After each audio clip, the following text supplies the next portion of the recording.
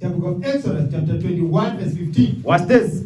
And he that smiteth his father. You meaning what? You fight with your father. Physically. Because you see videos now. You see daughters, young sisters dragging their mothers with their hair. With their weave and all that. You understand that? And they even take a video of it and put it on TikTok and Facebook and Instagram. Like when we see that, we want you to die when you do stuff like that. You understand? You see young men, they fight with their fathers. You think whether you can fight with your fathers, you're going to die, man. You will die. You understand? Go ahead. The book of Exodus, chapter 21, verse 15. Watch this. And he that smiteth his father. Meaning you fight with your father. Go ahead. Or his mother. Or your mother. Read. Shall be surely put to death. No. We're going to rejoice. Shall be surely put to death. This is the Bible. You're going to die. You understand? You fight with your father and your mother. You're going to die, the Lord is saying. And we're going to be happy about that. Keep reading.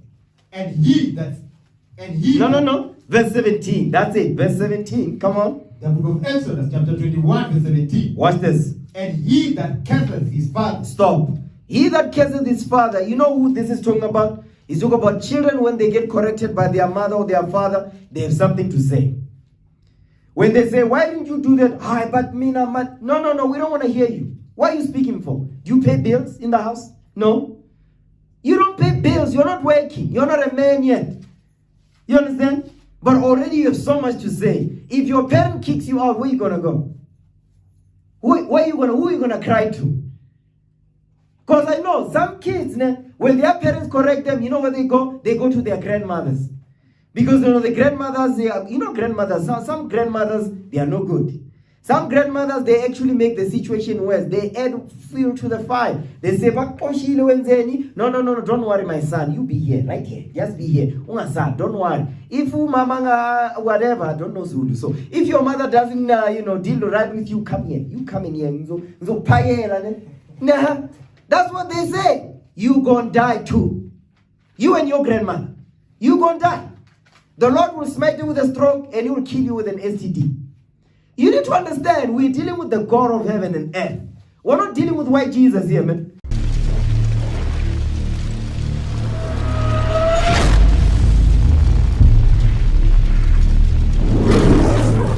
Today's topic is called Youth and Whoredom.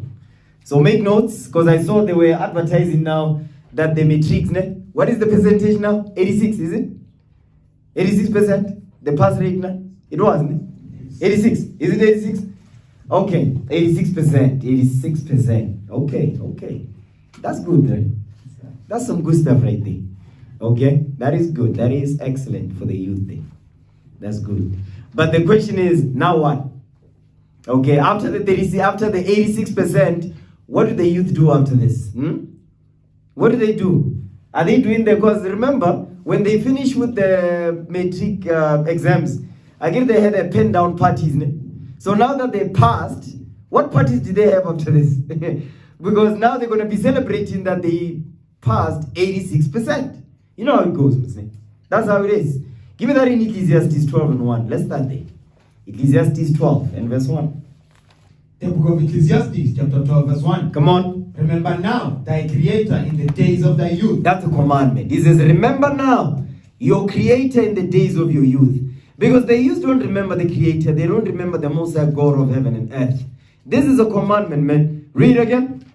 The book of Ecclesiastes, chapter 12, verse 1. Come on. Remember now thy creator in the days of thy youth. It says, remember now thy creator in the days of your youth. Go ahead. While the evil days come not. While the evil days come not. Because the youth, guess what happens to the youth? The youth are plagued with the evil days. That's why the youth, they do evil things. That's why it says they must remember their creator. Read. Nor the years draw nigh. Go ahead. When thou shalt say, I have no pleasure in them. Because the youth have no pleasure in the Most High. They have pleasure in what? Having sex, watching porn. You understand? Twerking on TikTok and OnlyFans. That's the only thing that they love to do. And when the parents correct them, by colossa. Listen, you're gonna die young. When your parents correct you, just shut the hell up and be quiet. Sit in some corner somewhere. Don't say nothing, man. When your parent talks to you, say, yes, ma'am, yes, sir. You don't say that, you're going to die before your parent will bury you. Do you understand that? Young men up in here, understand that when your parent corrects you and you have something to say, you gonna die. I'm gonna tell you right now. Read again. Come on. The book of Ecclesiastes, chapter 12, verse 1. Come on. Remember now thy Creator in the days of thy youth. Come on. While the evil days come not. While the evil days come not. Come on. No. Because remember, the parents are preventing the evil days to come upon you. That's why they're saying, remember your Creator in the days of your youth. Who must bring that remembrance? The parents.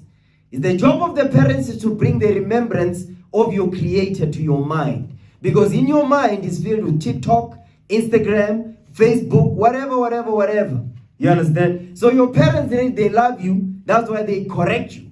Okay? Go ahead. Nor the years draw nigh. Nor the years draw nigh. When thou shalt say, I have no pleasure in them. Because you have no pleasure in the Lord when your parents correct you. Give me Exodus 20. Exodus 20. I want the 5th commandment. This right here, this is the reason why you see the youth, the young men getting drunk, nyaupe. You understand? They don't come home. But malala vuga, is it? That's what it's called. Yeah. You do that, you're going to die young. I'm going to tell you straight up. You are going to die. You understand? So, young women also, what happens to them? Because they get raped. You understand? They fall pregnant.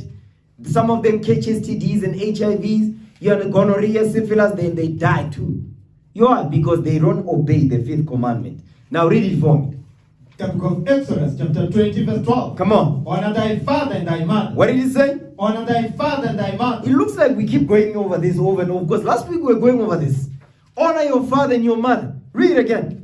The book of Exodus, chapter 20, verse 12. Read. Honor thy father and thy mother. Honor your father and your mother. Read. That thy days may be long upon the land which the Lord thy God giveth thee. You see what happens when you honor your father and your mother? You're going to live long. But you disobey your father and your mother, you're going to die young. Understand that this is a commandment. Read again. I want this to hit home because the children have been here. Go ahead. The book of Exodus, chapter 20, verse 12. This is the 5th commandment. You must know it. You understand? To hell with the girls' number phone. You must know this. Exodus 20, verse 12. This is the 5th commandment. Read. Honor thy father and thy mother. Come on. That thy days may be long upon the land which the Lord thy God giveth thee. You see that thing? So if you don't honor your father and your mother, you are going to die young. I'm going to show you that. Give me Exodus 21. Because some of you, when your parents correct you, you've got a lot to say. You understand? Because you're clever. You're too clever for your parents. Give me Exodus 21. Read verse 15. I'm going to start there. Because some of you, you want to fight with your parents. Yes. You're so angry, you think you're a man on a little. You think when you can overpower your parent. The Lord will strike you with a lightning, man, and you die. You understand? And when you die, we're not going to cry. No, we rejoice. Oh, thank God he's gone. That's how we look at it, man. Don't think we're going to cry when you disrespect your parents. You disrespect your parents, you die, we rejoice. I'm telling you straight up. Yes. We're not, nobody up in here going to cry. We're going to rejoice. Now read the Bible. The book of Exodus, chapter 21, verse 15. Watch this. And he that smiteth his father. You meaning what? You fight with your father. Physically. Because you see videos now. You see daughters, young sisters dragging their mothers with their hair. With their weave and all that. You understand that? And they even take a video of it and put it on TikTok and Facebook and Instagram. Like when we see that, we want you to die when you do stuff like that. You understand? You see young men, they fight with their fathers. You think whether you can fight with your fathers, you're going to die, man. You'll die. You understand? Go ahead. The book of Exodus, chapter 21, verse 15. Watch this. And he that smiteth his father. Meaning you fight with your father. Go ahead. Or his mother. Or your mother. Read. Shall be surely put to death. No. We're going to rejoice. Shall be surely put to death. This is the Bible. You're going to die. You understand? You fight with your father and your mother. You're going to die, the Lord is saying. And we're going to be happy about that. Keep reading. And he. No. Verse 17. That's it. Verse 17. Come on. The book of Exodus, chapter 21, verse 17. Watch this. And he that curseth his father. Stop. He that curseth his father. You know who this is talking about? He's talking about children when they get corrected by their mother or their father. They have something to say. When they say, why didn't you do that? But me, no. We don't want to hear you. What are you speaking for? Do you pay bills in the house? No. You don't pay bills. You're not working. You're not a man yet. You understand? But already you have so much to say. If your parent kicks you out, where are you going to go? Who are you going to cry to? Because I know some kids, when their parents correct them, you know where they go? They go to their grandmothers. Because the grandmothers, grandmothers, some grandmothers, they are no good. Some grandmothers, they actually make the situation worse. They add fuel to the fire. They say, no, don't worry, my son. You be here, right here. Just be here. Don't worry. If mama, whatever, don't know Zulu. So if your mother doesn't, deal right with you, come here. You come in here. Nah, that's what they say. You gonna die too. You and your grandmother. You gonna die. The Lord will smite you with a stroke and he will kill you with an STD. You need to understand, we're dealing with the God of heaven and earth. We're not dealing with white Jesus here, man. Read it again, verse 17. Come on. The book of Exodus, chapter 21, verse 17. Read. And he that curseth his father. He that curseth his father, meaning we talk back. Go ahead. Or his mother. Or his mother. You talking back to your mother. Who do you think you are, man? You talking back to your mother, man? Because in our community now, we think that's fine. That's not fine. In Israel, the way we did things, they say, no, stone him. Vimba, then you get stoned. You drop dead right there. And everybody in the community must see you die. Then they will never repeat that thing. You know why? Because you don't want to get stoned. But today, because you think the government give you rights, you watch TV. Because TV is also good. It's not good. In the TV, you see shows where children, they argue with their parents. So when you see that, we get home, your mother corrects you, you've got something to say. Where did you get that from? TV. The boy next door, they disrespect their mother. When you get to the house, you do the same. You think that's fine. No, that's not okay. You're going to die. You understand? So that's why the Lord said, go back to Ecclesiastes 12 and 1 again. No, let's finish that verse. I like the end of that verse. Read again, verse 17. The book of Exodus, chapter 21, verse 17. Listen good. And he that curseth his father or his mother, go ahead, shall surely be put to death. That's the command. That's the judgment. Because today you might think, no, they're not going to stone me. No problem. You leave the house, you agree you disrespected your mother in the morning. You leave the house. You get hit by a car. Who did that? God did that. What did you do? You just disrespected your parents. I agree you think nobody going to put you to death. You're going to get hit by a car. How about that? You get dropped, they stab you, bleed on the floor there on the road, you die. Who did that? It's not the devil. It's the Lord doing it. Because what did you do? You disrespected your parents. You see, you must be afraid. We must put the fear of God in you, man. Read again, verse 17. The book of Exodus, chapter 21, verse 17. Come on. And he that curseth his father or his mother, read, shall surely be put to death. You are going to die. Go back to Ecclesiastes, chapter 12, verse 1 again. The book of Ecclesiastes, chapter 12, verse 1. Read. Remember now thy Creator in the days of thy youth. So the reason why you must remember your Creator in the days of your youth, because in your youth, you do evil things. Give me that in Genesis 8:21. Because in your youth, you do evil things. Because the youth is evil, man. They keep saying the youth is our future. No, it's not. Not the youth of today. The youth of today is not the future. No. They are evil as hell. They don't listen to nobody. You understand? So, but with this Bible, you are going to obey and humble down. You have no choice. That's what you need to understand. I need you young men to understand this thing. You understand that? Oh, praise. Now read that. The book of Genesis, chapter 8, verse 21. Watch this. And the Lord smelled a sweet savor unto the Lord. And the Lord said in his heart, I will not again curse the ground any more for men's sake. Read. For the imagination of man's heart is evil from his youth. From his what? From his youth. You see the evil of men come from? The evil of the man come from his youth. When you are still young. Because when you are still young, you don't know anything. You understand? That's why you need your parents. You need somebody older to guide you. You're not going to do this by yourself. You'll not survive alone. You need a parent. You need a guardian. You understand? The other nations, by the way, they have that. It's only in our nation we don't have that thing. And we think it's okay. Okay, come on. The book of Genesis, chapter 8, verse 21. Read. And the Lord smelled the sweet savor And the Lord said in his heart, I will not again curse the ground anymore for men's sake. Read. For the imagination of man's heart is evil from his youth. It's evil from his youth when they are still young. Come on. Neither will I again smite anymore everything living as I have done. With the flood. Because now it's going to be with fire. So don't think the Lord is not going to judge the people on earth. He's still going to do it. But this time, he'll do it with fire. You will be swimming in the lake of fire. You'll be doing laps up in there, man. Swimming. Screaming your lungs out. And nobody will deliver you out of that lake of fire. Okay? Now, go back to Exodus 20 verse 12. We're still dealing with the 5th commandment, man. The book of Exodus chapter 20 verse 12. By the way, this is part of the 10 commandments. So, not only that, next week, listen up, young man. Next week, the young man, by the way, you must know every commandment in this chapter, Exodus 20. When I ask you what is the 7th commandment, you stand up, raise your hand, you answer the question. Because you sat down, you studied. You're not going to sit here and just be me. You must take notes. When you get home, you study. When your mother talks to you, you must say, yes, ma'am. Respect. Your father talks to you, yes, sir. Your father walks into the house, you are sitting down watching TV, you stand up. That's not your house, Ben. That's his house. So when even the air that you breathe up in there, it belongs to him too. You don't belong to you. So when your father walks into the house, you don't sit down, be watching TV. You stand up.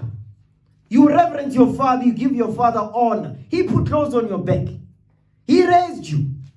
So when your father walks into the house, you don't be sitting, man. You don't sit. You stand up and reverence your father and give your father honor so that your days may be long upon this earth. Your father talks to you, you don't be busy holding your phone. That's disrespectful. Your father talks to you, you drop everything you're doing, you listen to him, you give him your full and undivided attention. Your mother talks to you, you don't be busy. Your mother cannot be calling you twice, man. Your mother calls you, you get up. Yes, ma'am. You're ready for service because you serve your parents. They're your masters. You understand? This thing of you children disrespect you, it ends today. I don't want to see that thing, man. You must remember the angel of the Lord is sitting there. You disrespect your parents, you must expect to die. You must be afraid to even leave the house. You understand? You must be afraid to leave the house because you know, now because I just disrespected my father, my mother, I'm afraid now to leave the house now. Yes. Because you know, you can get robbed, you can get hit by a car, people can kidnap you, and you gone. All the way Pakistan over there. You see, you don't know what's going on. You've been playing with your parents, man, disrespecting them, thinking it's cool. Because when I'm all okay, we'll go grade 10, grade 11, grade 12. That don't mean nothing. It don't mean nothing. From this day forward, when you get home, your father walks into the house, you stand up. Your father talks to you, yes, say yes. Don't be talking back, man.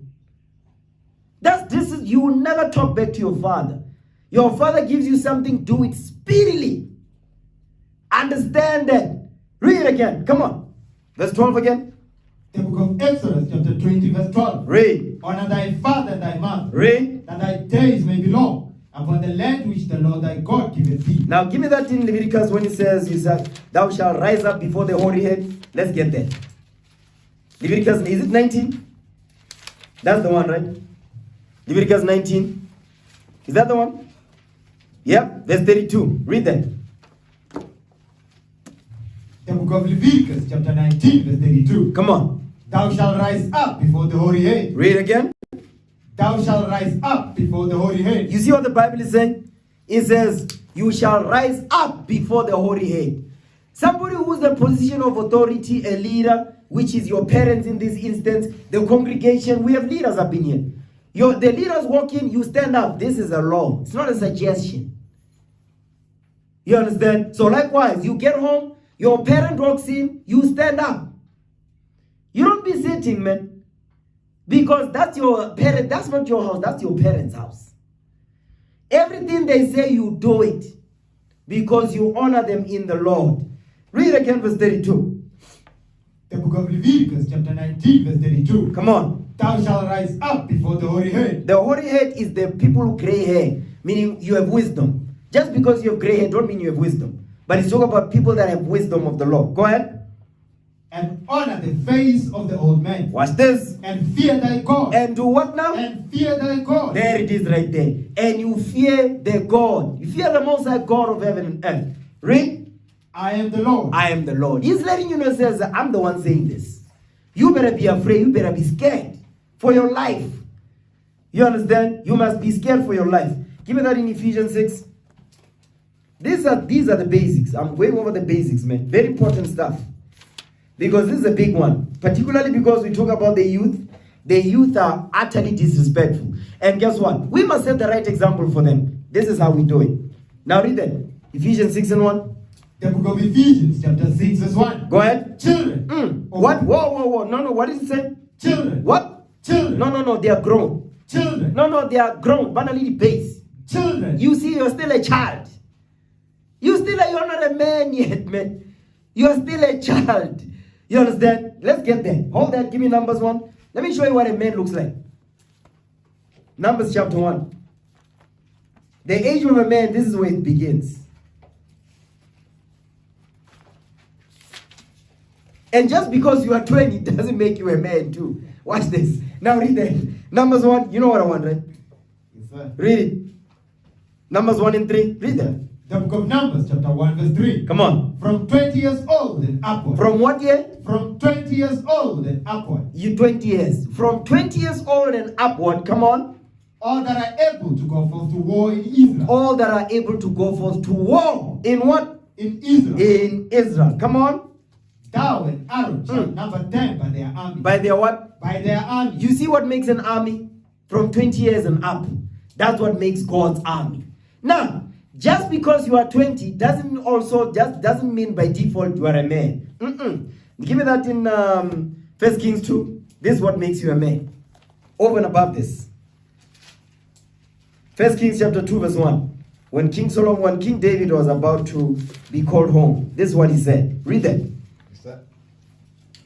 First book of Kings, chapter 2, verse 1. Come on. Now the days of David drew nigh. Because another thing also, remember, after class, I'm going to check everybody's notes. You better be making notes. I'm going to check if you're writing down notes. Now read that. Come on. First book of Kings, chapter 2, verse 1. Read. Now the days of David drew nigh, that he should die. That he should what? That he should die. Read. And he charged Solomon his son, He saying, commanded Solomon his son before he died. What did he say? I go the way of all the earth. Meaning I'm going to die. Go ahead. Be thou strong therefore, and show thyself a man. And show yourself a man. This is how you do it. This is how you show yourself a man. Keep reading. And keep the charge of the Lord thy God. That's the first thing. The first sign to show yourself a man, you must keep the charge of the Lord your God. You understand? Not how many sisters you can sleep with. You keep the charge of the Lord your God. Go ahead. To walk in his ways. To walk in the ways of the Lord. Read. To keep his statutes. To keep his statutes. And his commandments. And his what? And his commandments. Like saying what? Honor your father and your mother. That's a commandment. Read. And his judgments. And his judgment meaning what? You must be afraid also of his judgments. You don't honor your father and your mother, you better be afraid. The judgments of the Lord will be upon you. Read. And his testimonies, as it is written in the law of Moses. Go ahead. That thou mayest prosper in all that thou doest. So if you want to be successful as a child, from your youth, even unto when you are your old age, this is what you do. You keep the commandments of the Lord. Like a parent like a child listening to their parent. Because King David here is a father.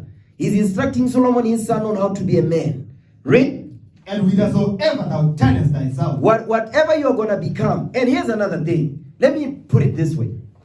Because in our nation, we have this thing where we ask our children what they want to be. No. No, we don't do that. Because you ask your child what they're going to be, they don't know nothing. They're going to tell you, no, man, I want to be a sound engineer. What is this? You want spinster? You want to be a DJ? You being a DJ, how is it going to help your nation? How? Exactly. Tell me. You saying I want to be a DJ, how does it help your nation? Zero. And guess what? You are going to struggle when you grow older. Being a DJ is not going to get you nothing. You cannot take care of a wife when you're a DJ. How are you going to do it? You're not going to take care of children when you are a DJ. You're not be able to buy a house as a DJ. Look at who DJ somebody. Make his soul rest in peace. You see what happens? You know what I'm saying? So we don't ask our children what they want to do. We decide what you're going to be. We raised you. Listen, your parents, when you were wearing a Pampers, they were the one changing you. You wasn't doing that. They know you. And I'm going to show you that they know you. Give me that in Proverbs. Because this thing was said, no, children must choose for themselves. That's why you see the youth today is so destroyed. Because children are choosing for themselves. Who's advising them? No one.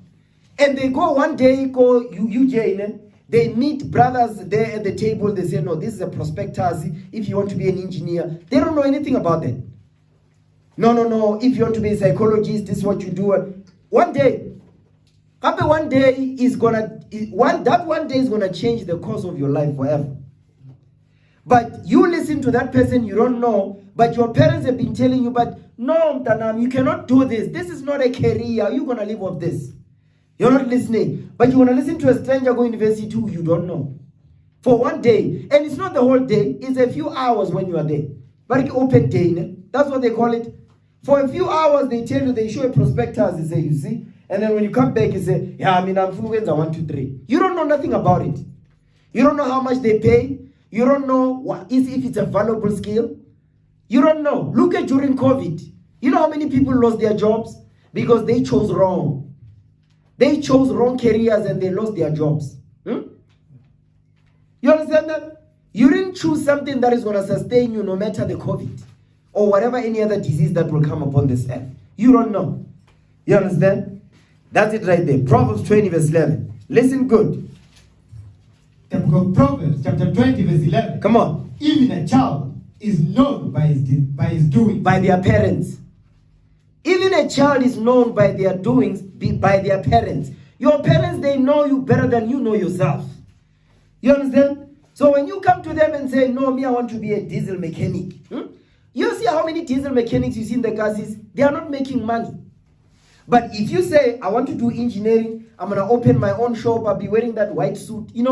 I go to Germany, I train and all this. Guess what? All these big companies, they come to you for that. Then you hire your people. How about that? So don't be coming here with dreams, man, that are not realistic.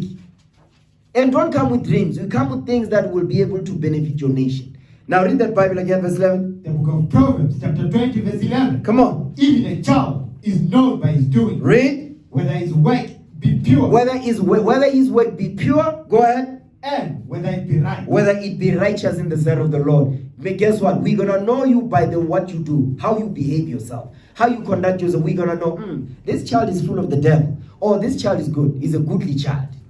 We're going to see by what you do. Not what you say, what you do. What you say will tell us what's in your mind, which is what you'll do. Because you will follow what's in your mind. So that's why we want to reset your mind with the laws of God, that you get your mind right. You understand? You must understand that as long as you are here, it means you don't know nothing. That's why you are here to learn. From zero. You don't know anything. And if I talk to you, there's no, what am I going to learn from you? You don't know nothing. So that's why when you're among your elders and what, don't say nothing, just be quiet. Listen and learn. That's how you learn. You gather instruction from your youth. Get that in Sirach 25. Sirach 25, is it verse 2 or 3? Somewhere there. Yep, Sirach 25. Sirach 25 verse 3. Read that. Watch this. The book of Ecclesiasticus, chapter 25 verse 3. Come on. If thou hast gathered nothing in thy youth. If you have gathered nothing in your youth. Before we get that one, let's get Sirach. Yeah, Sirach 6 verse 18. Start there first. Ecclesiasticus in the Apocrypha, chapter 6 verse 18. Yeah, let's read that first. Go ahead. The book of Ecclesiasticus, chapter 6 verse 18. Come on. My son, come on. Gather instruction from thy youth up. You see that? My son, gather instruction from your youth up. So the instruction that you're supposed to gather is not instruction about how Facebook works. It's about how to honor your father, how to stop lying. Because children lie, man. They lie. So how do you stop that? You teach them the laws of God for them to stop lying. So that when they do it, they know. And not only that, here's another thing. Because I've seen in our nation, parents want children to be their friends. No. My child is not my friend, man. I'm not friends with my children. No. We're not friends. I'm your parent. I'm your daddy. Shut the hell up and sit in some corner somewhere. We're not friends. That's it. So that's why, because if we're friends, how are you going to get an instruction from me? If you and I are friends. I think we are equals. Because the minute you think we are friends, it means we are on the same level. So you're not going to listen to what I tell you. You understand that, right? Now read the Bible again, verse 18. The book of Ecclesiastes, chapter 6, verse 18. Watch this. My son, gather instruction from thy youth up. Gather instruction from thy youth up. Go ahead. So shalt thou find wisdom till thine old age. Because when you grow older, you're going to have wisdom that you gathered when you were still young. But now, you are growing up, you don't listen to your parents. You don't listen to what the Bible is saying, nothing. When you grow older, you know what you're going to be? You're going to be an old fool. That's what you will become. An old fool who cannot teach nobody nothing. And people are going to talk about you. You understand that? Now watch this. Give me that in Romans 2. This is where we get the instruction. The instructions, you're going to get them from the laws of God. Romans chapter 2. Read verse 18. Watch this. Romans 2 verse 18. Yes, sir. The book of Romans chapter 2 verse 18. Come on. And knoweth his will. You must know the will of the Father. Give me that in Psalms 40 verse 8. Let's see what the will of the Father is. The will of the Father is not for you to become a soccer player. That is not the will of the Father.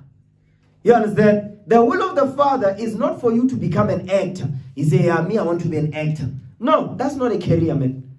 That's not a skill that you must be going after, because your nation will not benefit from. If anything, it will destroy your nation. Okay? Read that. The book of Psalms, chapter 40, verse 8. We're going here to get the will of the Father. Let's get it. I delight to do thy will, O my God. And you must delight to do the will of the Father. You must have joy. Go ahead. Yea, thy law is within my heart. That's the will of the Father. The law. The laws of God, that's the will of God. Go back. Romans 2 verse 18. The book of Romans, chapter 2, verse 18. Come on. And knoweth his will. And knoweth his will. What is his will? His laws, his commandments. Come on. And approvest the things that are more excellent. Being instructed out of the law. You see what the instruction you're going to get them from? You get the instructions from the laws of God. Being instructed out of the law. So your parents will instruct you out of the commandments of the Most High God. Okay, go back. Ecclesiastes in the Apocrypha again. Chapter 6 verse 18. Today I'm dealing with the youth. I know some of you are mad right now. You see, especially the children. If you know you disrespect your child, your father and your mother, today is your day. You came to the right place indeed. All praises to the Most High. Read what you got, man. Come on. The book of Ecclesiastes, chapter 6, verse 18. Watch this. My son. My what? My son. My son. He's talking to the sons here. Go ahead. Gather instruction from thy youth up. From your parents. These instructions will come from the laws of God. Come on. So shalt thou find wisdom till thine old age. Because when you grow older, you're going to have that wisdom with you. You understand? Give me that in Proverbs 12. Because King Solomon said the same thing here. Proverbs chapter 12, when it says, a child you must instruct them from when they are youth. Okay, start verse 1. Yes, sir. The book of Proverbs, chapter 12, verse 1. Come on. Whoso loveth instruction, loveth knowledge. You see that? If you love instruction, you love knowledge. What is the instruction? Out of the laws of God. So whatever God says, he says, thou shalt not steal. Your mother leaves a purse there. We are check. You open the purse. You take a 50. You are a thief. You know what happened to thieves, man? People that steal money. You steal from your parents. What do you think going to happen, man? I bet that's a disgrace. You steal from your parents. When you grow up, man, you're not going to have money. You'll be poor. Again, you'll be stealing from your parents. Read again, man. Verse 1. The book of Proverbs, chapter 12, verse 1. Watch this. Whoso loveth instruction, loveth knowledge. Whosoever loveth instruction, loveth knowledge. Go ahead. But he that hateth reproof, he that hated correction, come on, is brutish Is what now? Is brutish. Yeah, it's brutish, meaning what? They are like a beast. Isloan. You understand? That's what they say, right? Okay, give me the book of Sirach 20, Ecclesiasticus 20.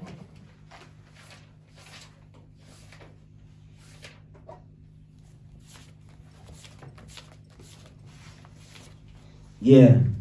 Actually, you know what? Sirach 36, verse 26. Read that for me. Ecclesiasticus 36, verse 26. Read that. The book of Ecclesiasticus, chapter 36, verse 26. Watch this. Who will trust a thief well appointed, that skippeth from city to city? Because that's what a thief does. You steal from your parents, and then you go to your grandmother, you steal over there. You go back home. That's what children do, man. They steal from their parents, and then on their way to their grandmothers or to their friends, they go to the shops and buy. And guess what? When they do this on the Sabbath, you steal from your parents on the Sabbath, and then you leave, you travel on the Sabbath to buy on the Sabbath, and you go to your friends or your grandma, wherever you're going. You see, there are many times the Lord is giving you mercy. You could have died at any point. From the time you left the house of your parents to the time you get to your friends, you could have died. The Lord gave you mercy so that you can hear this day. So that next time when you do it, you think about it. Yes, you're going to die, of course. And guess what? Parents up in here, you must tell your children, you stole from me, you're going to die if you don't stop this. Because when your parents tell you, it hits home more too. It's like, hi, Shuti, my mother don't love me anymore. Oh no, she loves you, all right. She's giving you tough love. But if you steal from me again, you're going to die and I'm going to bury you.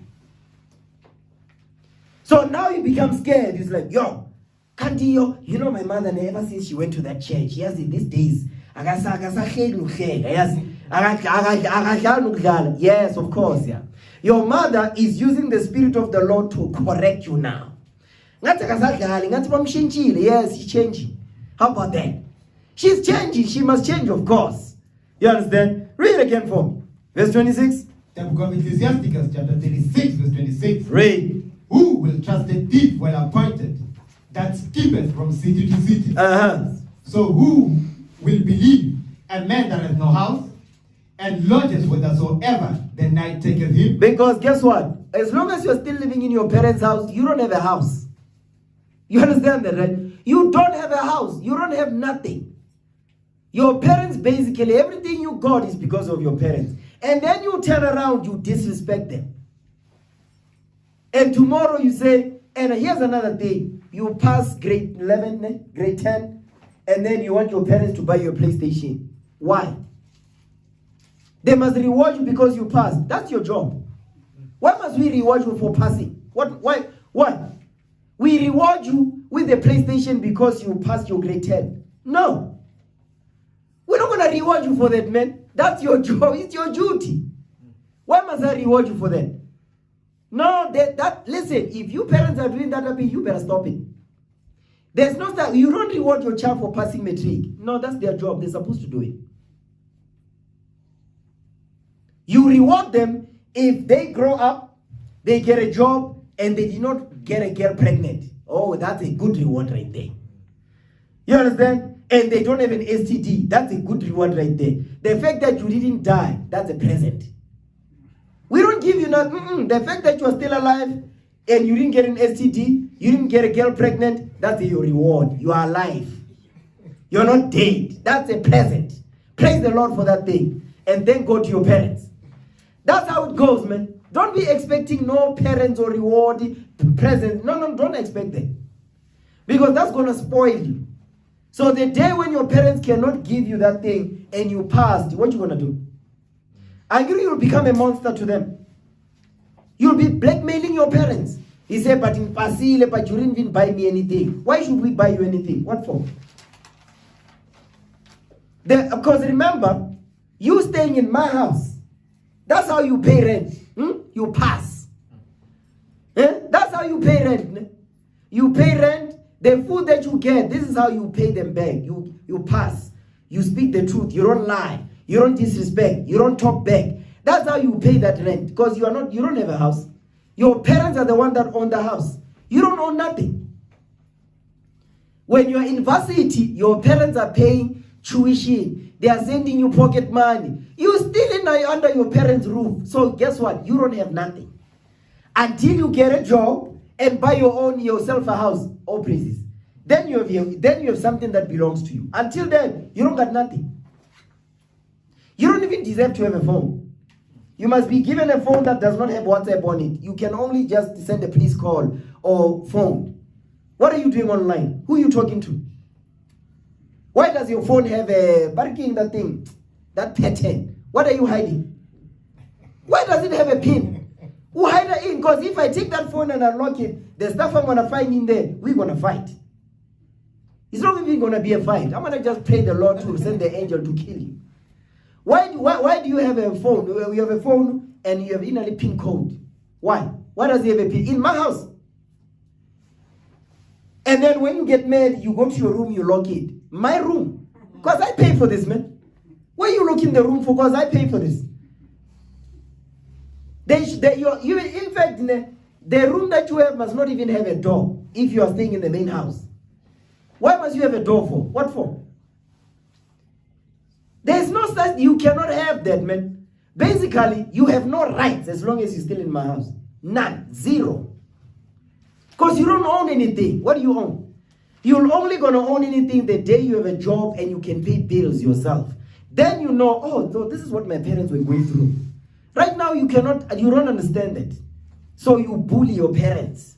You oppress them. Yeah, but you know how much Jordans are cost? iPhone. You know how much iPhone is 25,000, man. You want an iPhone? You don't even know how much thing costs, man, but you're already asking, I want an iPhone. And they have access to the internet, they don't check how much these things are. They know. 25,000. So your parents is going to be going into debt because you're not passing metric, so you're blackmailing your parent with the iPhone. That's not happening, man. You know that 25,000 will help you when you are in varsity, when you need food and a place to stay and clothes on your back. That's what's going to help you. But you don't think about that. You must think about that from today on. Now read that Bible again for me. Come on. The book of Ecclesiastes, chapter 36, verse 26. No, that's it. Drop that. Go back to Sirach 25 now. Sirach 25, verse 3. Read that for me. The book of Ecclesiastes, chapter 25, verse 3. Go ahead. If thou hast gathered nothing in thy youth. If you gathering nothing in your youth, because you're supposed to gather instruction. But now in your youth, you're not gathering instruction. You don't listen to your parents. You don't pass metric. And if you do, it was pushile. That's what they call it. You get, they pushed you. Now it's time for you to go university time. You choose whatever that you are choosing just so you can have something. But the day for you to get a job, you start to realize, actually, had I listened to my parents, I would be an engineer. I would be earning a little better. I would be able to help my parents. Now you can't because now you're starting to remember. It's too late. Now at that point. So now the time is now. You understand? And that goes for everybody. It's not just the young men, the children. No, everybody. Don't think I'm just dealing with the young men and the young women. Everybody. Verse 3 again. The book of Ecclesiastes, chapter 25, verse 3. Read. If thou hast gathered nothing in thy youth, read. How canst thou find anything in thy age? How are you going to find anything when you are older? Nothing. Because you're supposed to go in the wisdom to get the things that you're going to need to look after yourself when you are older. Because when you are older, it's very hard to get things when you are older. It's difficult. You understand? So, it's very important to listen to those things. Give me that in Proverbs chapter 4 now. Watch this. Proverbs chapter 2. Let's start at verse 1. Because actually, you know what? Let me talk about this also. Peer pressure. Because that's another thing. You see, peer pressure is dangerous, man. They make it seem like it's not a small thing. Peer pressure is the reason why the youth is demonic. Because our youth is demonic, man. And I'm going to tell you why. The main reason why the youth is the way that they are is because the laws of God are not being taught to them. And now parents are afraid of their children. Parents are afraid to correct their children because they don't want the child to throw the tantrums. They say, when he gets like this, you cannot handle him. So now the monster is being created here. So now when you come among us, you think you can still be a monster. No. We will check you. You understand? You're not going to be a monster among, we will check you. We'll set you straight, man. Because you're so used to doing it in your parents, bullying your father and your mother, you think you can do it when you are in society. The people, that's why today, gangsters, they kill young men because you disrespect your parents in the house and then you think you can be a gangster. When the gangster tells you something, do this, you don't do it, you know what you're going to get? A bullet through your head. That's how gangsters correct, by the way, with a bullet. You could have just listened to your parent when you didn't. When you were disobedient, they take into they just clap by you, and then you are still alive. But the gangster's correction is a bullet through the head. That's it. You understand? Give me Proverbs 1 and 10. This is the problem in our nation. The book of Proverbs, chapter 1, verse 10. Mm-hmm. My son. Actually, read verse 8. The book of Proverbs, chapter 1, verse 8. Watch this. My son, hear the instruction of thy father. Stop right there. What did the Bible say? My son, hear the instruction of thy father. Hear the instruction of your father. This is again Exodus 20 verse 12. This is the 5th commandment once again. Read. And forsake not the law of thy mother. Because not only that, but you must listen to your mother. Don't listen to your father only, but to your mother as well. Because some kids, they like to divide the parents. They listen to the father on this one and they deceive their mother on this wise. And when the mother says something they don't like, they run to the father. So they are always playing tennis all the time. You see that? They divide and conquer. The father says no, they run to the mother. They say, but nyamazu mamu zuti, yes. So you see what you're doing? You're destroying your own self because you think you're clever. The Lord is watching and say, so that's what you do. Then one day, when your things don't go well, you are surprised. With one lawyer. No. You're the one that bewitched yourself. Because you went to the father said, no, you ran to mommy. Mommy said, yes. So now when you think, no, Msindile. No, you didn't. You did not. So it's the same thing in this truth, by the way. Brothers are afraid to come for counsel here at the table. They're like, the leadership will be saying things here, I'll be offended and check and cut in the spirit. Then you go to another brother thinking that the counsel will be less. So the same thing that you're doing to your parents in the world, you come in the truth, you do the same thing. You think you can manipulate the people in the congregation? You can't. We see through it. So all you have to do, just get your mind right. Okay? Read verse 10 now. Watch this.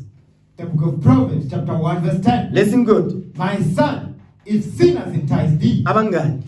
Friends, so-called. If sinners entice you, because they convince you, they say, no, I say the son and so. Then when you get to the house, like if they pressure you, you get to the house, you steal your mother's purse, you take money out of it. There's a girl you want to impress, go school. They know Tibos, he's always has money. So your mother is actually funding you to take care of your girlfriend. You see what you're doing? Because any money you have, where you getting it from? You don't have a job. So any money that you ever have in your pocket, you get it from your father or your mother. So when you take that money, you go and give it to your girlfriend. That means your mother is your father and your mother, when they work hard, they pay for the girlfriend. Because when you take your money, you give it to your girl. You understand that? So that's disrespectful. You're not honoring your father or your mother. You're dishonoring them. So now the day when you work, all your money goes to a woman. You surprised. You know what? No, you forgot. You took your mother's money and then you spend it on a girlfriend. Now the Lord is judging you. He's going to make you meet a sister who's going to drain you. Then you're going to be saying, the women. It's not the women, it's you. You took money from your mother's pocket and you gave it to a girlfriend. That's what you did. Now you got nothing. You see how this goes? You will never escape the hand of the Most High, man. All you do must just humble down and do what this Bible is saying. Go ahead. The book of Proverbs, chapter 1, verse 10. Come on. My son, if sinners entice thee, Abangani, friends, go ahead. consent thou not. Ungavumi, don't consent. Don't say, yeah, yazi umama ubaba ubekile ukhunja bareking space ya hawivyamo. I know where he puts the money. You know? Then that's why these Nyaupe boys, there's no cutlery in the house. When we want to eat, there's no spoon. So what's the difference between you and the Nyaupe boy? There's no difference, Muslim. Because Nyaupe boy steals cutlery from the house. When you steal money from your mother's purse, what's the difference? When your mother wants to buy electricity, you stole the money. When we want to eat in the house, there's no plates, there's no spoons. Now we sitting there, we're eating with our hands. What's going on? Because when you are a thief in the house, give me Exodus 20. We're coming back here. The law. Let's go to the law. When it says don't be a stealist. Get that.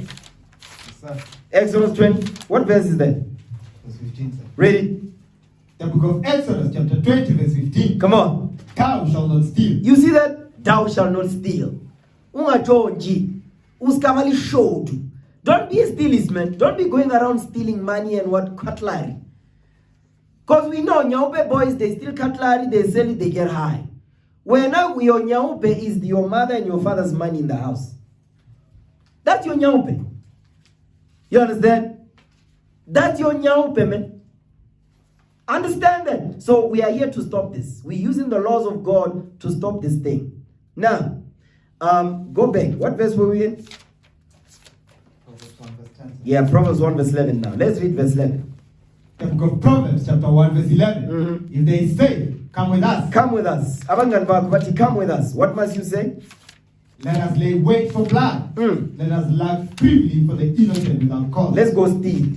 Let's go see Avantuan. Girls, ne? Go ahead. Let us swallow them up alive as the grave, Read. and whole as those that go down into the pit. Read. We shall find all precious substance. That goes into stealing now. Because you come together, you're going to end up, you steal in the house. You meet Namangan Baku, you're going to steal also. Read. We shall fill our houses with spoil. Now all of a sudden, you know your son don't work. You know your daughter not working. But they bring a PlayStation home. Where did you get it? Only phone. The phone even the parent cannot afford, but he's got it. Where did you get it, man? You know, it amazes me. I see people that don't work, man, but they even have better phone than mine. How do they get it? Where they get it from? I see this person, this young man don't work, but only iPhone, the latest. Where did they get the phone from, man? Because me, the person that's working, I don't even afford that, but you do. So I wonder if there was stealing involved here. There was many going on here. Go ahead. Cast in thy lot among us. Read. Let us all have one purse.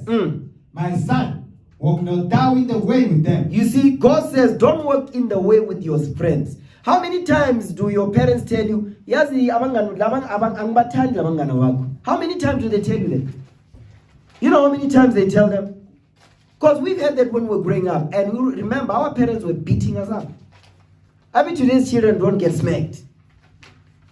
You understand? Today, do you get smacked? You see? That's it. You see that? Stand up. Let me hear you. Stand up and answer the question, man. Does your mother smack you in the house? No, sir. You see? You see? No, sir. You see that thing? So now, when they correct you, do you talk back? No, sir. You've never talked back, because don't lie now. You've never kolozadu in your life. You've done it. It's a penny, sir. Yes, now it's time to stop. Ne? Yes, sir. You see your mother's over there, now it's time to stop. You must honor your mother. You understand that? Yes. And your father also. Your father walks into the house, do you stand up? Now it's time to do it. You understand that, right? Yes. Your father talks to you, you must say what? Yes, sir. No, sir. Don't be talking back, man. You understand? Yes, sir. Oh, praise. Have a seat. Oh, praise to the Most High. What verse we at? Verse 14, sir. Go ahead. The book of Proverbs, verse 15. Sir. Yes. The book of Proverbs, chapter 1, verse 15. Go ahead. My son, walk not thou in the way with them. Read. Refrain thy foot from their path. Go ahead. For their feet run to evil. You see that thing? Your parents, they checked you about your friends, right? Did you stop? Stand up, man. Come on. This is love. Don't think I'm checking you because I love you. This is love. Have your parents ever checked you about your friends? Have you stopped? It's a yes or no. If you're still dealing with them, you haven't stopped.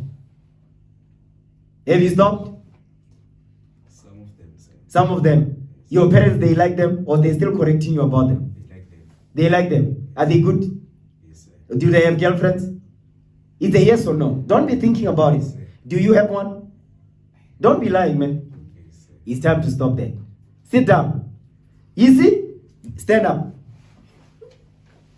Today is your day. What's your name now? Siabong. Nice to meet you, man. Your friends, your parents, have they ever corrected you about your friends? No, sir. Never. You don't have no friends? You don't? Yes, sir. Wait. Do you have friends? No, sir. I don't have. Does he have friends? Yes, sir. Exactly, sir. Does he have friends? Yes, sir. Why are you lying, man? You don't have any friends? No, sir. I don't have. Abangan, nauna abangan. No, sir. Nothing. Hi. Mom, you and I speak on this. I've never seen that, man. You don't have no friends. Do you smoke? No, sir. Do you drink? Sir? Do you drink?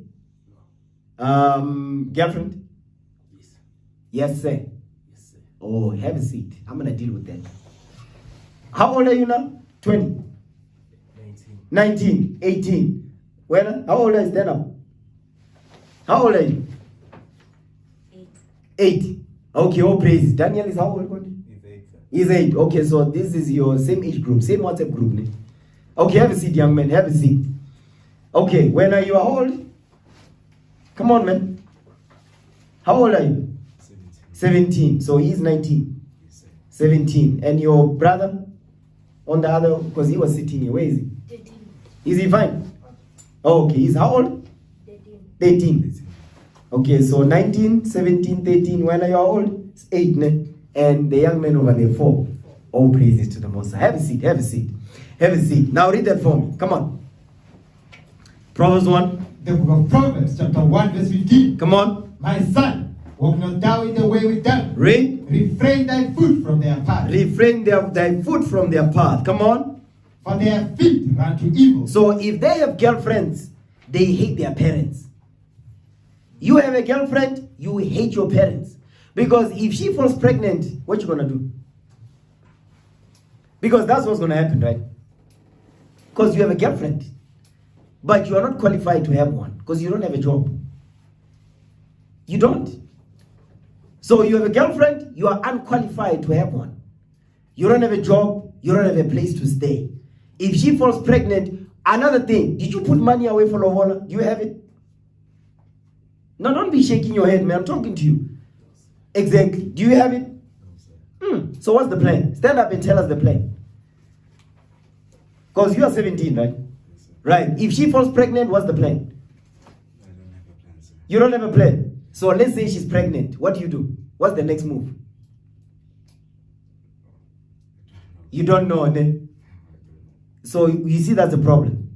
Yes. That's a big problem. Because if she falls pregnant, she cannot have an abortion. Because abortion, get that in Exodus, thou shalt not kill. You keep standing.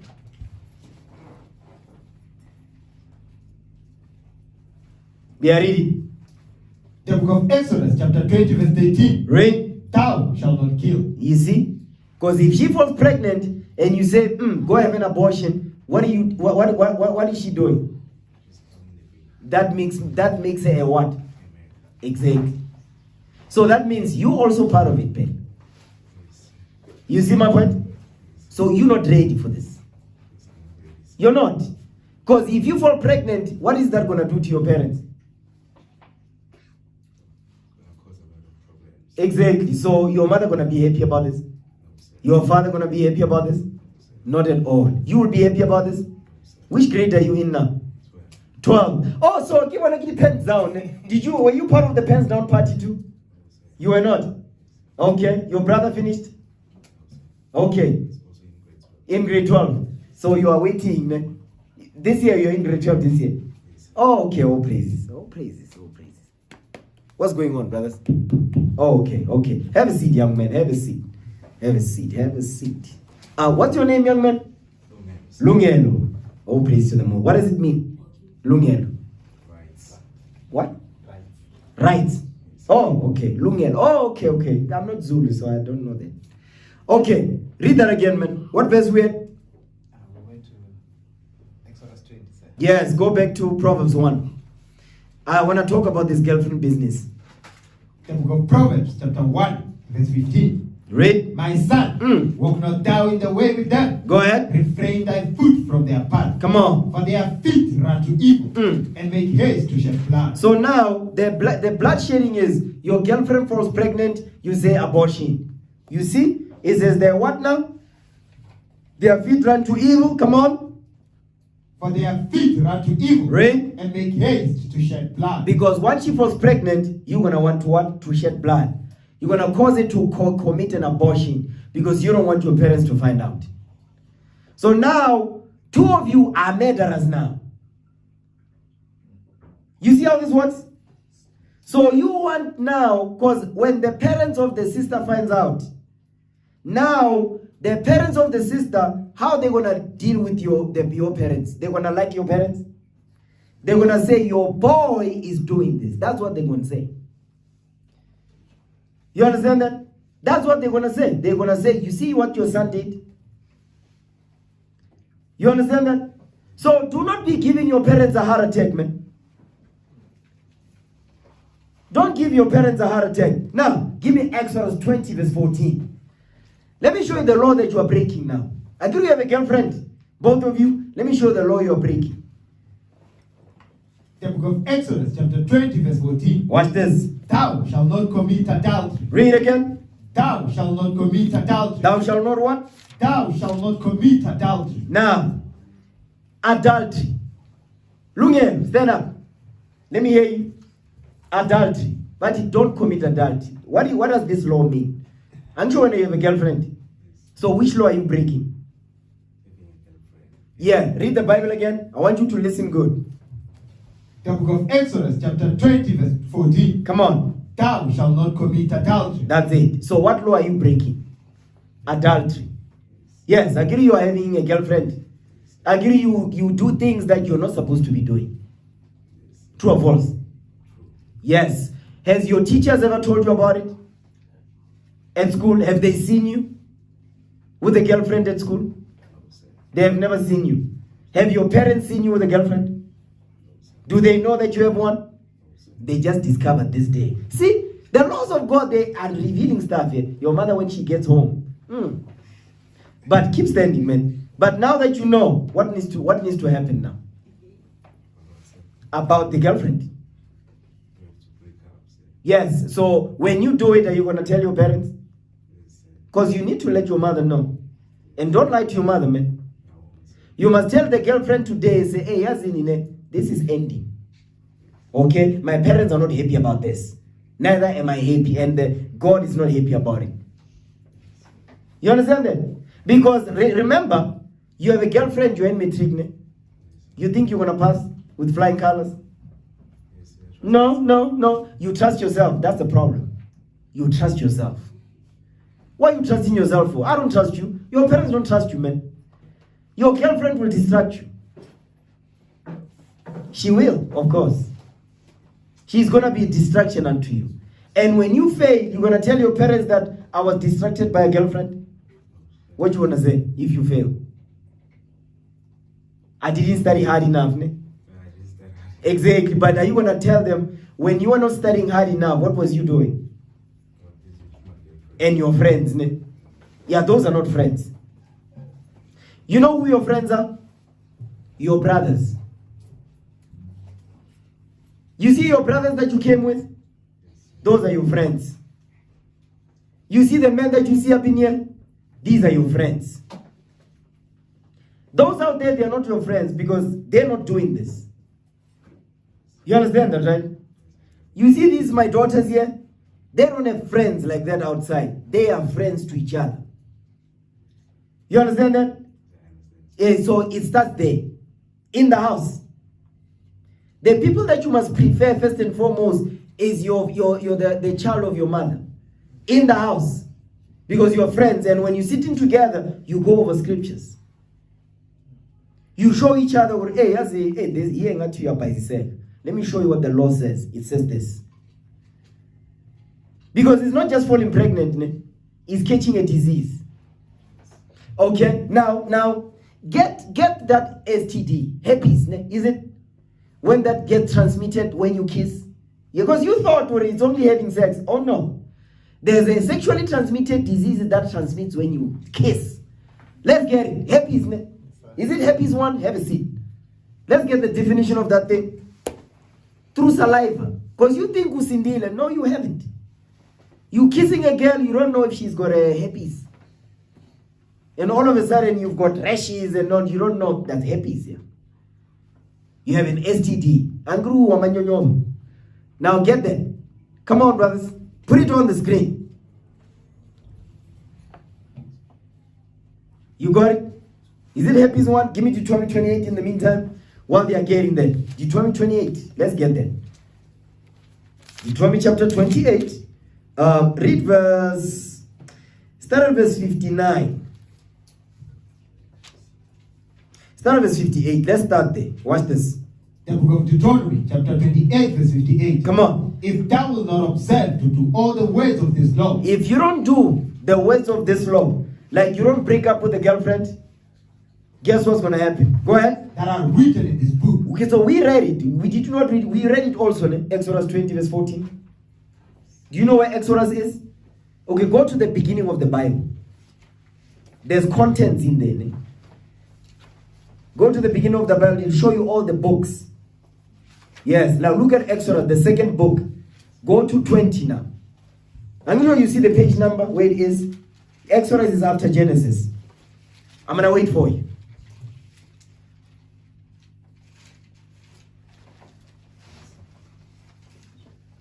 Yeah, Exodus chapter 20. Now look at verse 14, verse 14. You see it, ne? Now stand up and read it.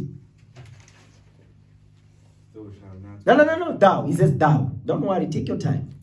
He says Exodus 20 verse 14. Call the chapter and the verse. Exodus 20 verse 14. Okay, what does it say? Thou shalt not commit adultery. Right. So that's the 7th commandment. Okay? That's the 7th commandment. Now, when you break that commandment, you know how God judges you? Now go to Deuteronomy. Go back to the beginning of the book. Because you'll never forget this. What I'm doing, you're not going to forget this. Go to Deuteronomy. You're going to go to chapter 28. Because the more you read, your reading level is going to go high. Because I heard in South Africa, the reading levels of the youth is very bad. Eh? Yes, sir. You know that, right? Yes, sir. So, let me tell you, many of us, when we came into this truth, we were reading so terrible. Yes, sir. So now, because we read more and more, now we are very fluent in reading, man. We're still improving even unto this day. Yeah, Exodus, Deuteronomy 28, verse 58. Do you see that, right? Chapter 28, verse 58. Do you see verse 58? Okay, now have a seat. Now when we read it, I want you to follow along. Read the Bible again. The book of Deuteronomy, chapter 28, verse 58. Watch this. If thou wilt not observe to do all the words of this law. So we just read the words of this law. Where did we read them? Before this? In the book of what? Exodus. Speak louder. Don't worry. Don't be afraid. We are a family here, man. Speak loud. Speak loud. You understand? Speak like a man. Come on. The book of Deuteronomy, chapter 28, verse 58. Read. If thou wilt not observe to do all the words of this law. Go ahead. That are written in this book. Read. That thou mayest fear this glorious and fearful name. Uh-huh. The Lord thy God. All praises. Go ahead. Verse 59. Now this is the judgment. When you break that law that we read in Exodus, this is the judgment. Go ahead. Then the Lord will make thy plagues wonderful. You see, God says he will make that disease wonderful. I mean, it's going to be bad. It's going to be bad that no medication is going to fix it. So you break this commandment and you don't stop. The Lord is going to, Anchungulukul is not going to come down here and sharper you with a stick. So how does he do it? Disease. He's going to clapper you with a disease. That's how he smacks you. So even if you hide it from your parents, he'll still clapper you with it. You understand what I'm saying? So you cannot hide from him. Go ahead. The book of Deuteronomy, chapter 28, verse 59. Go ahead. Then the Lord thy God, then the Lord will make thy plagues wonderful. He will make your plagues wonderful. Come on. And the plagues of thy seed, even great plagues. Go ahead. And of long continuance. Meaning what? He's not going to stop. He's going to keep going. You go to the clinic, the doctor says, hey, we don't know what's wrong. But when you know what you did. You see what I'm saying? Go ahead. And sore sickness, and of long continuance. Read. Moreover, you will bring upon thee all the diseases of Egypt. The diseases of Egypt, that's STDs, gonorrhea, syphilis, herpes, nani. That's how he's going to plague you. You understand? Go ahead. Which thou wast afraid of, and they shall cleave unto thee. They're going to cleave unto you. So they're going to hug you. An STD will hug you, man. So is that what you want? You want an STD to give you a hug and a kiss? Because it will. If you don't stop this, it's going to happen. Go ahead. Also, every sickness. Every sickness. You know what a sickness is, Anish. Okay, go ahead. And every plague. And every plague, come on. Which is not written in the book of this law. Because when you read this Bible, you're not going to find HIV in here. You're not going to find gonorrhea in here. So God says the diseases that are not written in this book, you break that law, they're going to hug you. So whether you do it and your parent doesn't know, but God sees you. So your job is the part of you honoring your father and your mother, you must break up with that girlfriend of yours. Because she's not a woman, man. She's still a girl. You are not a man. You're still a boy. You're not ready for this, man. Go ahead.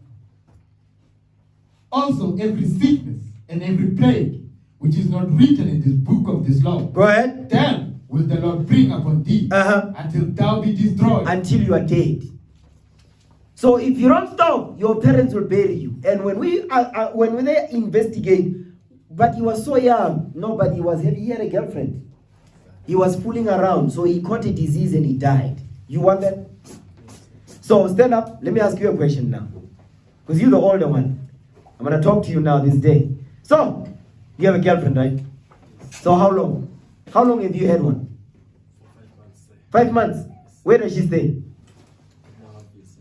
In what? Langaville. How old is she? 18. When are you how old? 19. So your parents don't know, right? Well, this is not good. It's not good. So now at this point, your parents are disappointed. You see what I'm saying? So it's time to stop that. So also today, give me that in Psalms. Keep standing. Psalms 119, verse 63. 17, 18. Oh no, you're not ready for this stuff. You're not ready. You must focus on school and this Bible. That's it. That's all. Okay? Psalms 119, verse 63. Read what you got. Is that the one that says, I made haste? Oh, no, sir. It's 67. Oh, really? 59 and 67. Okay, what page? The book of Psalms, chapter 119, verse 59. Come on. I thought on my ways. So you must think upon your ways. What are your ways right now? Having a girlfriend. And you must think about it now. With yo, you understand? Read. And tend my feet unto thy testimony. Now you return to this book, what it says. Go ahead. Verse 60. I made haste. Share. That's what they say. Share. Okay, go ahead. And delayed not to keep thy commandments. And don't delay. So don't say I will do it tomorrow. So break up and exercise. No. I'm sure you have. I know you have a phone. You have a phone, right? Yeah. Over WhatsApp. Don't meet. Don't be me. Just tell her over the phone. Uti, this is over. Done. And let you make sure your mother knows about this. Your father too. You must just end it and say we done. Focus on school. You understand that? So your parents don't bury you. You're still young, man. Focus. Okay? Have a seat. Yes. Go back to Deuteronomy now. No, go back to Proverbs, man. Proverbs. I want to go back there. Proverbs 2 and 1. Proverbs chapter 2, verse 1. Actually, you know what? Let's deal with this. Let's deal with the STD. Yes. Now, let me say everybody, okay, yes, I'm focusing on the young men and all of that, which what they are doing is demonic. They must repent. But I'm glad they are here to learn these things, to know what it means to honor your parents. Because you didn't know, again. You thought you just coming home early, you just honor. No. You having a girlfriend, you disrespecting your parents in their house. You understand that? So we don't want you to die young. Man. We want you to grow older so you can bury your parents the day when the Lord calls them home. All right? Okay, let's scroll up. I want us to look into this because you are metric, ne? When which grade are you in? Stand up and answer the question. You, stand up. Come on, man. What's your name? Bani? Okay, is there like a short version of it? Is there another name that you have? Yes, very difficult to pronounce, man. Zano. Okay, all praises. How old are you? 14. 14. They say 13. Which one is it? 13. 13 turning 14. Okay, that makes sense. Do you have a girlfriend? No, sir. Oh, excellent. Oh, please, have a seat. You see, you're scared. Relax. You're home, man. You're home. Okay. Let's go up, man. Brother Niam, can you read from here? I can. Oh, you can see it. All praises. Now we're going to go into sexually transmitted diseases. So, another thing. Just say yes or no. You ever had sex? No, sir. When? No, sir. All praises. Okay. Hope you're not lying, man. Okay, now read that. Can they see it on the screen? Zoom in it some more so they can see that. Yes. So now read that. Herpes. Where are you reading from? Reading from healthline.com. Healthline.com. Come on. Herpes. Herpes simplex can cause both genital and oral herpes. Genital and oral herpes. Okay, oral is in your mouth. Again, go ahead. Some people may experience sores during outbreaks, while others may not have any symptoms. Okay, sometimes it doesn't even show that you have it. So don't think because it doesn't show that you have it, you don't have it. You might have it and you don't even know that you have it. Okay, go up. I want the part where it says kissing through kissing. Did you find that? I don't want to be reading the whole thing here.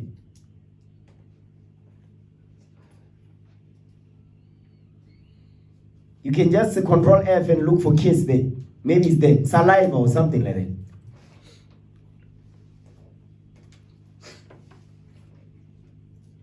Oh, stop right there. Yes. Now read that. HSV1. Let's read that one. It kicked me out, sir. It did. Scroll up so we can see it here. Can you read from here? Can you see this? Yes, sir. Okay, I read it. What's the difference between herpes 1 and herpes 2? Go up. Zoom in so the people can see it properly, right? Okay, HSV1 is called, this is a STD, by the way. Okay, scroll up. Yes, now read it. HSV1. This type primarily causes oral herpes, characterized by cold sores or fever blisters that appear around your mouth or on your face. So, have you ever find yourself uphume ilonda somewhere here on your mouth, but no petty flu? That you are sick. You get a flu and then you have a baseline on your mouth. You never had that? You never seen? Or have you seen anybody that had that? Yes, that's HSV1. It's not the flu. They are busy. See, they are busy by Kabuzana out there. They caught this. So just because you never had that paste on your mouth, don't mean you don't have it. Because if you go to the doctor and find out, they take your blood, they check what you have, you might find you have one. Now you're really going to be worried. Because you must go and find out. Your parents must go and take you to the clinic. Take your blood. They come back after 14 days or 7. You work in the hospital. Come on, man. Yes, sir. 7 or 14 days, the blood thing. I know, 24 hours, sir. It's 24 hours. It's not over 14 days anymore. Your parents can take you to the doctor because you are busy with the girlfriends. So they must take you there to take your blood to see what you got. They find out, but you said you didn't have sex. How come the result says positive? You see my point? You see, he's going inside down. I hope you didn't do nothing, man. Okay, go up. Because he's pointing his head down, like, I must have done something. You better go check me. Go up. Yeah, we don't want that one. Is there anything where it says kissing or something like saliva somewhere there? Look it up. When you find it, let us know. Now, go to Proverbs 2. Proverbs 2 verse 1. Let's read that now.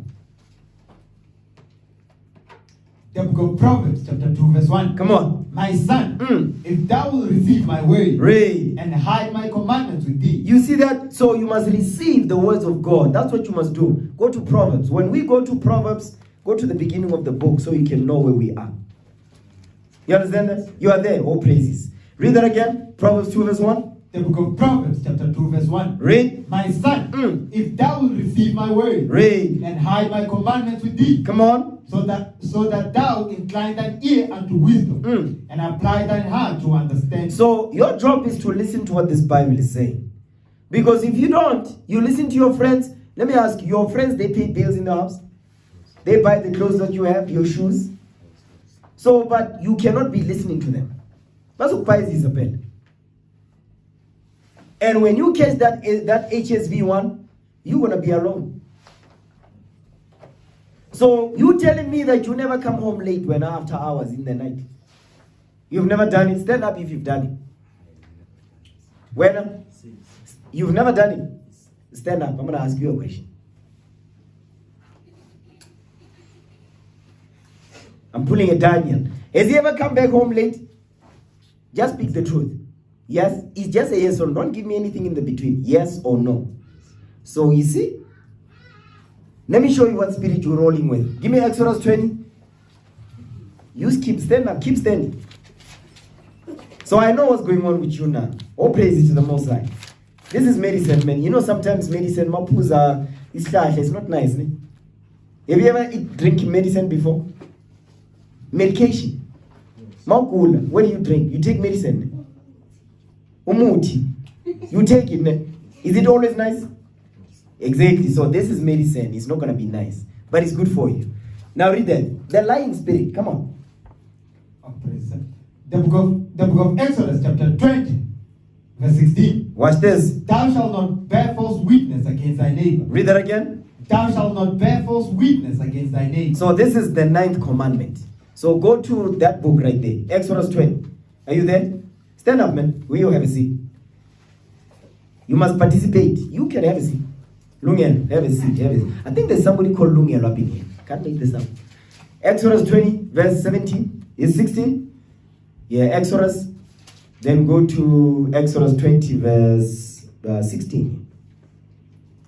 Let me know when you got it. Yeah, Exodus chapter 20. Yeah, take your time. You'll find it.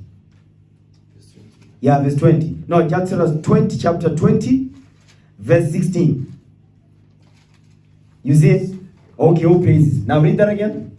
The book of Exodus, chapter 20, verse 16. Read. Thou shalt not bear false witness against thy neighbor. So this commandment is the 9th one. I'm sure there's 10 commandments. That's number 9. So God says, don't lie. Don't be speaking lies. So when I ask you, have you ever come late home in the night? Just say yes. Don't say, no, it never happened. Don't be saying that, man. So this is the struggle you have. Speaking not the truth. So that needs to change. Do you understand that? Oh, please. Have a seat, man. Woo! Come on. What verse we at? Proverbs. Proverbs. Give me Proverbs 3 now. Proverbs chapter 3. Watch this. Proverbs chapter 3, start verse 1. The book of Proverbs, chapter 3, verse 1. Watch this. My son, forget not my law. You see what God is saying? Always remember, don't tell lies. Always tell the truth. You understand? Go ahead. But let thine heart keep my commandments. Read. For length of days. Because you're going to live longer. Read. And long life. Forever. You're going to live forever. Come on. And peace shall they add to thee. You see that? And peace shall they add to thee. So, girlfriends, boyfriends, girlfriends, they must go. You understand that, right? Yes, what? I must not have a girlfriend. Yes, don't have a girlfriend. It's time to break up now. The breakup. Watch that movie after you do it. Okay, now, watch this. Give me, give me the book of Psalms now. Yeah, give me Psalms 119 verse 9 now. Psalms 119 verse 9. Psalms 119 verse 9. This is how the youth can begin to fix their issues. Because these basic laws, when you apply these laws, you're going to be good. Okay?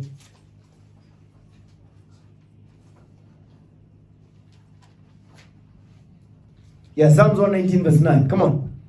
Then goes Psalms chapter 119 verse 9. Read. Wherewithal shall a young man cleanse his way? This is how you clean your ways. You stop lying. You stop having a girlfriend. You start honoring your father and your mother. This is how you do it. Go ahead, read that again.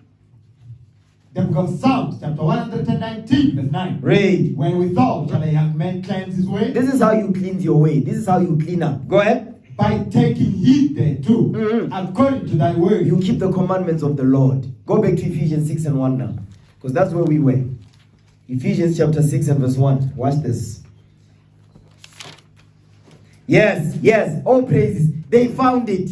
Yeah? Let's read that thing again. You have it now? Yes, sir. The Happies. HSV1. Remember the name of the STD. I'm sure you have a girlfriend. You've kissed them before. Yes?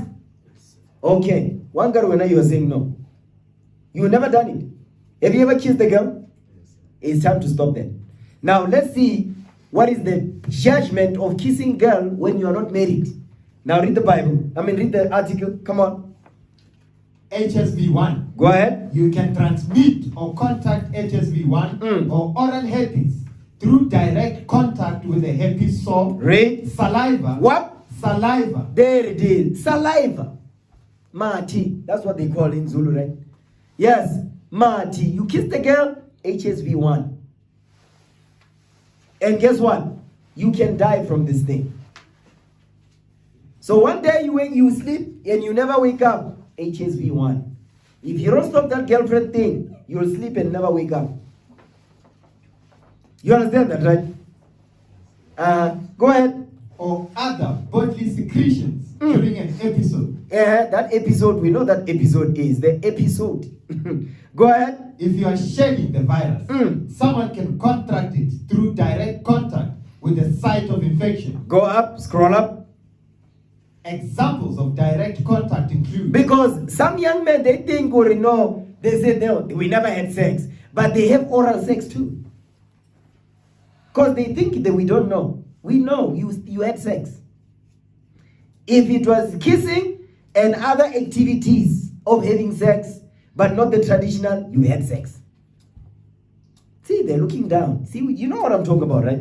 Read the Bible, not the Bible, the article one more again. Come on. Examples of direct contact include... What now? Kissing. Kissing. So you can catch that STD via kissing. If the person has it, you catch it, you have it also. You see how easy it is to catch this? You see how easy it is to die? Very easy. Go ahead.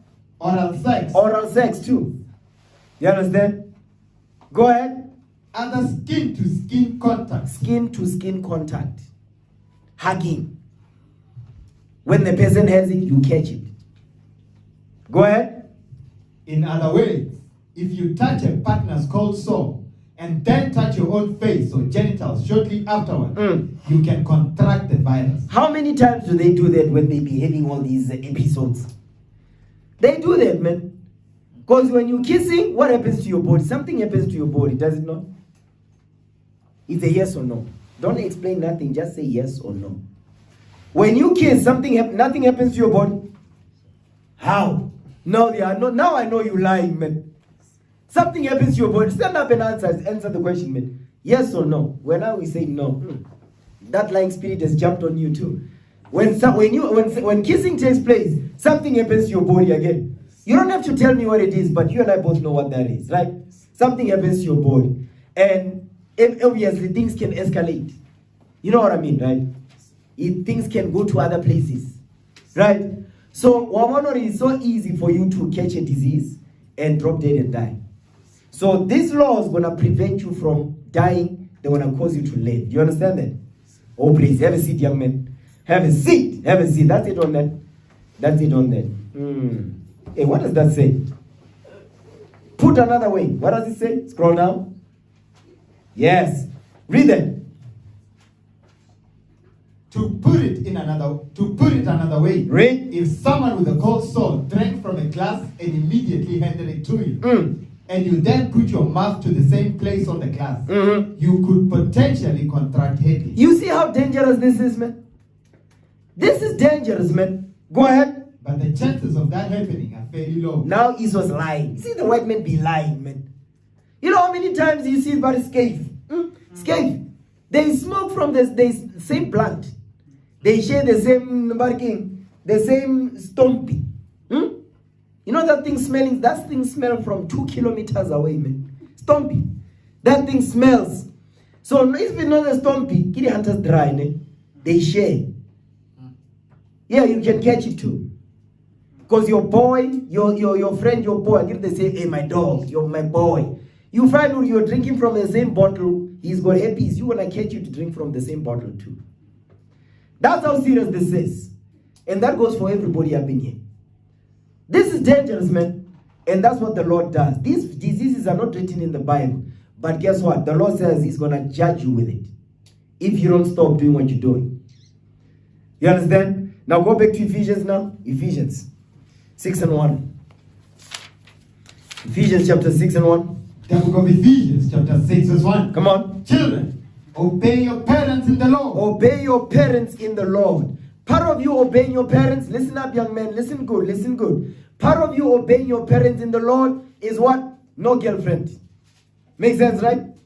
No girlfriend. Okay? Go ahead. Children, obey your parents in the Lord. No talk back. Don't talk back to your parents. Okay? And now you're getting the command. Break up with the girlfriend. If you don't do it, guess what's going to happen, man? The Lord now will judge you. And your mother will know. Your mother, when you get sick, you come home, you get sick, you catch a flu, and it's a very heavy flu. It's not stopping, but how? When 3 weeks in a flu, come on. It's because you didn't do what you were told. Now God is judging you with the flu. You're going to say, no, somebody at school who began a flu, so, I caught it. No, it's because of that girlfriend that you didn't break up with. God is judging you. You go to the shops, your mother says, go buy such and such, you steal the change. You see that? So that means you are a what? A thief. You ever steal the change? You steal it, man. Change. Stand up, man. Come on, man. This is not to shame you, man. We are talking here. We're having the scriptures. Have you ever stolen change? Yes. When was the last time you did it? In December. In December. You know that the time of the groovists. That's the time of the groovists. Ne? Were you also groovists? No, sir. You don't groove Doesn't allow us to go out at night. at night, but you do it anyway. Have you ever? Your brother does it. Ne? He's ever come home at night? You said yes earlier on. Were you lying? Yes, He done it before. Ne? I'm not going to go to. But come back at night. Yes. Yes. So what are the dangers of going out at night, even when your parents says don't go out? Tell me the dangers. What can happen to you? Can get killed or get kidnapped. Right? What's the other one? So that you can come home to tell the tale. What can happen? What's the other? Because when you're dead, you can't say nothing. When you're kidnapped, you also can't say nothing. What's the other one? You can get injured. Again, they can injure you. And then you come home bleeding. And then they ask you, so what happened? No, they mugged me. But we told you don't go out. So now if your parents say to you, Baglaile, what you want to say? They hate you? Yes, of course they hate you. Why? Because it's a Bangladesh. Yeah, but it's not true. No, I'm asking. Is it not true? Good Baglide. It's not true. Because let's look at the chain of events. Don't go out, right? You go out. So you break rule number 1. Ne? Then you're out there. You are not safe, right? Already in danger. Then they stab you, you come home bleeding. then by that time, where are you supposed to be according to the law that your parents told you?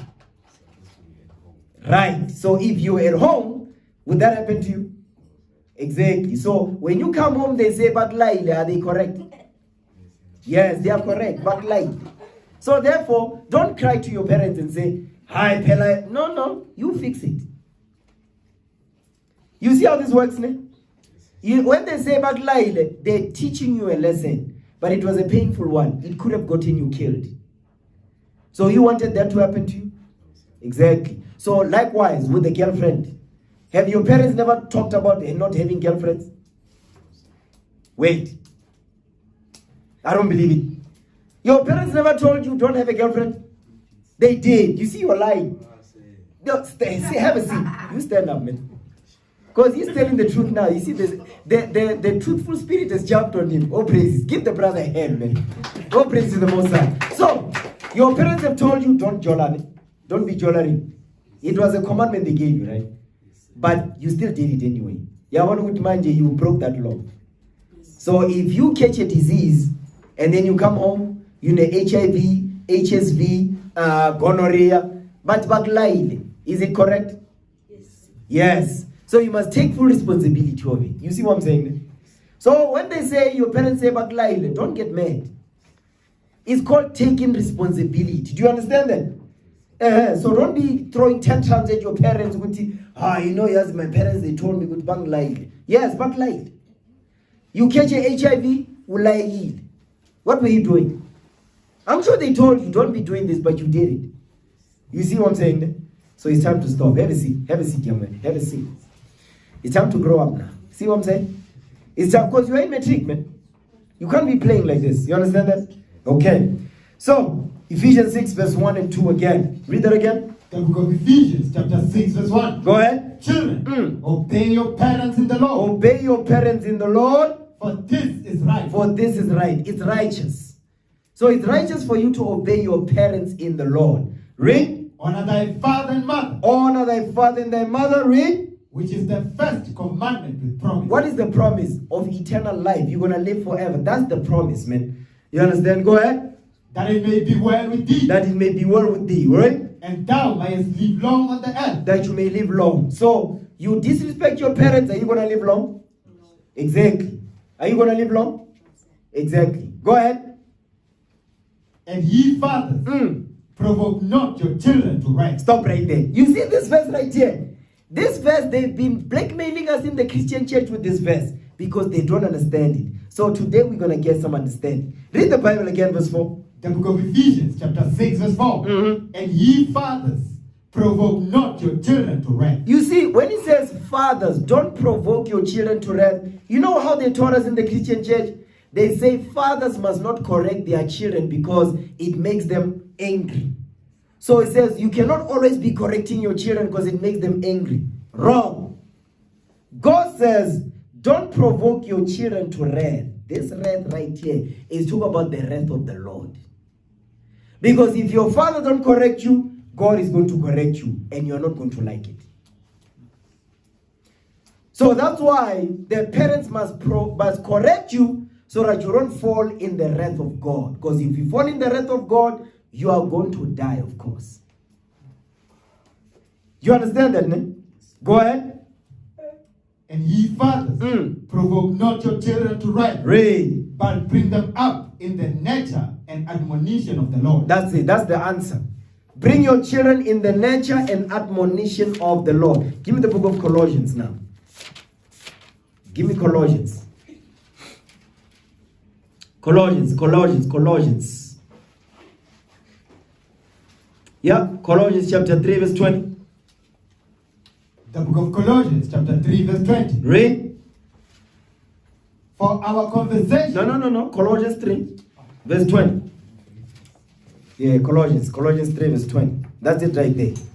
Read that.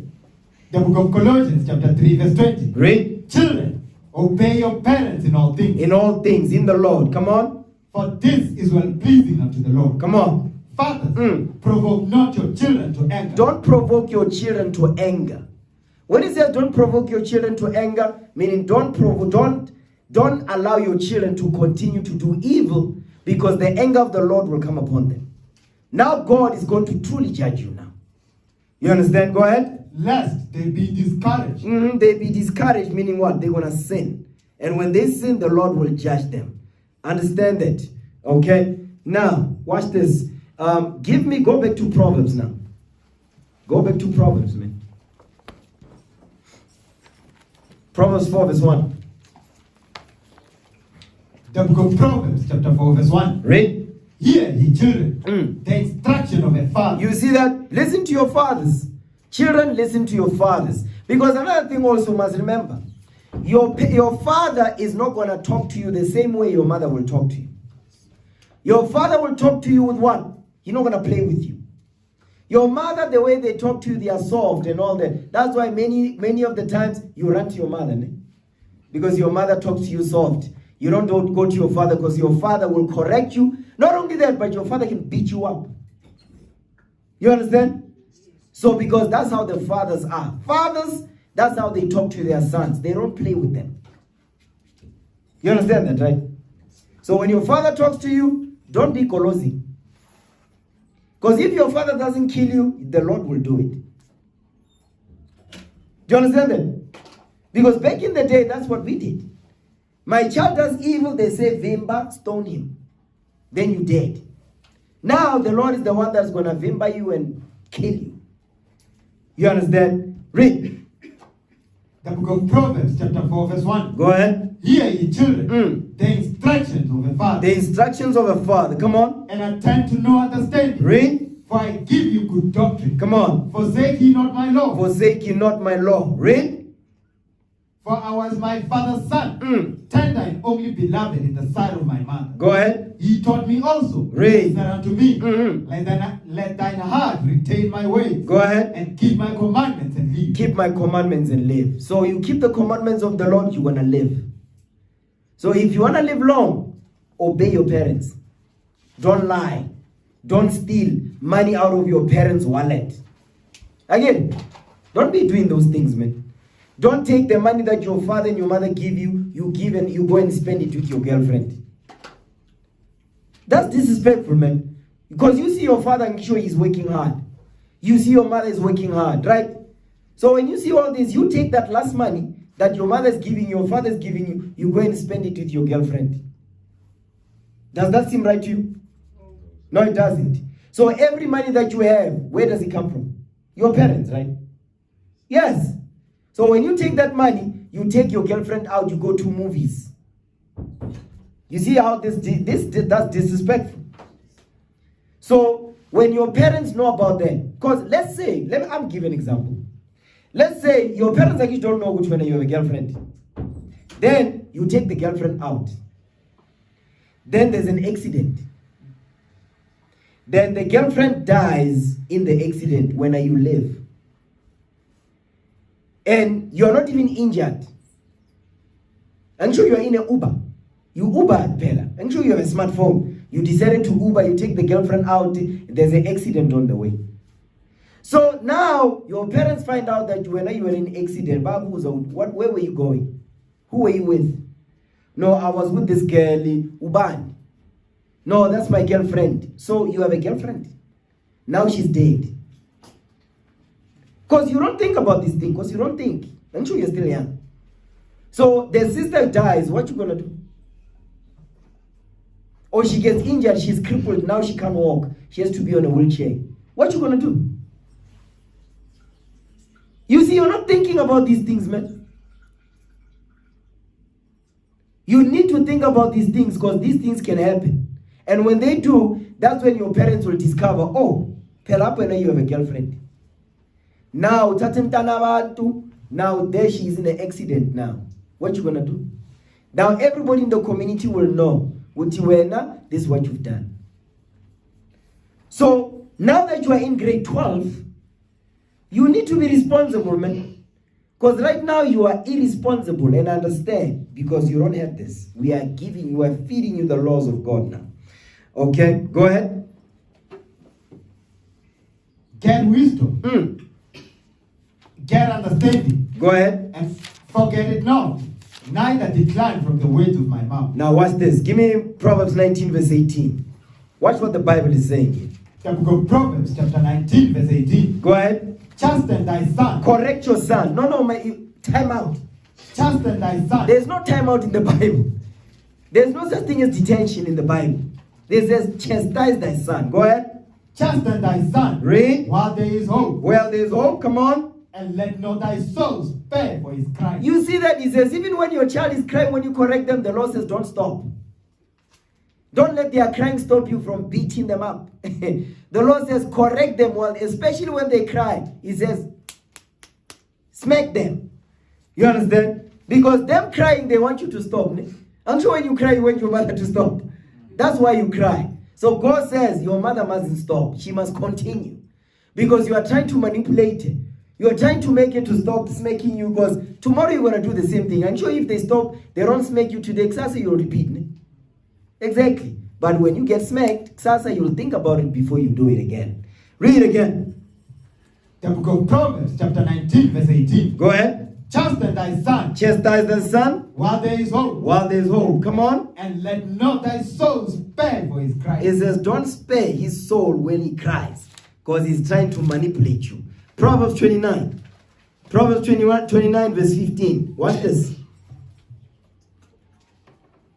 The book of Proverbs, chapter 29, verse 15. Come on. The rod and reproof give wisdom. You see that? Indu. Go ahead. But a child left to himself. But if a child is left by themselves, this child don't get corrected, what's going to happen? Bringeth his mother to shame. You see that? He says going to bring the parent to shame.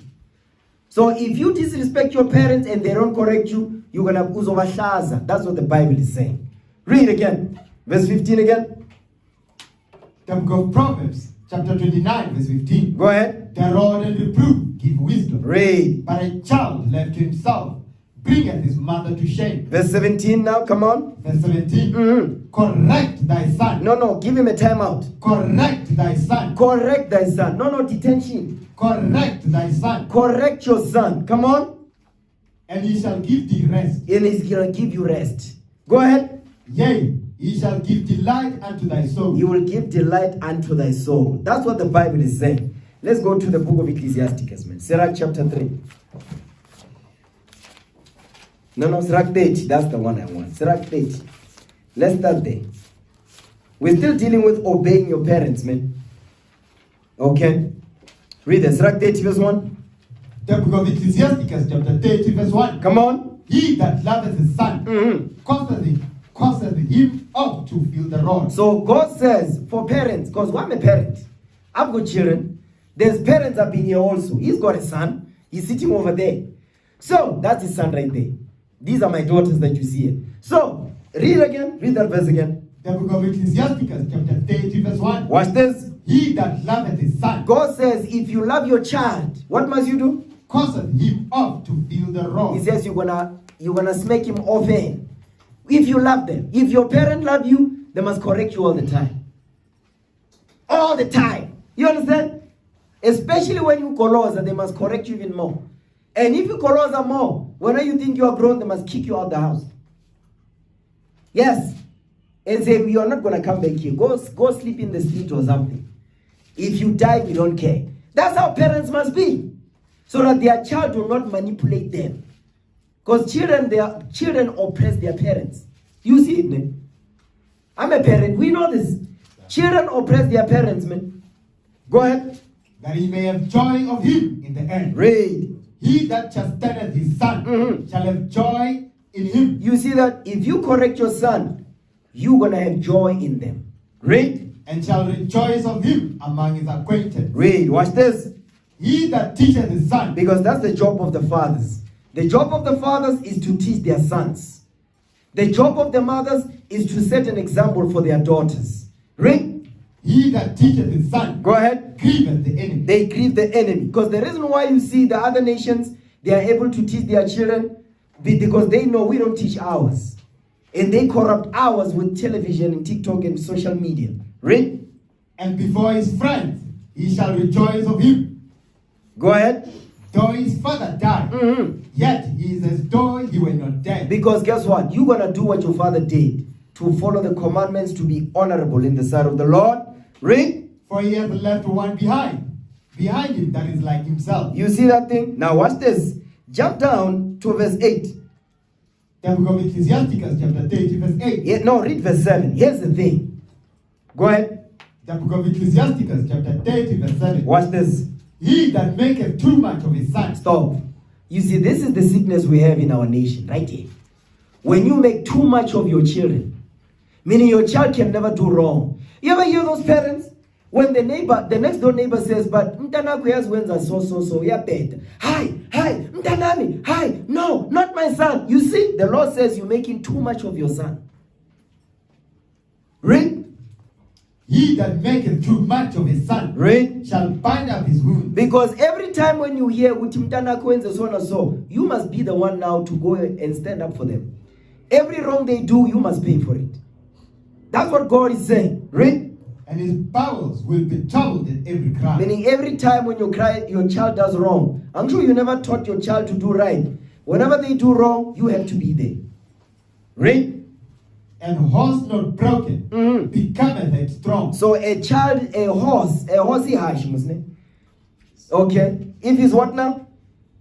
And a horse not broken, Meaning a horse must be broken when he's still young. Read. becometh headstrong. It becomes stubborn. Read. And a child left to himself. A child that is left to themselves. Meaning what? Your parents, they leave you to yourself. When you are by yourself, what do? You do evil. Ne? Exactly. Yes, sir. Don't be amen. Sit up straight. What the hell is wrong? Stay straight. Yes. I know you're not used to this. This is the Bible. It's time to change. I need you to, when you get home, they must see new children. You understand? Your father must be calling and say, hey, where did you go? Yeah? They must ask, Kati, what happened? Which place did you take me? Read the Bible again, man. Come on. The book of Ecclesiasticus chapter 30 verse 8. Read. And horse not broken. And horse not broken. Becometh headstrong. Becometh headstrong. Read. And a child left to himself. Read. Will be willful. Will be willful. They're gonna be hard-headed and stubborn and rebellious. Read. Conquer thy child. He says, play with your child. You see, a lot of the times, many parents in our nation, they make friends with their children. You ever seen that movie? There's a show called The Gilmore Girls. You can't tell who's the mother. You can't, because you was very too young. That's why you don't know that. Go ahead. The newest one is what? The Kardashian. Yes. You see the Kardashians, ne? You see the parents? Kim Kardashian and their mother, they are friends. They are on the same level. They don't honor their parents at all. They're always speaking against their mother all the time because those are disrespectful children. You understand? Read. Conquer thy child, and he shall make thee afraid. That's why now today parents are afraid of their children because what? They play with them. So when it's time to correct them, they are afraid to correct their child because sometimes we don't care if you get angry, man. We don't care.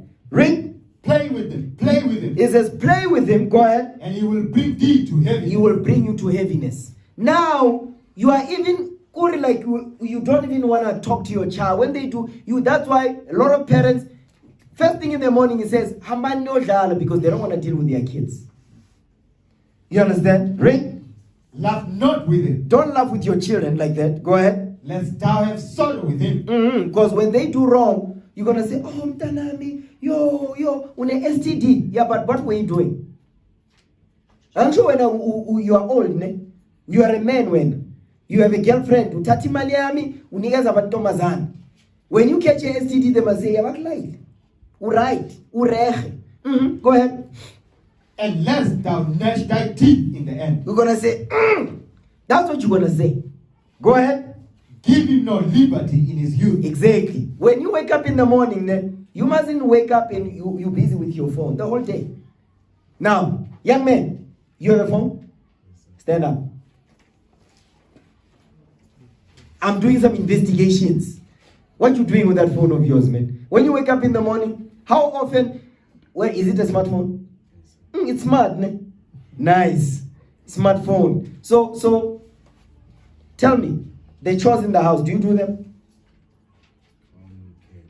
Only. Okay, when do you come back from school? 2. 2:30. So from 2:30 to 7 o'clock, what you busy with? My phone.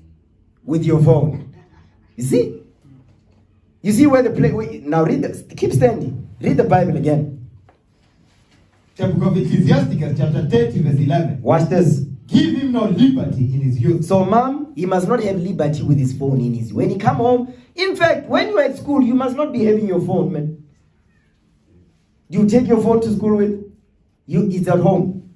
And then mouth figure, you take your phone. Eh? You're ready to check your messages.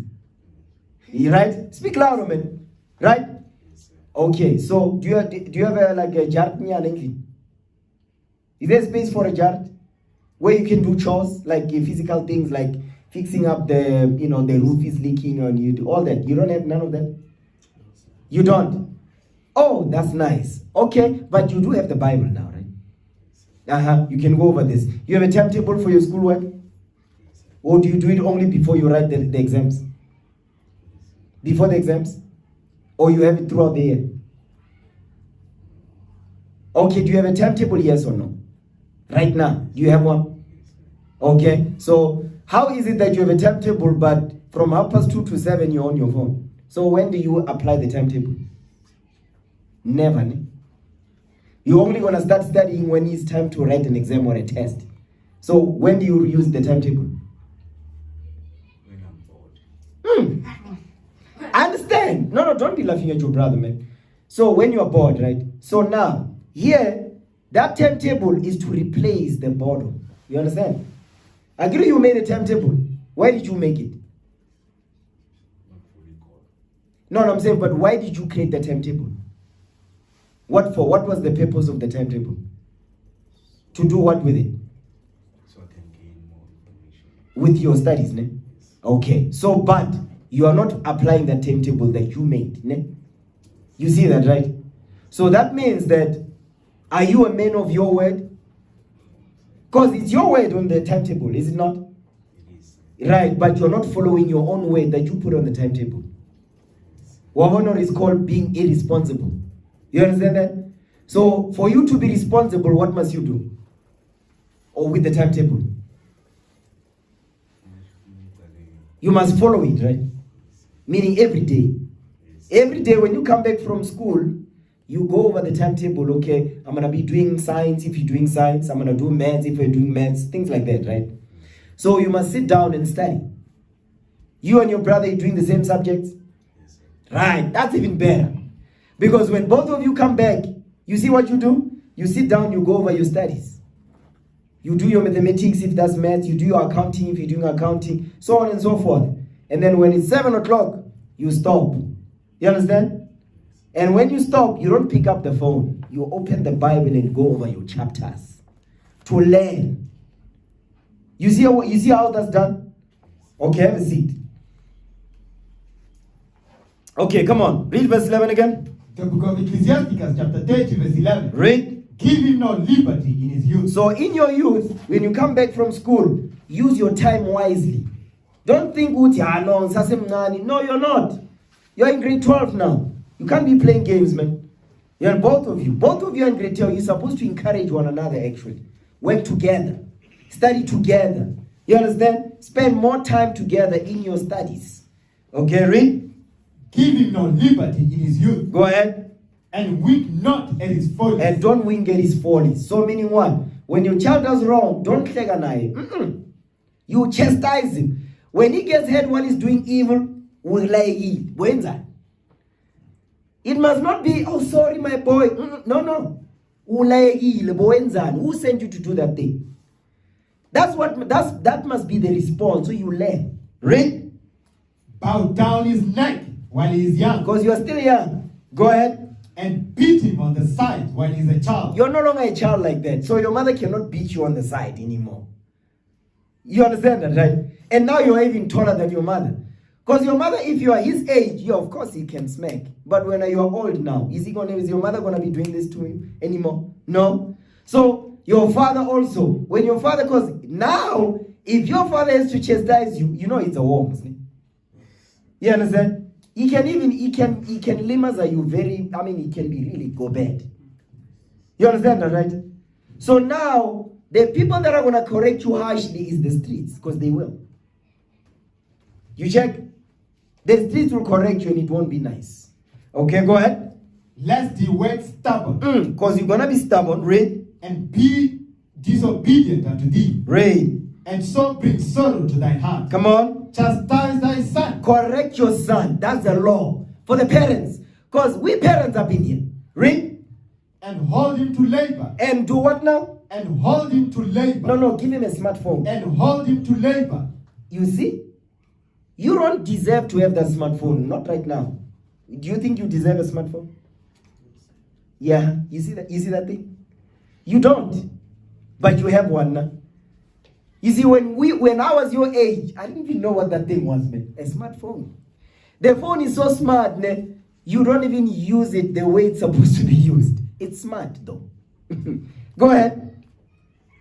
Chastise thy son, Correct your son. and hold him to labor. And hold your son to labor. You see, you don't come home and then you sit, you get bored, you're on your phone. It says labor. So the laboring that you do, you too, is what? Your metric. Okay, you stand up. I have a question. Give me the book of Daniel.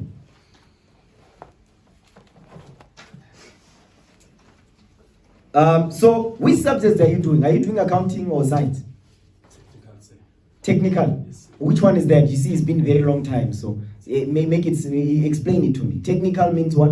Technical science, technical maths, and So technical science is things like what? Technical math is what? You're doing things like civil engineering type of things? yes, sir. Oh, okay, that's interesting. Interesting. Technical science also. Which one is that one? What do you do in technical science? We do something like Something simple. Don't be complicated, man. Just keep it simple for me. when you're calculating the kilometers and all the stuff. Oh, okay, things like that, right? Okay. So you want to be an engineer? Yes, sir. Excellent. All praises. Now, you see that those are hard sciences, right? So keep standing. I'm going to show you your forefather Daniel in the Bible. What did he study? Okay, give me Daniel 1. You know what I want, right? Yeah. Daniel. Yes, sir. Yeah, read it. That's good. You want to do engineering. Excellent. No praises. But the thing that is going to make you a successful engineer is this Bible right here. This Bible is going to give you wisdom. And I'm going to show you what happened in the past. Now read that. The book of Daniel, chapter 1, verse 4. Children in whom was no blemish, Read. but well favored, Read. and skillful in all wisdom. Stop. You see, this is Daniel. Daniel was skillful in all wisdom. Meaning what? This Bible. So he obeyed his parents. Thou shalt not steal. He didn't steal. Thou shalt not lie. He was not a liar, right? He was not a thief. You understand? Go ahead. And cunning in knowledge, So he had great wisdom, great knowledge. Read. and understanding science. And what now? And understanding science. You see what Daniel did? So Daniel, he understood the Bible. He obeyed his parents. Not only that, but he understood science. When you are doing science, Anish, so you must do this. Follow the footsteps of your forefather Daniel. Daniel understood, he had wisdom, and not only that, but he understood science. So the things that you are learning today is going to help you to understand that science better. Because the Spirit of the Lord is what's guiding you. It's going to guide you to understand the Bible. Not only that, but the Spirit of God is going to guide you to understand maths and science. That wisdom comes from above. You understand? It's not because of you. So the more you study this book, and the more you study your science, you're going to understand it better. You understand? Have a seat. Okay, read that again. The book of Daniel, chapter 1, verse 4. Read. Children in whom was no blemish, Come on. but well favored, and skillful in all wisdom, And skillful in all wisdom. Come on. and cunning in knowledge, And cunning in knowledge. and understanding science, Read. and such as had ability in them to stand in the king's palace, Read. and whom they might teach the learning and the tongue of the Chaldeans. So Daniel not only did he have wisdom, but he understood science, and he could speak many languages too.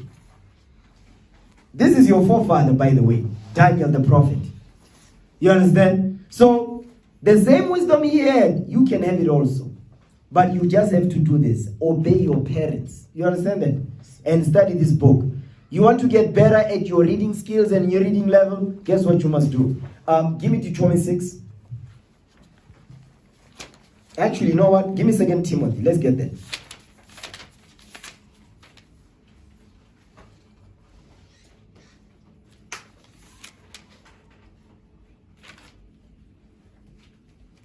Yeah, 1 Timothy 4. 1 Timothy chapter 4, read verse 11.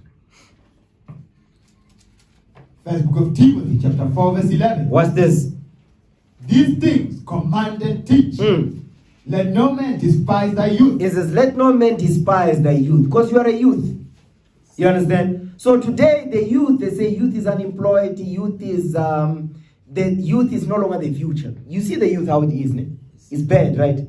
Okay. So if you want to change that, this is what you do. You do this. Go ahead. Let no man despise thy youth. Come on. But be thou an example of the believer. I'm sure you have friends. So the friends in the world that you have, you must be an example to them. The way you become an example, you start saying, Mina, I don't want a girlfriend anymore. I'm cutting it. You say, hey, me, I love my parents. And I want to pass matric. You see, these are responsible things to say. You understand that? Okay, come on. In word. In word, meaning in word. Be a man of your word. You tell them, I don't want a girlfriend anymore. Let it be it.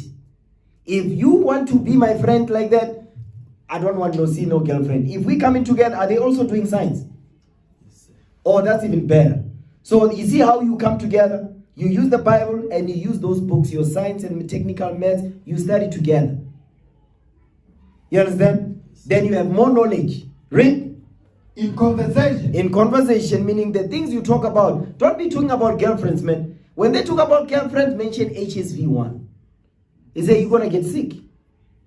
You're going to get it through Kabuzana. Show them. I'm sure you know you have a smartphone. You can look it up. Google it and say HSV1 and say, you see? See, phone.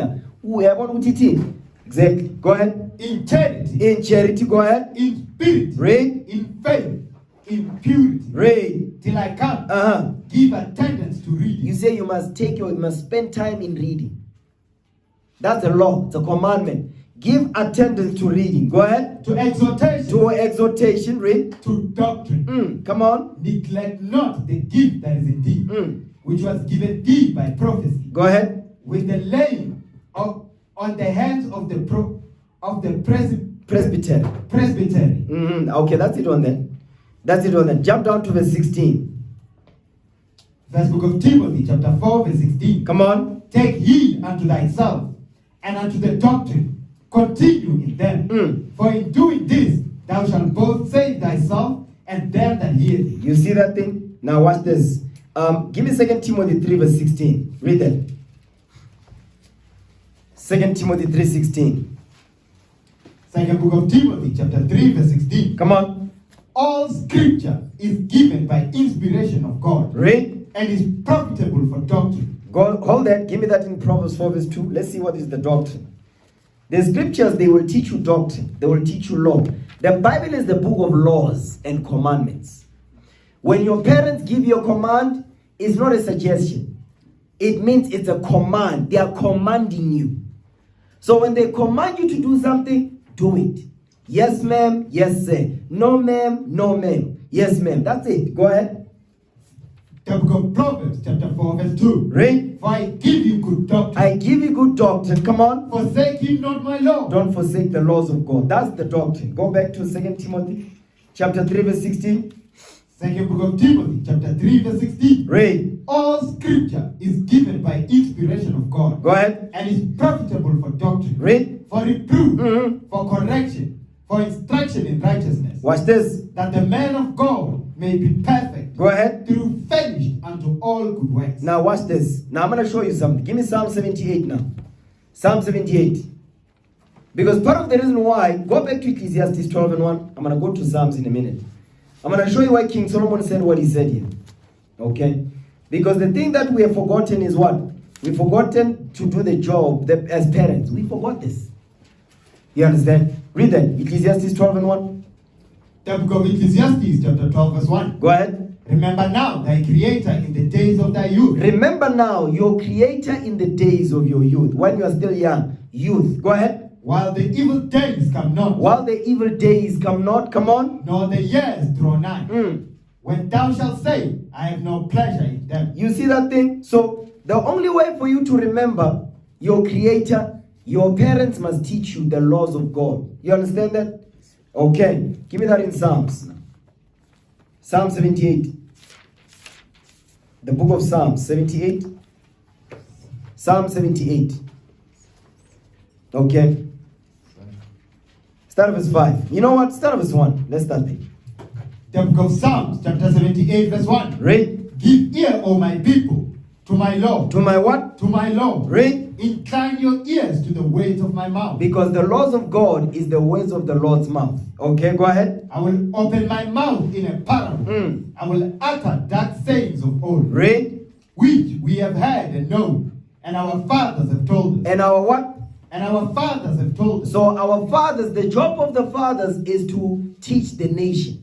That is the job of the fathers. Starting with their sons, and not only that, but teaching their whole family. That's the job of the fathers. The job of the fathers also is to lead the community. How do they do it? They use the laws of God to do it. They go to the streets, they teach.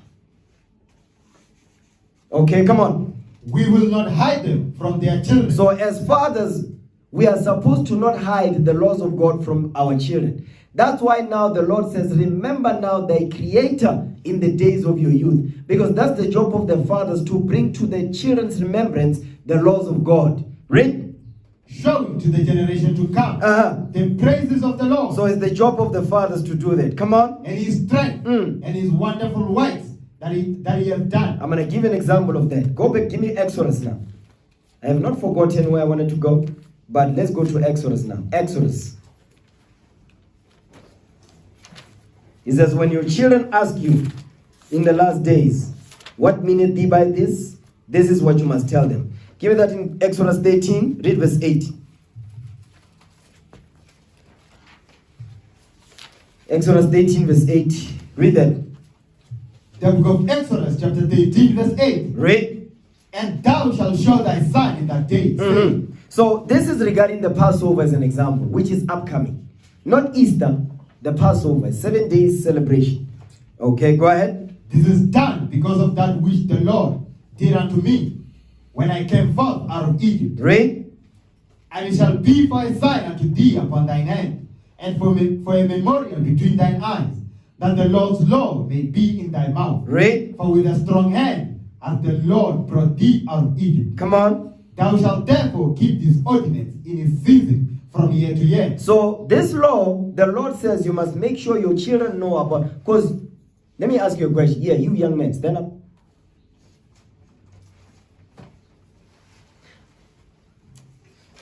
Tell me, what do you know about Easter?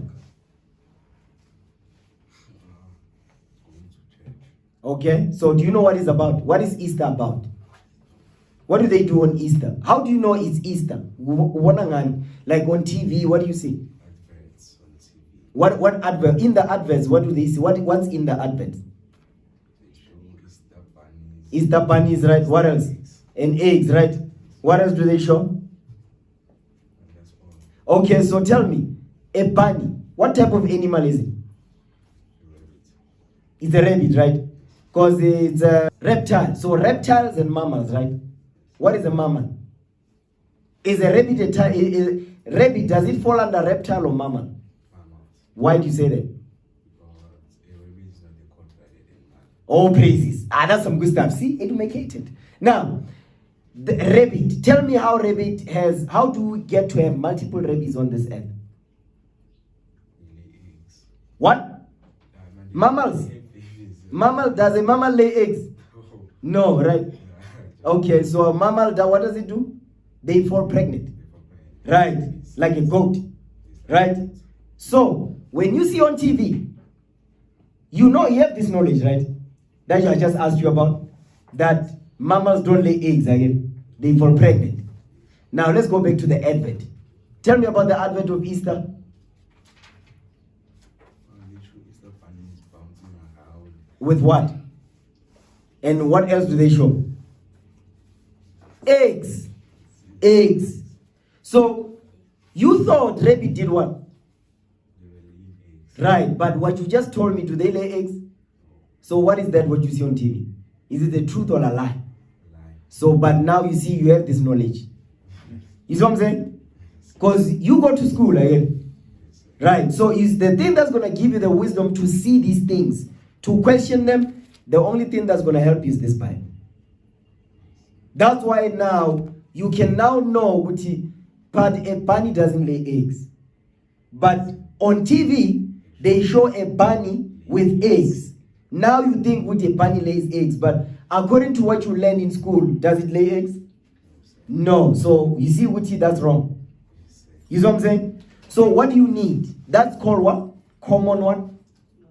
Knowledge and what? Sense. Common what? Common sense. I'm sure it's common sense to know Wuti, a bunny doesn't lay eggs. But was that sense common when I asked you? It wasn't, right? Okay. So, give me Nehemiah 8 verse 8. You stay right there where you are. You are being educated this day. Now read it. The book of Nehemiah, chapter 8, verse 8. Listen good. So they read in the book, in the law of God distinctly, and gave the sense. And what now? And gave the sense. You see what we're doing now? We're giving you the sense, the common sense. For you to know what a bunny don't lay eggs. You understand that? Go ahead.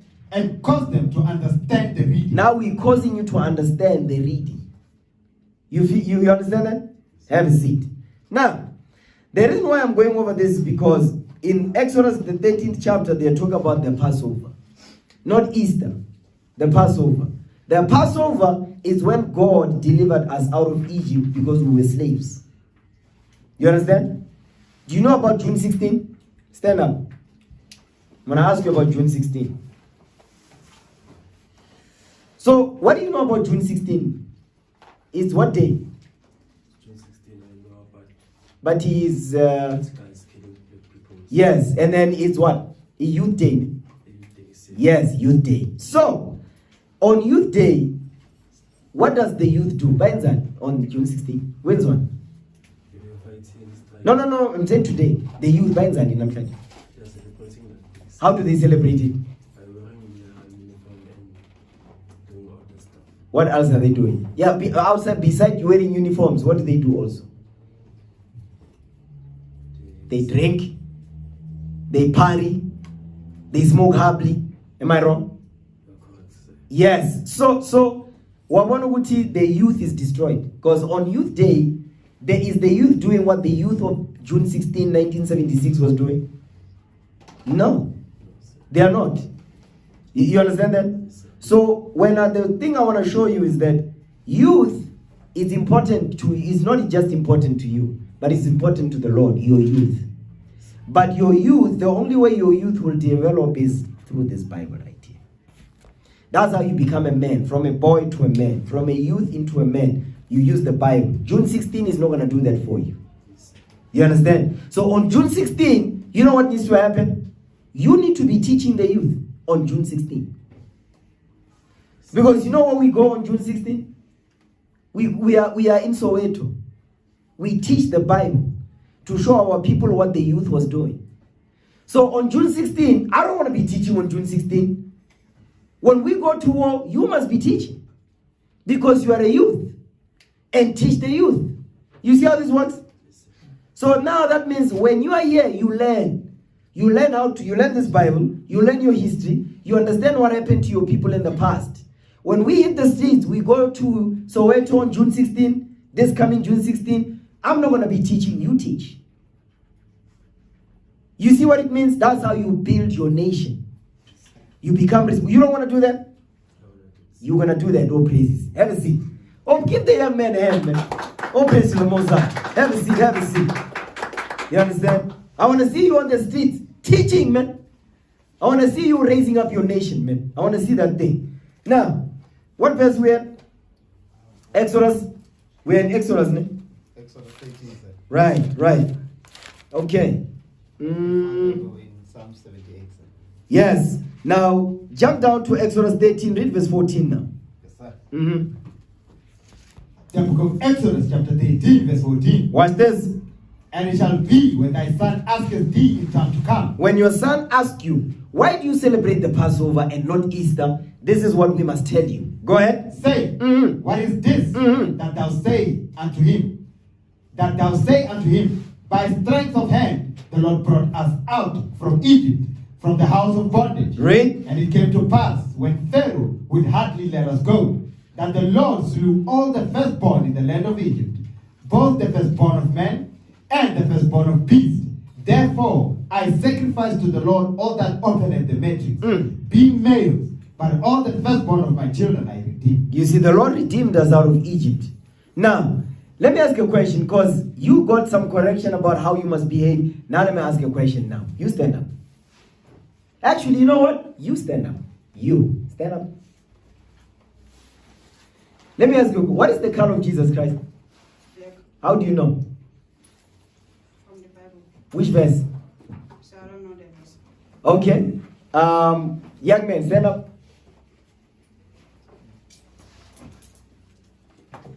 What's the color of Jesus Christ? Black said, Okay, how do you know? in the Bible said. Which verse in the Bible? Psalm chapter 1 verse 5 said. He's being deep. He's being deep. Why are you being deep, man? Daniel. No, now, have a seat, young man. So, I'm going to show you. Put the picture of the Messiah on the screen. You got it? Oh, read it loud and strong. Let me hear it. Revelation 1 verse 14. Uh-huh. His head and his hair His hairs. were white like wool. Stop. Don't be rushing. Read it again. His head and his hairs were white like wool. Stop. Now look at the picture right there. The picture on the screen. You see the picture you're looking at on the screen? Yes, sir. Now read the Bible again. His head and his hairs were white like wool. Stop. He says his what? His head. Ne? Yes, sir. And his what? Hairs. What is hairs? His hood. The hair. Yes. Yes. It says what color was it? White. White. Ne? Was what color is that hair? It's white. Okay. And then what? Sir? And what? Keep reading. As white as snow. No. It says white like what? As snow. No. Before that. White like wool. Like wool. So that hair, what color, what type of hair is that? It's like Is it white people's hair, black people's hair? black people's hair. So wool hair is what type of hair? Wool, like wool. Have you seen a sheep? Yes, sir. What type of hair does it have? Kelly. Curly, like your hair. Ne? Yes, sir. Keep going. As white as snow. As white as snow, meaning what? His hair was what color? White as snow. White as snow. Again, you've seen snow before, right? No, sir. You've never seen it? Not even on TV? No, sir. You've never seen a snow? Okay, what color is it? I know it's white. Right, okay, keep going. And his eyes were as flame of fire. As a what? Flame of fire. No, read it right, because I need you to read all the words in there. What does it say? And his eyes were as flame of fire. Whereas, right? Yes, sir. Meaning when it says as, what does it mean as? They looked like Oh, praises. Like what now? flame of fire. What is the color of a flame? It's red, orange. Red, ne, orange, ne, reddish. Okay, so you see the eyes of Christ, what color are they? Yeah. Zoom it out a little bit. Zoom it out, because now is a bit... Yes, they are what color? They are red, ne? Yes, sir. The whites of his eyes. You see they are red. Yes, sir. Okay, keep going. Keep reading. Verse 15. Mm-hmm. And his feet looked unto fine brass. Okay, read it again. Read it slow. And his feet look unto fine brass. Like unto. He says like unto. Read again. And his feet like unto fine brass. Stop. So, do you know what brass is? No, sir. Do you know a 5 cent? 5 cent. Yes. Is the person?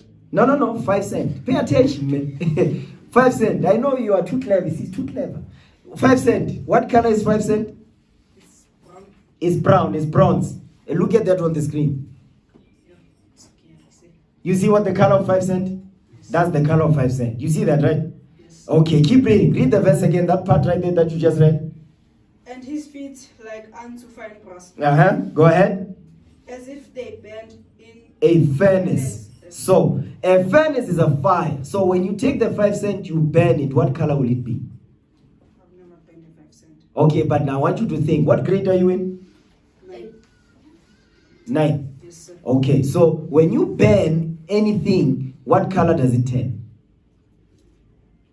Sir, it turns No, yeah, it turns what color? black. Right. So the brass, when you burn it, what color will it be? Black. Black. So read the verse again. Sir, should I start? Yeah, start over. And his feet like unto fine brass, Uh-huh. as if they bent into furnace. As they burn, like as if they what? They bent into furnace. No, read that right. You're not reading it right. Look at the words. Read it again. Revelation 1:14. You see it? Read 15. I guess that's where you were. Yes, sir. Okay, read it. Is someone? Hi, I okay, give him a Bible. Give him that one. Yeah, that one. Yeah, Revelation 1:15. Last book of the Bible. Yeah. Chapter 1, verse 14. I like this young man. Read that. Revelation 1:15, Revelation 1. verse 15. Yeah, read it. Can you see it now? Yes, sir. Okay, let's go.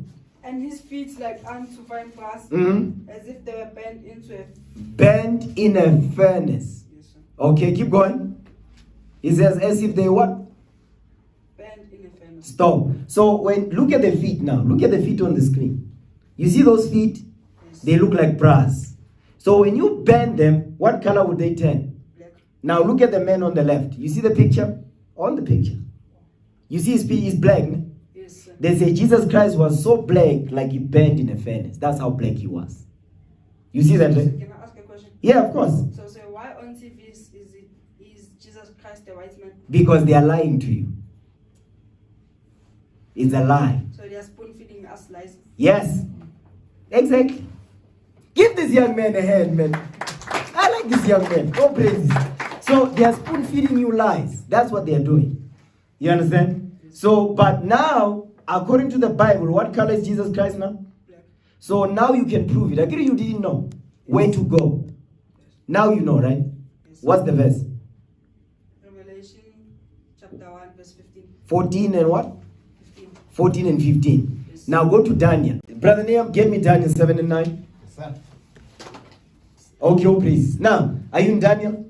Chapter 7, right? Yeah, chapter 7, verse 9. Do you see verse 9? Yes, sir. All praises. Take your time. You understand? Take your time. Now read that verse for me. Daniel 7, verse 9. I beheld till the thrones were cast down, Uh-huh. and the Ancient ancient of the days. the ancient of days, not of the days. The ancient of what? Of days. The ancient of days did what? Sit. Stop.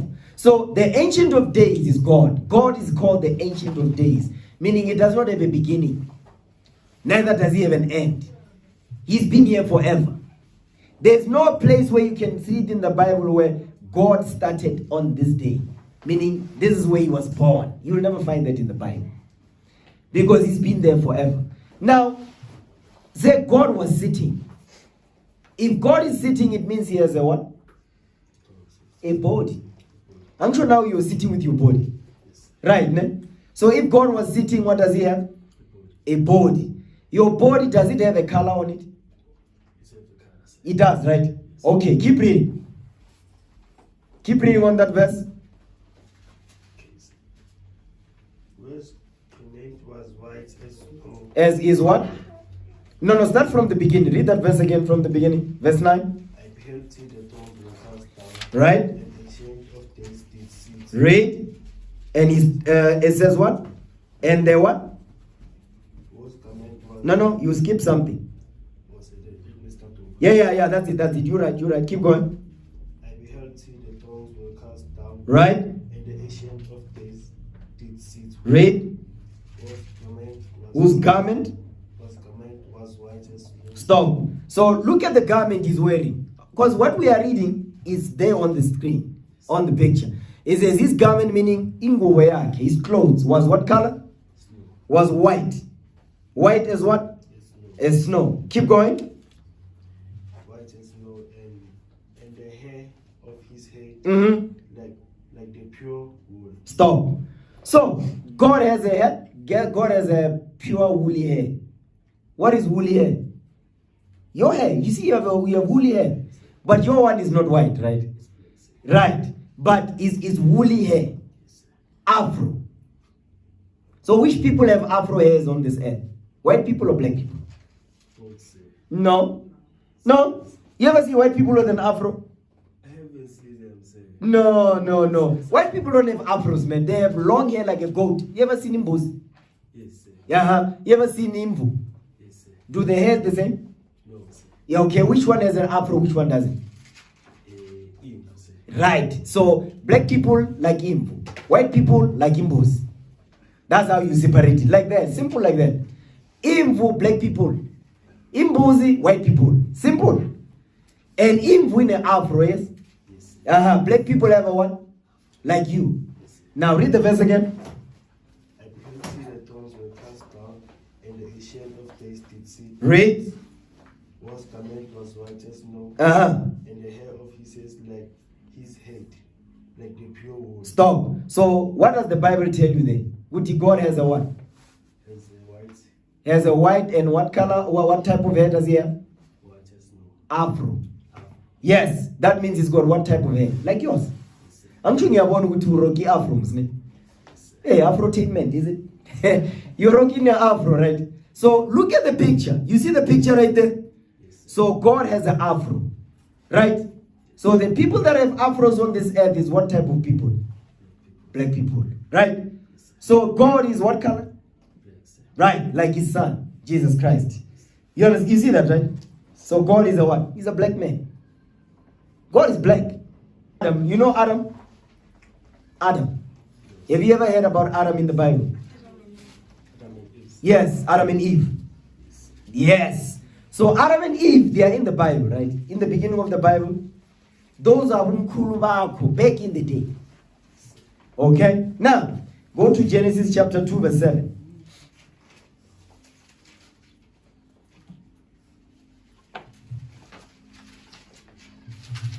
Genesis 2, verse 7. Okay, read it. And the Lord God formed and No, not call the chapter and verse. The book of Genesis 2, verse 7, like that. the book of Genesis, verse 2. Chapter 2. Chapter 2, verse 7. Oh, praises. Go ahead. And the Lord God Formed. man of the dust of the ground. Stop. It says the Lord did what? For my man. Formed man of the what? Dust of the ground. Stop. Now, look at the picture. What is that? It's a plant, sir. Okay, and then at the bottom of the plant? Soil. So, What color is it? brown, sir. Right. So when God formed man, what did he use? So, So what color was it? brown. So when Adam was created, what did he look like? Brown, sir. Okay, he looked like who? Like me, sir. Yes. So what color was Adam? Brown, sir. He was black. Like you. Oh, You see the soil because they see the look at the color of the soil, right? Look at the color of the hands holding the soil. Are they the same or different? different, sir. No, they are the same. Look at the outside. You see this one is a little bit dark brown, but the hands is brown. You see that, right? Yes. Do you see it? Anybody see it? Yes, sir. Okay, oh praises. So when God created Adam, he used the soil. So when you go outside, you see the soil is brown, right? The more you dig in the soil, the more darker it becomes. So that's why namhlanje you've got people that are light-skinned, you've got people that are dark-skinned. But yellow bones, things like that, right? Brown bones and yellow bones. You see what I'm saying? So God created man from the soil. You understand? So now keep reading. Finish that verse. I'll start over, sir. Yeah, start over. Genesis 2 and 7. Genesis chapter 2, verse 7. Oh, praises. Go ahead. And the Lord God formed man of the dust of the ground, Read. and breathed into his Nostrils. nostrils the breath of life, Oh, praises. and man became a living soul. Oh, praises to the Most High. Give the brother a hand, man. Oh, praises. You understand? Now, what's this? Genesis 1. Read Genesis chapter 1 and verse 26.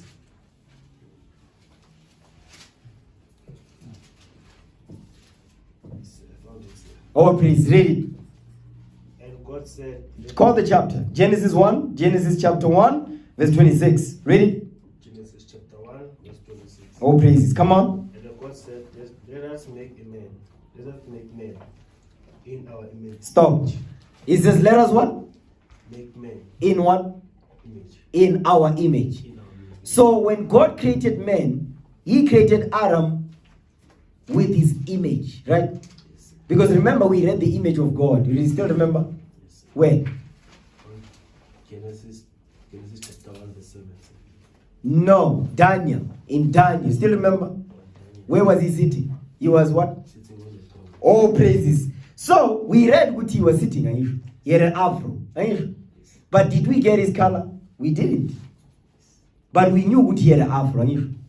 But here we read what Adam what was color? In Genesis chapter 2, Genesis chapter 2. verse 7.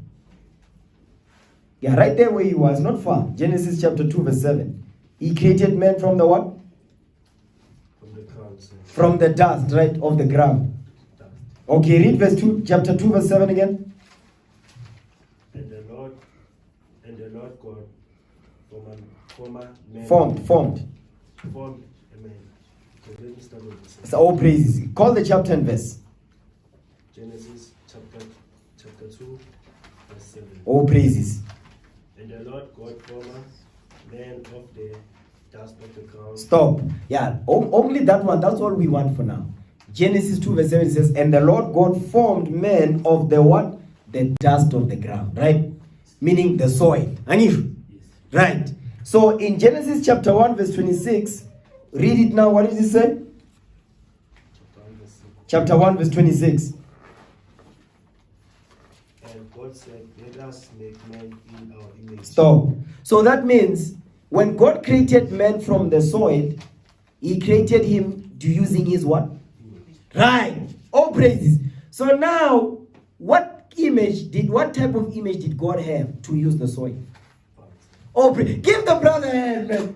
You see, you caught it. So now, since God created man in his own image and he used the soil, what color is God now? That's what that means. God looks like who? Who does God look like? God look like. Yes, look like you. So God is what kind of man he is? A black man. So all the movies you've watched, they always said God is what color? Right. But according to the Bible, what color is God? According to the Bible, what color is Jesus Christ? Black. You see, so when you read the Bible, who are you reading about? Jesus. And who else? And so who are those? God is who? Which people are? God belongs to which people? Right. So when you read the Bible, you're reading about black history. Do you understand? So now, everything that you read about in here, when you read about Ezekiel, Jeremiah, Moses, you're reading about your forefathers. You're not reading about white people. You're reading about your forefathers that look like you. And when you read about King David, King Solomon, those are your forefathers. Do you understand that? Okay. Do you know about King Solomon? Okay, it's fine. Today you're going to find out about King Solomon. Song of Solomon, chapter 1. Go to the back of the first of there. Look for Song of Solomon. Song of Solomon. Once you find it, go to where it is. Song of Solomon, chapter 1, verse 5. You let me know when you got it, right? All praises.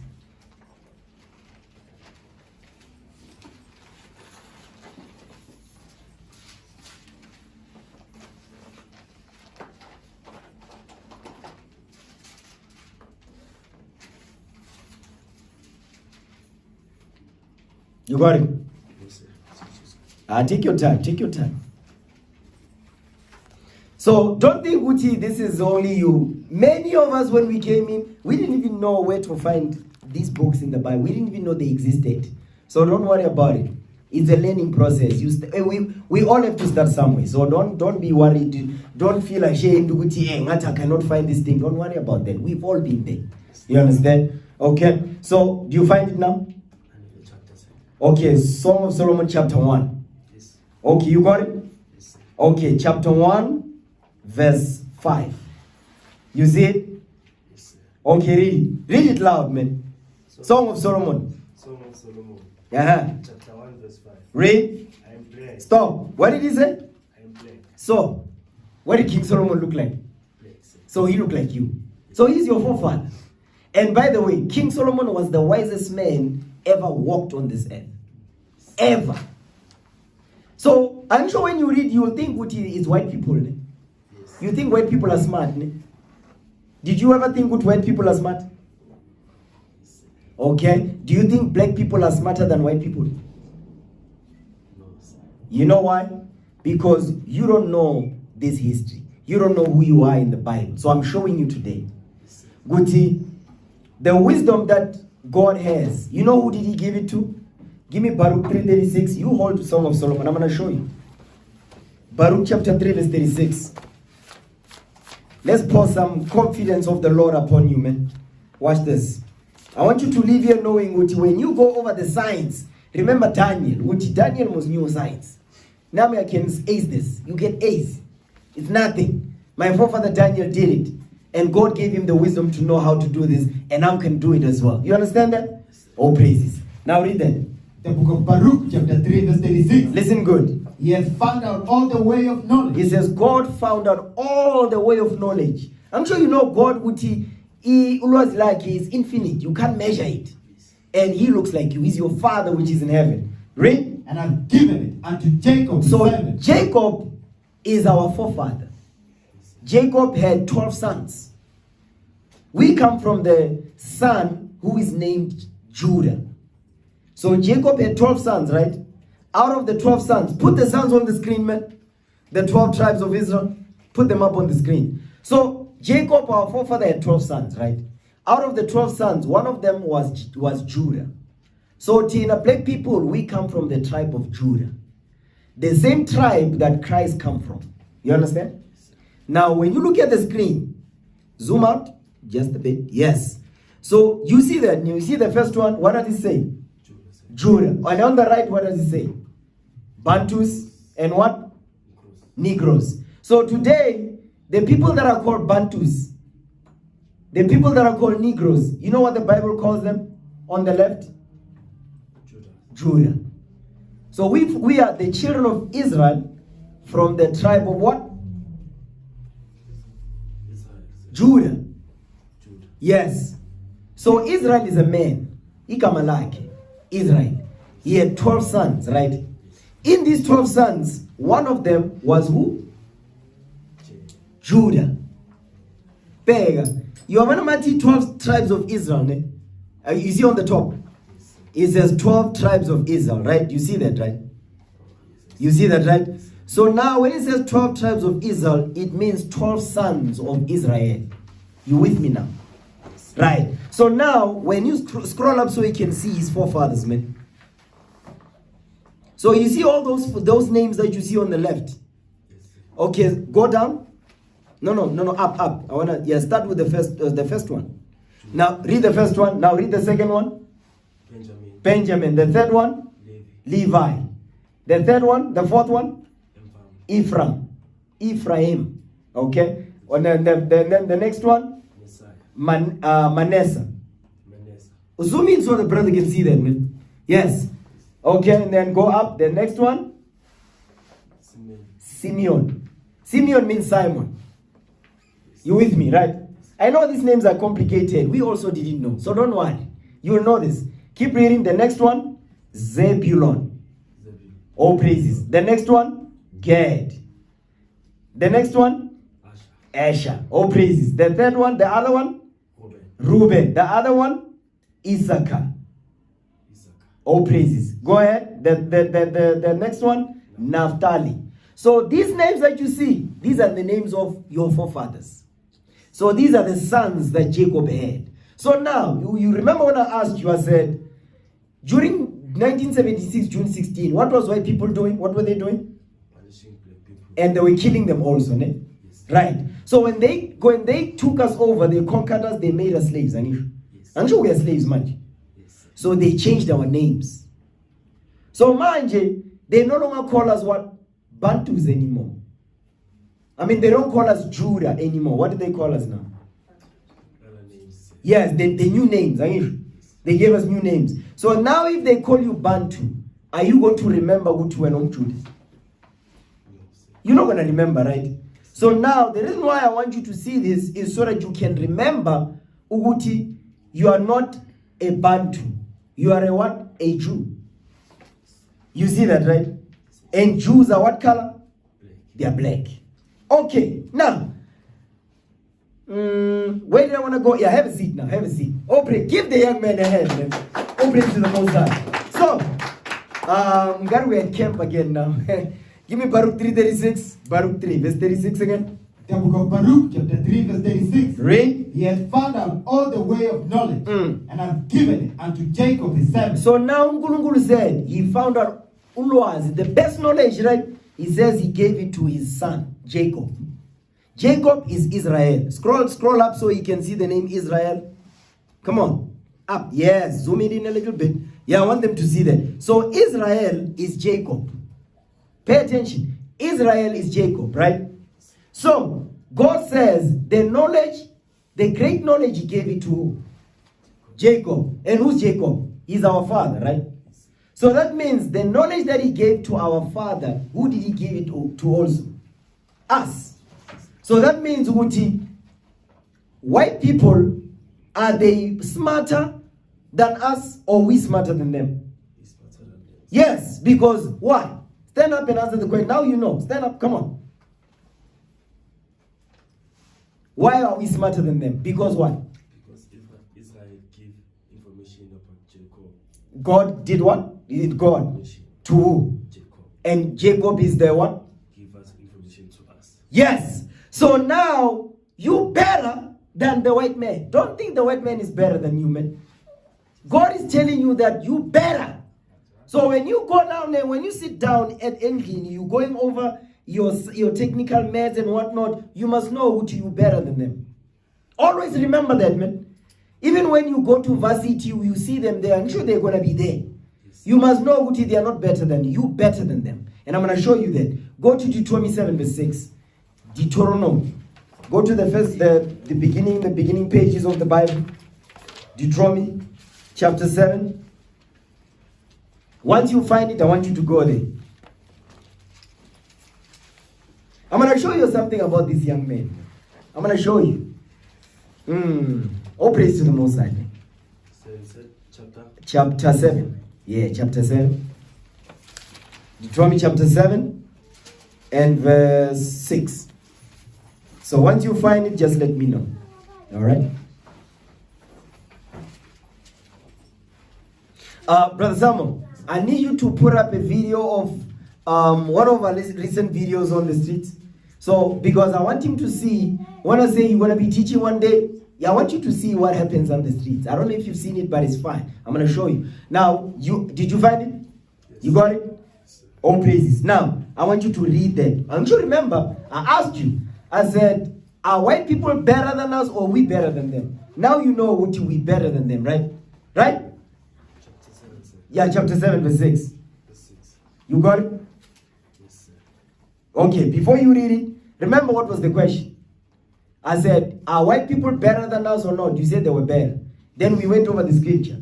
Now you know we are the better ones, right? Yes, sir. Right, and we smarter too. Yes, sir. Right. Then I'm going to show you why. Also, and I gave you one reason. Good God gave us the greatest knowledge.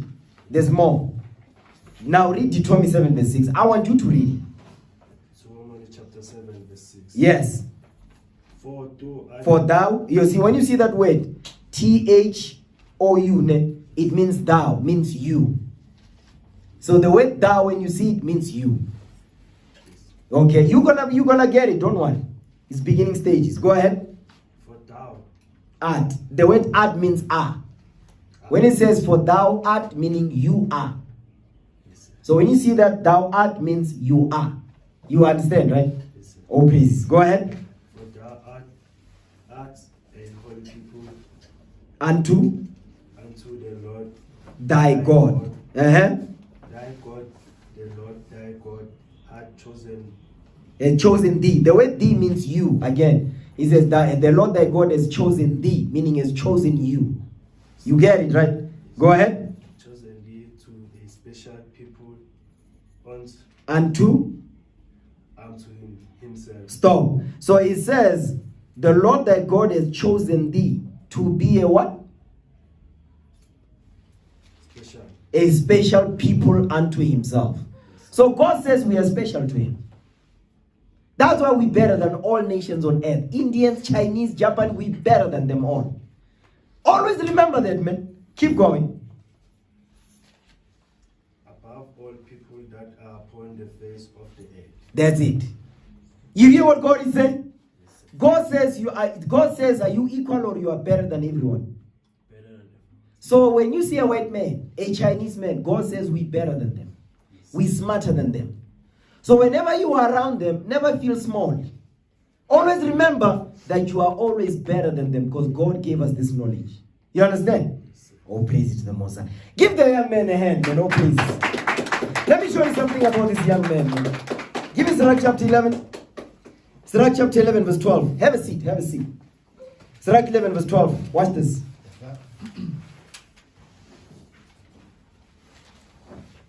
The book of Ecclesiasticus, chapter 11, verse 12. Watch this. Again, there is another that is slow. Because sometimes you find, you can find with I'm slow, I'm learning slow. Don't worry.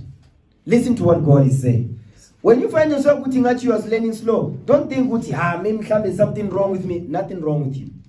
Listen to what God is saying. Read it for him. The book of Ecclesiasticus, chapter 11, verse 12. Watch this. Again, there is another that is slow. Read. And has need of help. And he needs help. He has to help him, right? Listen, go ahead. Wanting ability. Meaning he lacks ability. Read, watch this. And full of poverty. Watch this. Yet, but, go ahead. the eye of the Lord looked upon him for good. Don't worry. Don't think I don't see you. I'm going to give you knowledge. You want to learn. You want to be better. So don't find yourself with you. I can't pronounce this word. I'm sure with you. Don't think like that. We all been there. So you see the way you are struggling. I was struggling like that. You know what I did? I just kept reading over and over. And you will read louder so that you can understand. Before you know it, you will be sitting up here teaching. You understand that? And I'm going to see that thing. Keep going. And set him up from his low estate. The Lord, I'm going to raise you up. So don't worry about this thing. Keep going. And lifted up his head from misery. So that many that saw it marveled at him. Because everyone at Begot, how this guy fella couldn't read. He's teaching? Yes. Because people think, no, don't worry, I'm going to teach you. That's why you are here. To learn. By the time you finish your matric, listen, man, you'll understand everything you're reading. Whether it's science, whether it's mathematics, whether it's English, doesn't matter. You'll understand it. When we started to read and understand this book, anything I read, I can understand it better than anyone. Why? Because we read this Bible. They'll tell you the young men over there at the back, they also used to be there where you are. Now, what are they doing? They are teaching on the streets. You understand that? Now, where were we here? Were we here? Okay. Find the one that Brother John is teaching. Find the one that Brother John is teaching. Because the reason why I'm using Brother John is because when you came in, how old were you? Stand up. Shalom. Yes, sir, 19. He was 19. He was your age. You see him there at the back? He was your age when he came in.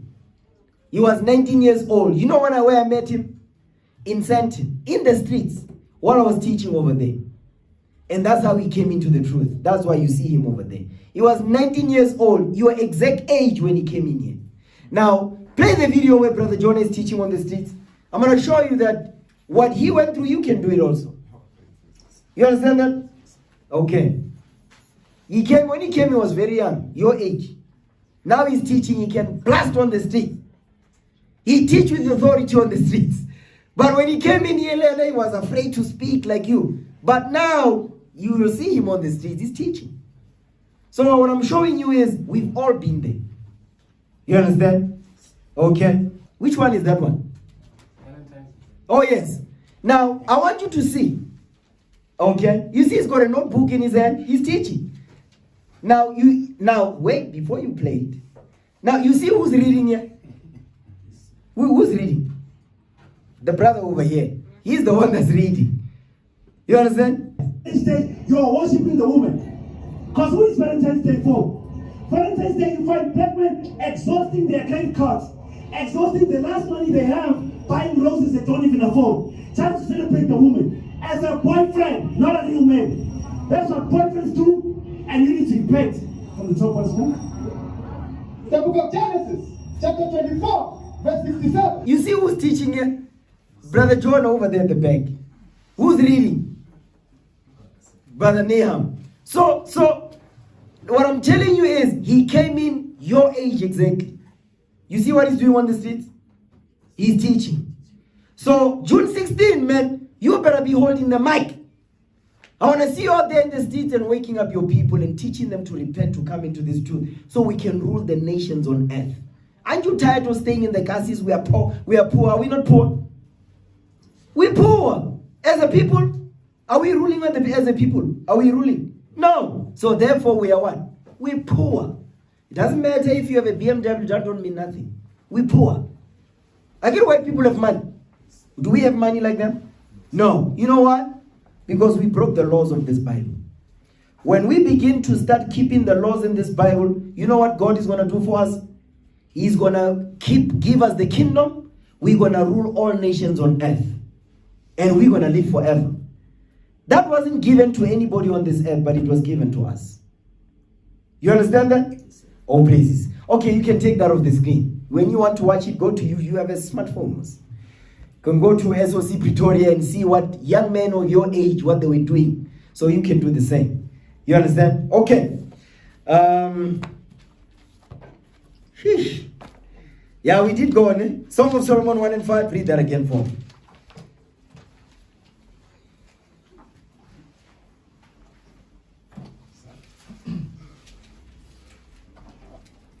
Song of Solomon, chapter 1, verse 5. Go ahead.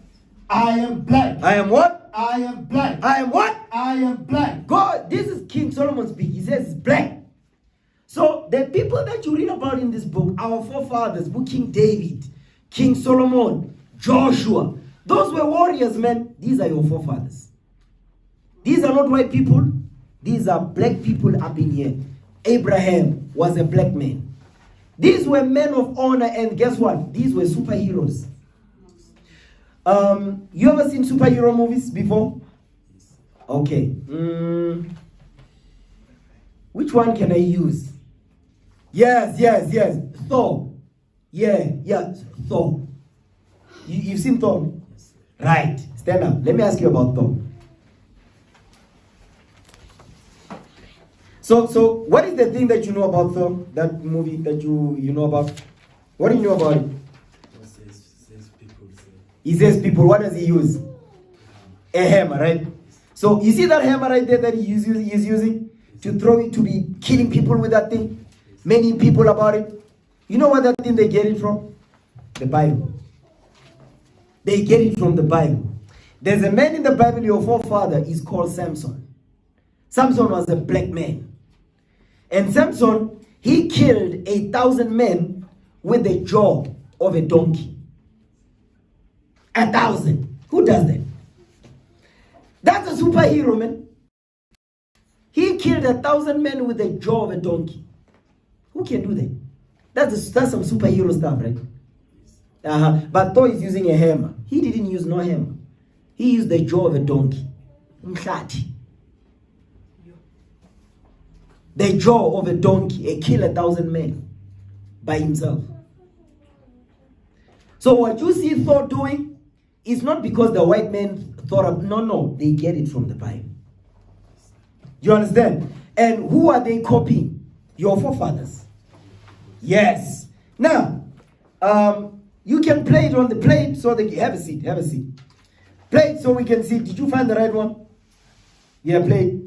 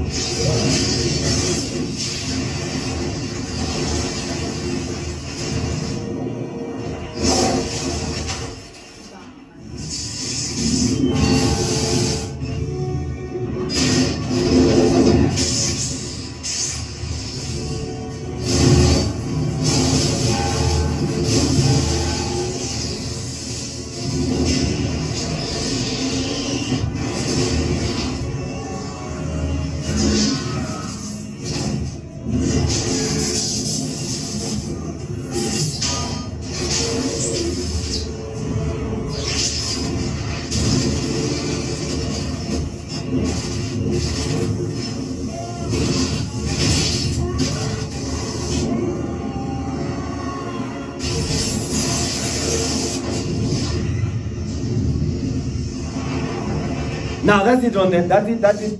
Now, you see what he's doing, right? Agree, you see what he's capable of doing? Now, the white man is doing that so that when you go to movies, when you talk about superheroes, you talk about him. You understand?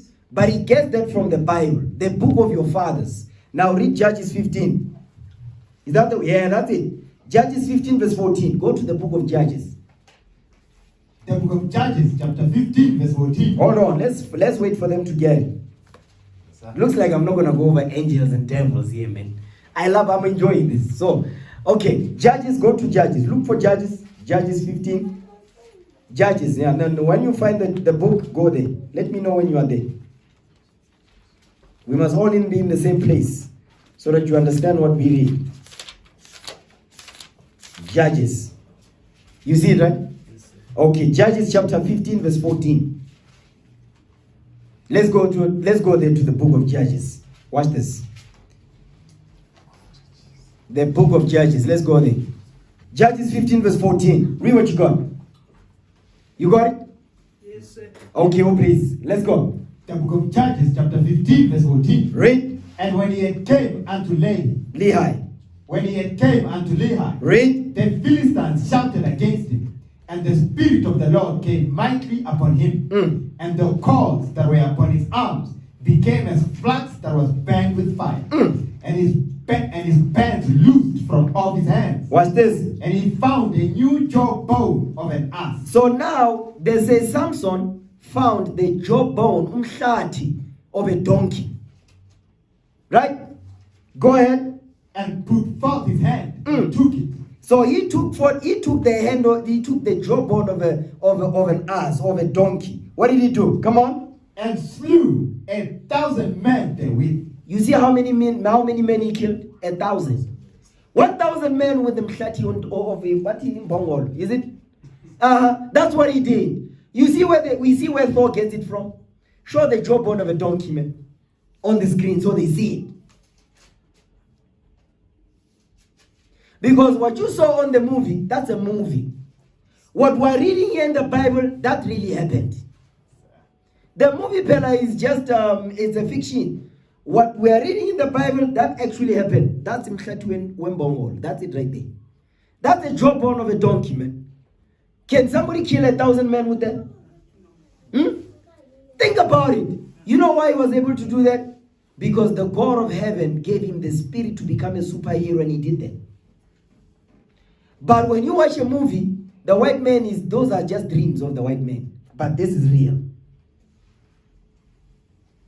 You understand that? This right here, this is real. I'm showing you your forefathers in the Bible. You understand? So that's what Samson used. A black man, he used that. So when you read the Bible, you must see yourself. That's why I'm showing you that the Lord is telling us we're better than them. They are not better than us. So from this day forth, never say, Yazamapuno, they are bad. They are not. Yazama Chinese, they are smart. They are not. They are idiots. They are not like us. We're better than them. You understand? So, what verse we at now? 15, sir. The Judges. Yes, sir. No, before that, where were we at? Ecclesiasticus in there. Yeah, go back to Ecclesiastes 12. Yes, verse 1 again. The book of Ecclesiastes, chapter 12, verse 1. Read. Remember now thy Creator in the days of thy youth. It says, remember your Creator. I'm sure you didn't remember. So namhlanje, when we teach, we're helping each and every one of you to remember. So now you remember now. I'm sure you had forgotten. Now you remember. Okay, go ahead. While the evil days come not. Yeah, you see that? Because when you grow older, man, there's a lot of things out there. So it's best that you learn this now before you start to leave your parents' house. Because the day when you are now in varsity, listen, things are your parents will not be there.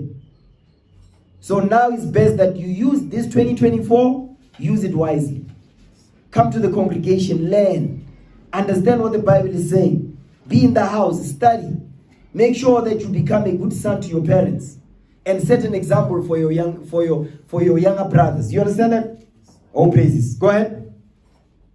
While the evil days come not. While the evil days come not, come on. Nor the years draw nigh. Read. When thou shalt say, Uh-huh. I have no pleasure in them. I have no pleasure in them. Because the youth don't have pleasure in the Bible. They don't. Because we go to the things we teach, they don't love this book. So now we showing them, we're using the things that they like in the world to show them, Guti, those things are wrong, this is right. You understand that, right? Okay? So go back to Psalms 119 verse 9 now. Psalms 119 verse 9.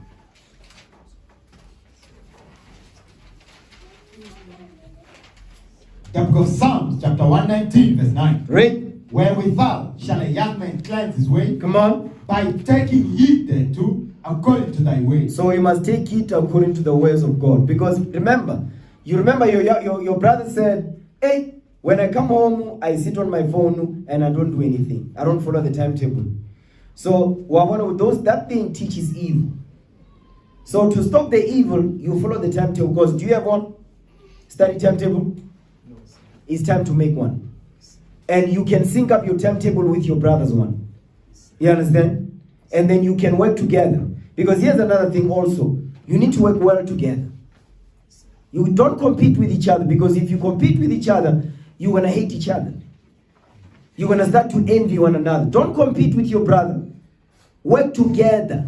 You see, when you look at black people, are we together? No, we're not. We divided, right? Stand up and answer the question. You seem to have something to say. Stand up, come on, man. So young men, black people, are they together? No, sir. So we are divided, right? Yes. Do we know how to work well together? No, sir. No. So what's the missing ingredient? What is the problem why we can't work together? What have you seen? We don't have love to each other. Right. Why do you think so? Sir? Why do you think so? So let's use the example you used earlier. Remember the question you asked? What question did you ask today? You asked the question. Do you remember you asked the question? Do you remember what it was? No, don't look at your mom. You are in here. You are a soldier. Leave your mother alone. You understand? So, remember the question you asked. I know you can remember. Think about it. What you said, can I ask a question? Say, I said, of course. What question did you ask? When did I say that, sir? No, when you were standing, you asked the question. When we were going over the color of Jesus. The color of Christ. You said, why are they feeding us? They are feeding us what? Oh. Yes, what was the question you asked?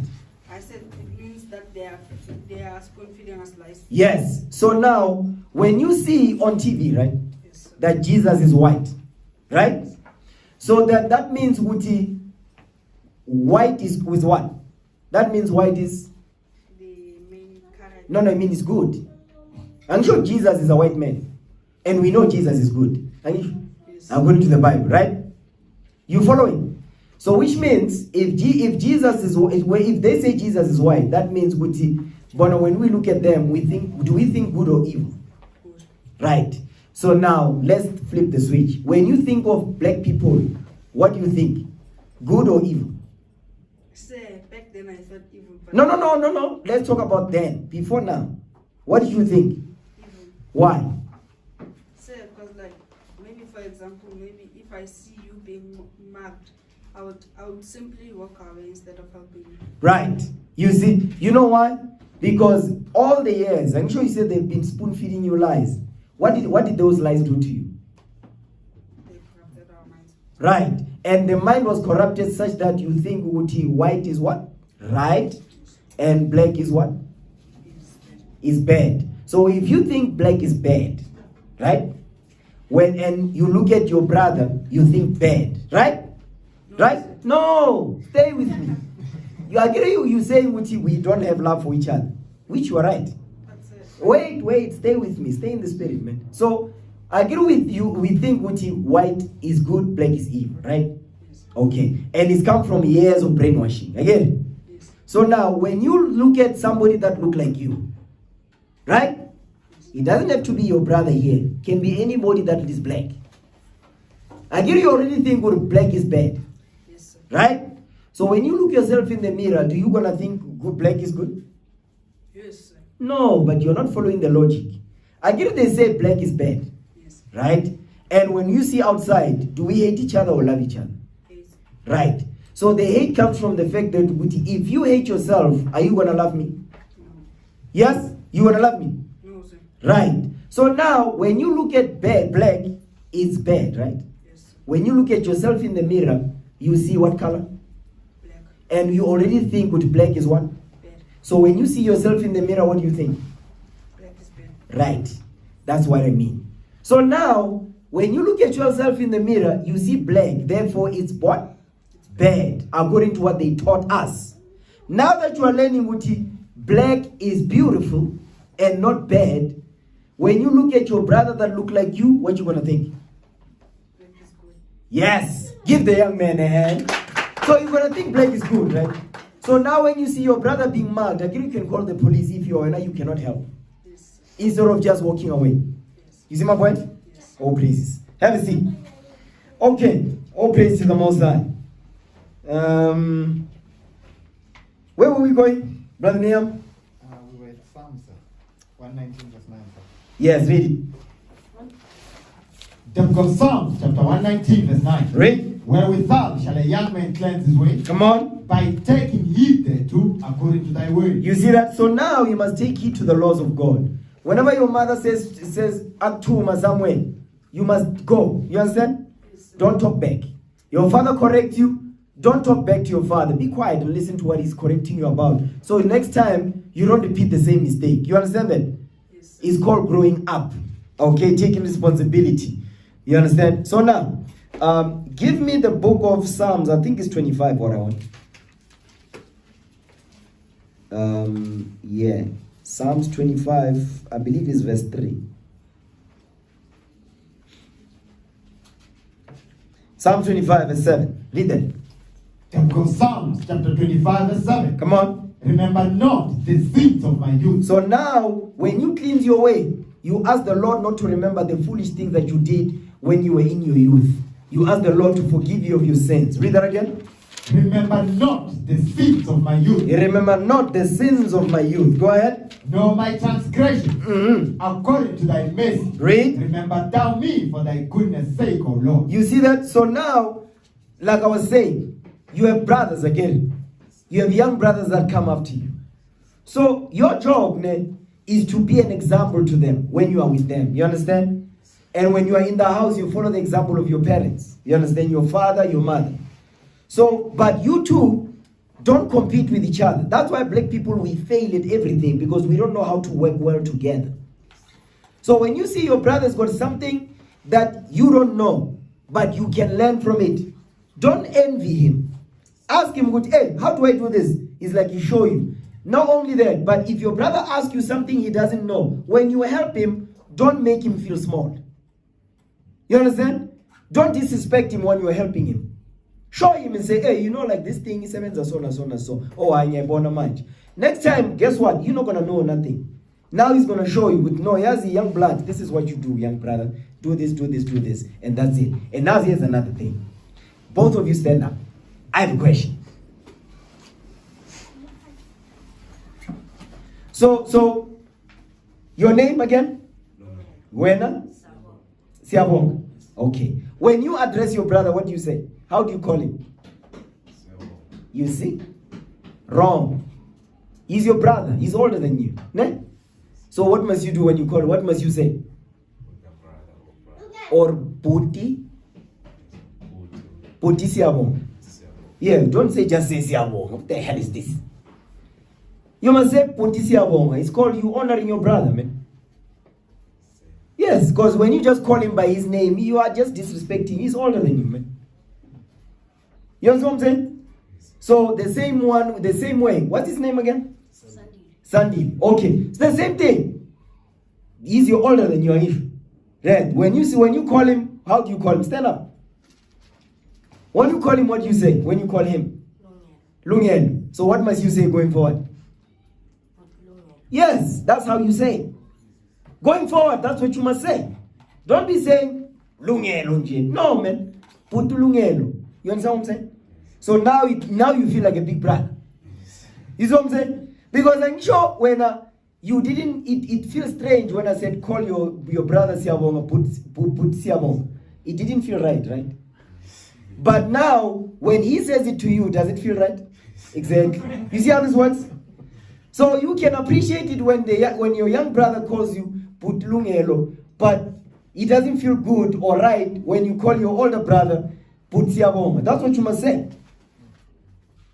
And when he doesn't say it, you must correct him. You say, hey, why don't disrespect me, man? And don't let it go. You must tell him, hey, don't say Siyabonga, say put Siyabonga. I'm your older brother. So don't disrespect me like that. You understand? Going forward, don't be calling your brother by his name like that, man. You must honor him. He's your brother. He's your big brother. You understand? That's how you begin to love your neighbor as yourself. Leviticus 19:17. Have a seat. Have a seat. Have a seat. Leviticus 19:17.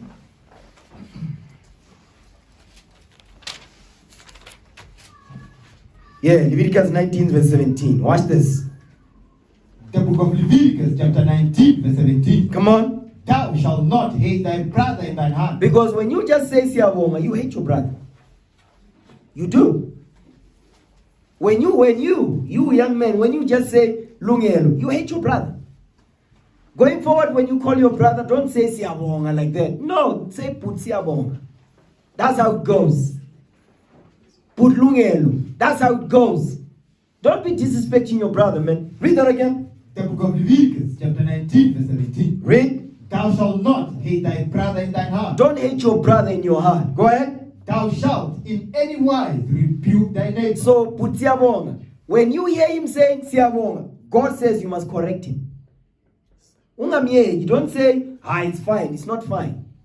He must honor you. Just like the young ones will honor him, he must honor you as well. That's how it goes. That's how you love your neighbor as yourself. Don't care whether you don't like mother, correct and something, say yes, say. Don't be saying, yeah, but no. Don't say, when. When you talk to your brother, say yes, sir. You hear how the brothers address each other up in here? Yes, sir. It's called honor. We don't do that in the black community, man. It's time to do it. Read again.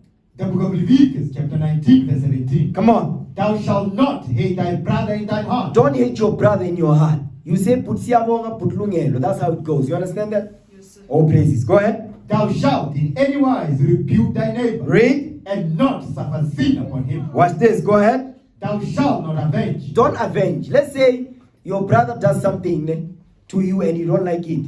Instead of saying,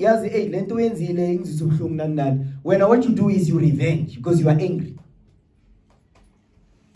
That's hatred. God says you hate your brother when you do that. Don't do that. Don't revenge. Just talk to your brother and don't disrespect him when you talk to him either. He's your big brother. Go ahead. Thou shalt not avenge, nor bear any grudge. Don't hold a grudge. What do they call it in Zulu? Come on. Ikubu. Yeah. Whew, that's some deep stuff. You understand? So what ikubu? Don't be having ikubu, man. You understand? Towards your brother. Your brother does something or your brother corrects you. But when instead of saying, yes, sir, I understand, I'm sorry, you hold ikubu. You see that? Yeah, don't do that, man. You must just say, yes, sir, I'm sorry, I'll fix it. When your brother corrects you, don't say, there is more. No, just say, yes, sir, I'll fix it. We don't want to hear that. When you hear somebody telling you your stories, let's read that. Ecclesiastes 5:3. You know that, mom. If you want something, but you tell a long story, you must know. Read that, Ecclesiastes chapter 5. Read verse 3. Watch this. The book of Ecclesiastes, chapter 5, verse 3. Go ahead. For a thief cometh through the multitude of business. Go ahead. And a fool's voice is known by multitude of ways. You see that? Meaning what? When someone something, they don't say yes or no. They give you a long story before they say yes. You must know they are trying to deceive you. So when your brother corrects you about something, just take the correction. That's it. So when you correct your brother over there, guess what? He must just say yes, sir, and fix it. But you show him how to fix it and he fixes it and we move on. But when he corrects you, don't get mad. Don't get angry at your brother. Because I see you get mad. Don't get mad, man. Don't be in your emotions. Because the minute you cry, it means you're in your emotions. Men are not supposed to be emotional. You can't be emotional, man. When you get corrected, don't be you can't even eat. That's crazy. You understand? You get corrected, take the food and go sit somewhere and eat. You understand? Your brother corrects you, you mad at him the whole day. You hate your brother. He corrected you because you did something wrong. So therefore, you fix the wrong and then we move on. That's it. Okay? Go back to Leviticus 19. Leviticus 19 verse 17. Read that again. The book of Leviticus chapter 19 verse 17. We're teaching the royal law. This is not just for you. Don't think this is just for you. It's for everybody in their opinion. Okay? Read that. Leviticus 19 verse 17. The book of Leviticus chapter 19 verse 17. Go ahead. Thou shalt not hate thy brother in thine heart. Go ahead. Thou shalt in any wise rebuke thy neighbor, and not suffer sin upon him. Watch this. Verse 18. Thou shalt not avenge, nor bear any grudge. Yo, that's a new word, man. Go ahead. I'm gonna use it all the time, man. Make it. Create some sound bites with that. Go ahead. Thou shalt not avenge, nor bear any grudge Read. against the children of thy people. Don't hold ikubu against the children of your people. Your neighbor. Even the boy next door is black, is your neighbor. Is your brother from another mother. He's still your brother. You must honor him also. You must treat him with respect. Because when you don't respect each other. You don't honor each other. You don't call each other sir. You just call each other by your name because you like the young man was saying, which we don't have love for one another. That's the reason. Because you cannot honor your brother enough to say yes sir to him. You see what I mean? Read. But thou shalt love thy neighbor as thyself. That's it, because that's what he was talking about. He was saying we don't love each other. God says you shall what now? But thou shalt love thy neighbor as thyself. Read. I am the Lord. That's a commandment. It's not a suggestion. No. He's forcing it down your throat. You're going to do this. You love your brother as yourself. I'm sure now that you know black is beautiful, you begin to love your neighbor as yourself. But when you thought black is evil, you hated your neighbor like you hate yourself. That's why. So now that you know, no longer you do that. Give me that in James 2. Sir. James chapter 2. Yeah, James 2 verse 8.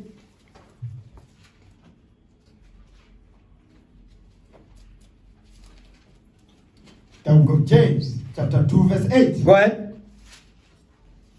If ye fulfill the royal law. If you fulfill the royal law. Because the royal law means we are royalty.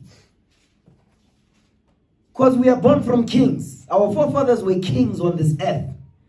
We ruled all nations during the time of King Solomon. We ruled all nations during the time of King David. We ruled all nations on earth. All nations bowed down at the feet of our forefathers. So we are royalty. That's why we must treat each other like royalty, because we are. Go ahead. The book of James chapter 2 verse 8. Come on. If ye fulfill the royal law. If you fulfill the royal law, come on. According to the scripture. According to the scripture that we just read in Leviticus 19, come on. Thou shalt love thy neighbor as thyself. Ye do well. You see that? When you love your neighbor as yourself, you do well according to the laws of God. Understand that? You understand that? Yes. All praises. Now, excuse me. Okay, there's a verse I want to go to real quick. Give me the book of Proverbs.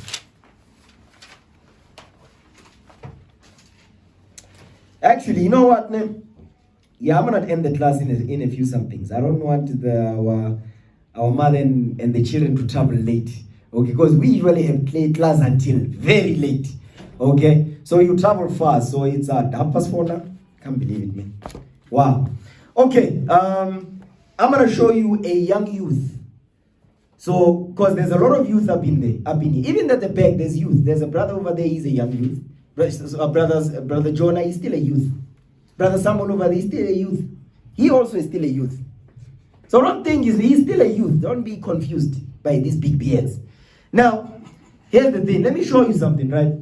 I'm going to show you what a youth does. Because today, when you look at today's youth, They don't know what the hell they're doing. They're doing evil. But I'm going to show you an example of, as a youth, how you're supposed to carry yourself. You follow me? Pay close attention. Now, go to the book of, the history of Suzanne. Go to the history of Suzanne. You know what? Actually, give me 1 Samuel 17. I'm going to use that one. The book of 1 Samuel. Yeah, go to the beginning of the book, the Bible, you'll see 1 Samuel, 1 Samuel. 1 Samuel 17. 1 Samuel chapter 17. Verse 18. Let's start there. First book of Samuel, chapter 17, verse 18. Watch this. And the three eldest sons of Jesse. Jesse is the father of King David. Okay, give me Matthew 1, real quick. I wanted to go over deep things. I'm not doing that this day. No, basics.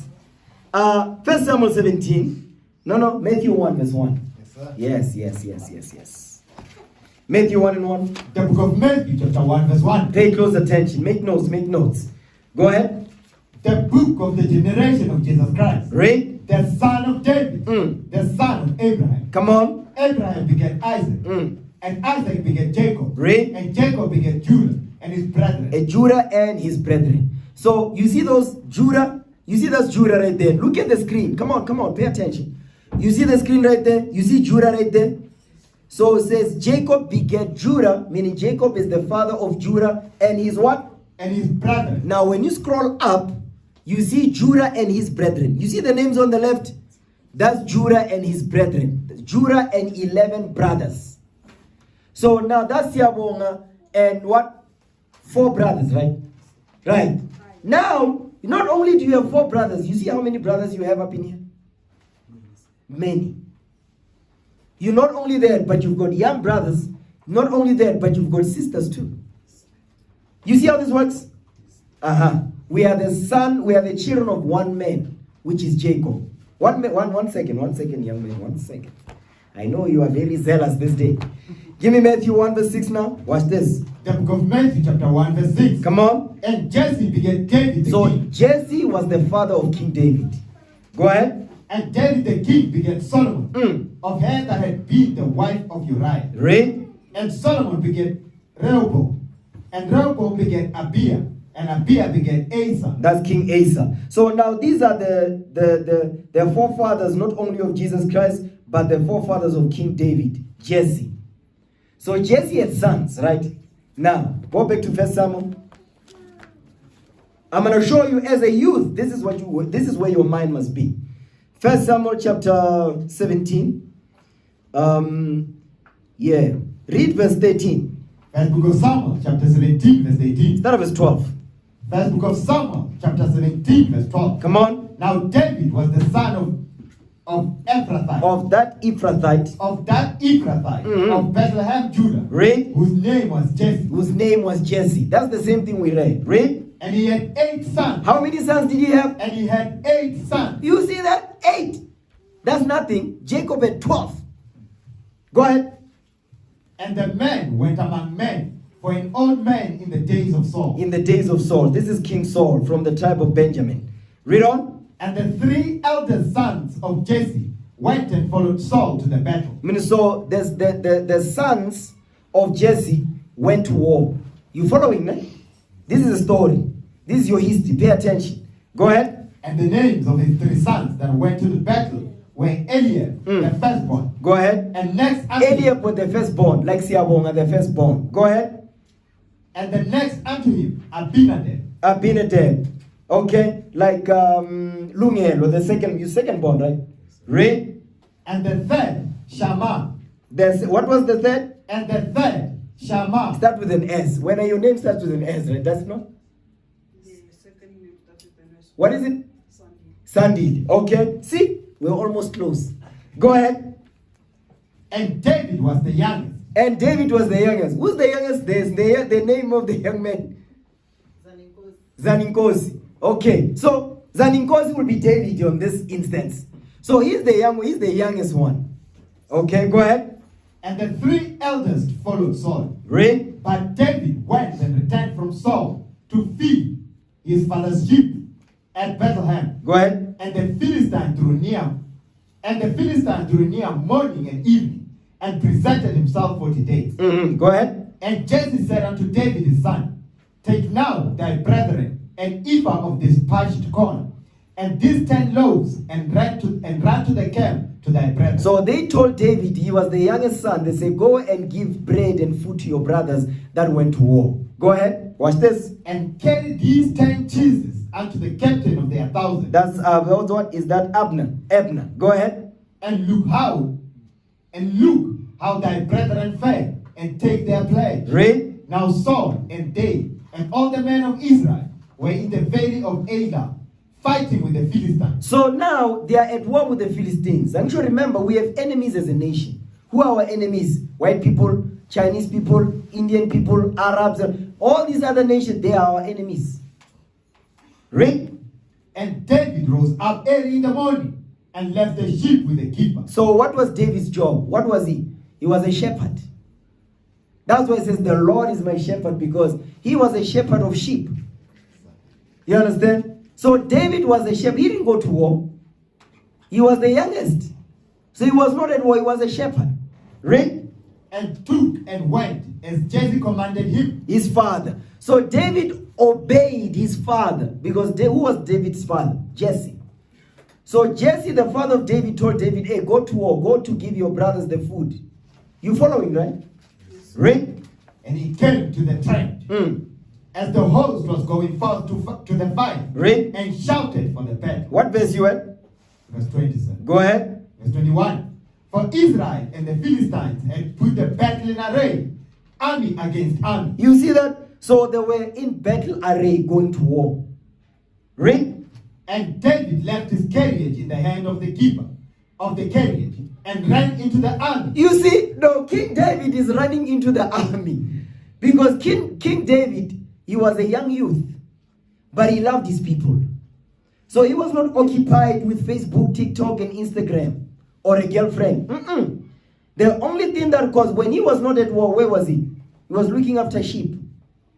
So right now, in your case, you cannot be on Facebook and Instagram, TikToking. You must be following the timetable that you put together to study. So you can be and help to your mother and father. You understand that?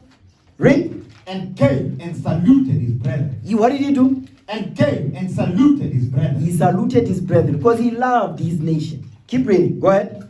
And as he talked with them, behold, they came up the champion. They came up the champion. Go ahead. The Philistine of Gath. Goliath by name. Go what now? Goliath by name. So when you hear the story when it says David beat Goliath, this is the story. Goliath was tall. You understand? And David was short like us. Go ahead. Out of the armies of the Philistines. Read. And spake according to the same way. Watch this. Listen to what he says. And David had them. And all the men of Israel, when they saw the man, fled from him and were so afraid. So when they saw Goliath, he's tall, they ran. So now David is there. Let's see what King David does. Go ahead. And the men of Israel said, Have ye seen this man that is come up? Surely to defy Israel is he come up. You read? And it shall be that the man who killeth him, the king will enrich him with great riches, and will give him his daughter, and make his father's house free in Israel. Watch this, go ahead. And David spake to the man that stood by him, saying, What shall be done to the man that killeth this Philistine? And he took away the reproach from Israel, and taketh away the reproach from Israel. Read. For who is this uncircumcised Philistine? Read. That should defy the armies of the living God? You see that? Because you know who are the armies of the living God? That's you. You are God's armies. So when another nation come and speak evil of black people, they are defying God's army. You understand that? When you hear somebody speaking evil against your nation, you don't sit there and keep quiet and say it's fine. It's not. Because if they're speaking against black people and you are sitting in the midst, you are right there listening to you say nothing, that means you think they're fine. It's fine what they're saying about your people. You understand that? It is not fine. An injury to one is an injury to all of us. Understand that? Read. And the people answered him after this manner, saying, So shall it be done to the man that killeth him. What's this? And Eliab, his eldest brother, heard when he spake unto the men. Go ahead. And Eliab's anger was kindled against David. Mm. And he said, Read. Why camest thou down hither? Why did you come here, man? But he was sent by his father.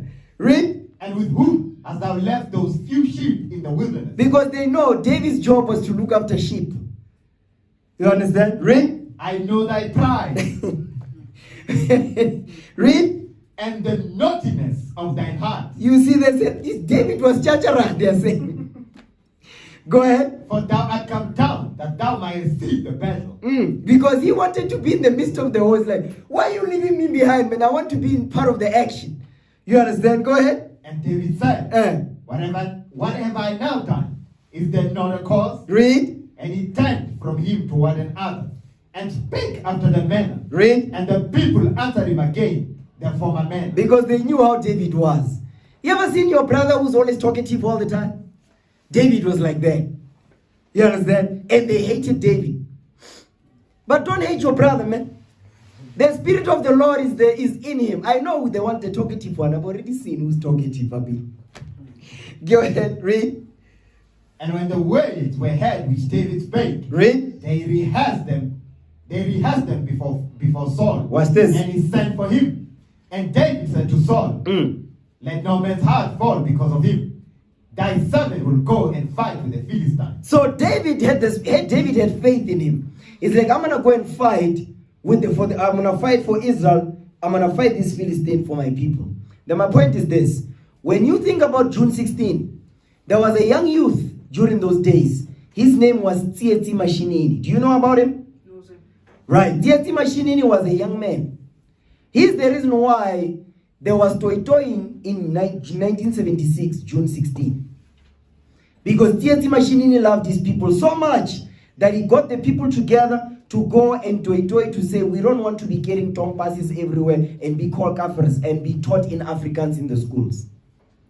So the reason why today you don't see Afrikaans in the schools is not because of the government or ANC. No, it's because of Tsietsi Mashinini, what he did. So when you're online, on YouTube and look up Tsietsi Mashinini, he was young like you. So now we are reading King David here. He was a young youth. He also cared about his people. So Tsietsi Mashinini was following the footsteps of his forefathers, King David. So today, don't be following Caspanyo Vest. Those are idiots. They are not the leaders of the nation.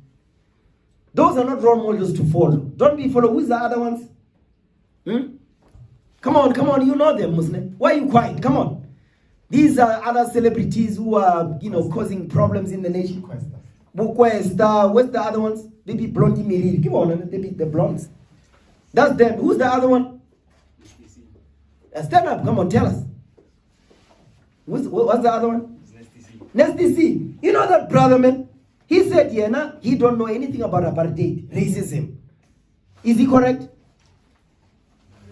He's talking nonsense, man. There's no racism in South Africa. Yeah? Are we not discriminated against? So, Nesty C says, he never experienced it. And he said the same thing that Lil Wayne said, right? Because Lil Wayne said, there's no racism in America. They are talking nonsense. So now, but many youth are following them. So when you hear him speak, you think he's speaking the truth. He's talking garbage. Okay? Now, I'm going to show you what the youth did. Read verse 32. First book of Samuel, chapter 17, verse 32. Come on. And David said to Saul, Let no man's heart fail because of him.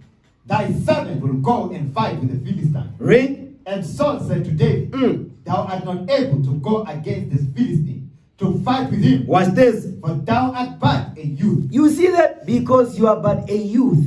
That's why the Lord says, let no man despise the youth. This is an example of it.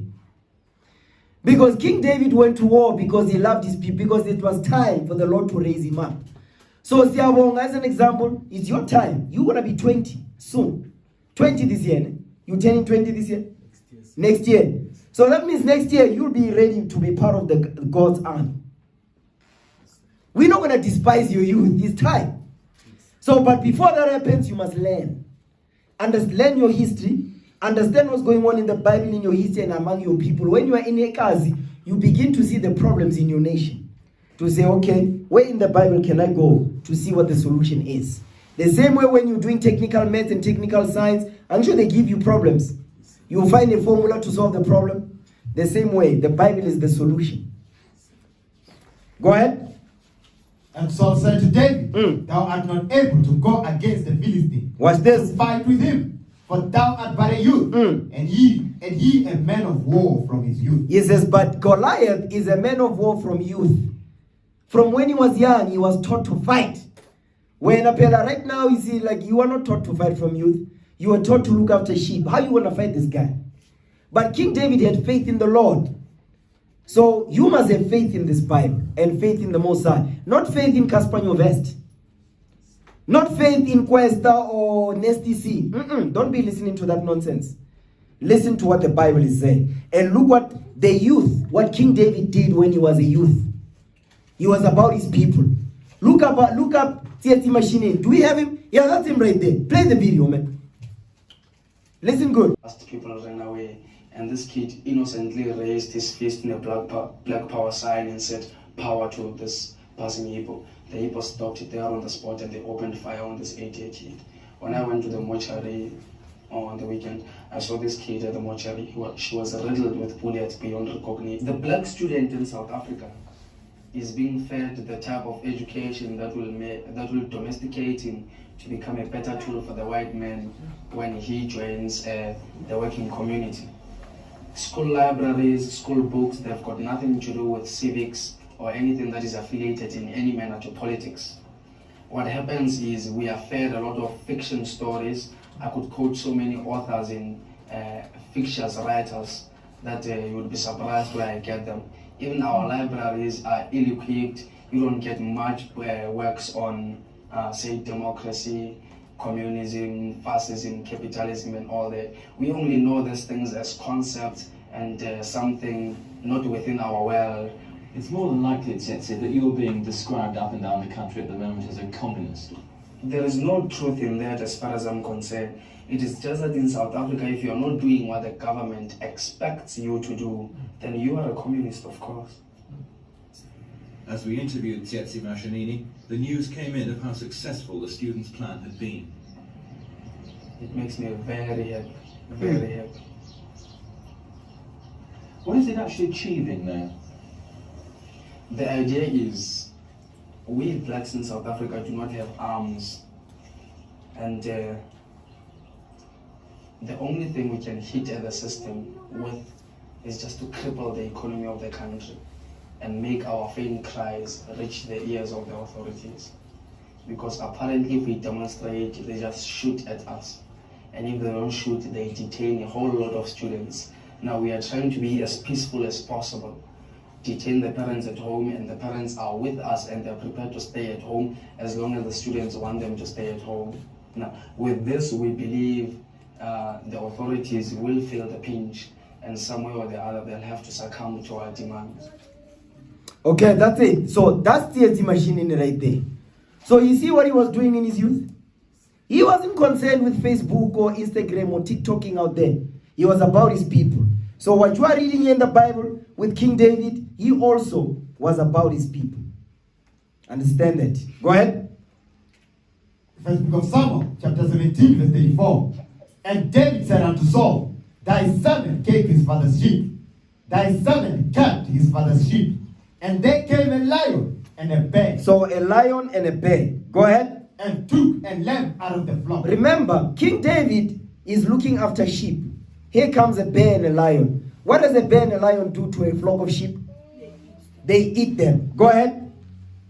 And I went out after him and smote him. Stop. So King David went after a lion. Who does that? So King David was so powerful, the Lord put the spirit on him to get a lion and rip his hair off. A lion and a bear. This really happened, man. This is your history, black man. See, when you think about your forefathers, stop thinking about Superman and all that. No, that's nothing. And that's a movie. This is real. Read. And delivered it out of his mouth. And when he arose against me, I caught him by his beard and smote him and slew him. You see what he did to the lion, man? He caught the lion with a beard and killed the lion. This is King David, man. Read. Thy servant slew both the lion and the bear, Mm. and this uncircumcised Philistine shall be as one of them. Read. Seeing he has defiled the armies of the living God. You see that? So King David knew that black men, we are the armies of the living God. We are God's armies. So when you're thinking, how are we going to go to war? Because we go to war, we teach on the streets. Right? You see, we teach on the streets, right? So when we go out there, we go as an army. So an army needs what? Needs structure, needs rank. In the army, you don't hear somebody say, just say yes. Yes, sir. That's an army, because that's how we were. When we came out of Egypt, we were an army. You understand? And an army protects the nation. Who's the nation we're protecting? Women and children up in here. So we use the word of God to go out there and defend our nation. This is the weapon of choice we use. Not guns, because idiots carry guns. You understand? Idiots carry knives and all that. We carry the Bible. And when we carry the Bible, men want to shoot at us on the streets. Carrying the Bible. You see how powerful this book is? This book is powerful, man. Go ahead.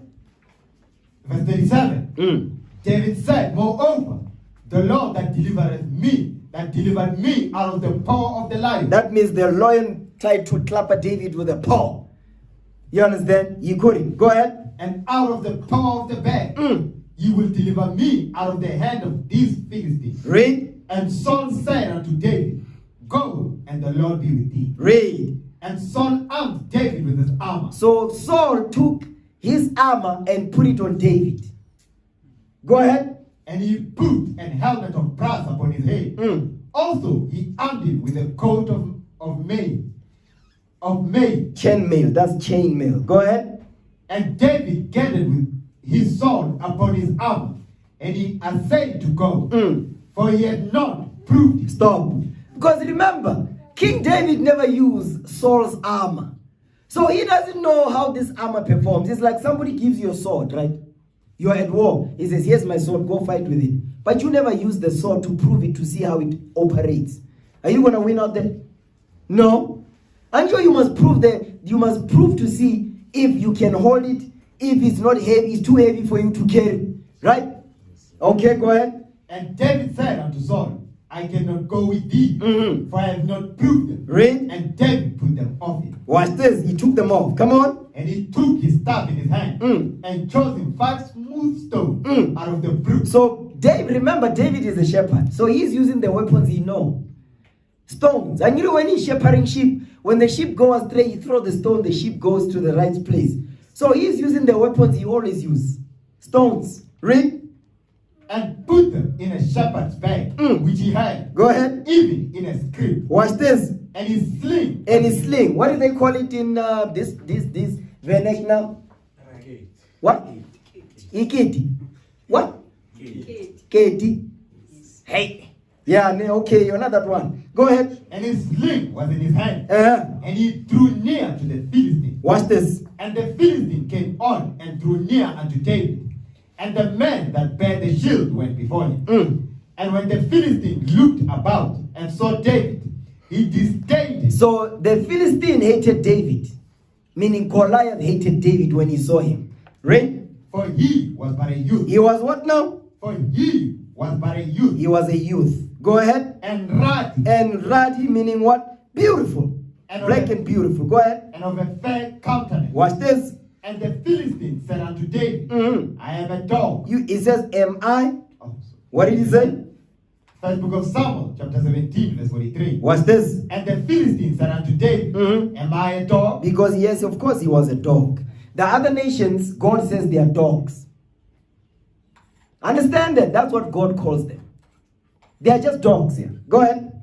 That thou comest to me with staves, and the Philistine cast David by his God. His idols. Come on. And the Philistine said to David, come to me, I will give thy flesh unto the fowls of the air, and to the beasts of the field. He says, I'm going to take your flesh, I'm going to feed it to the birds.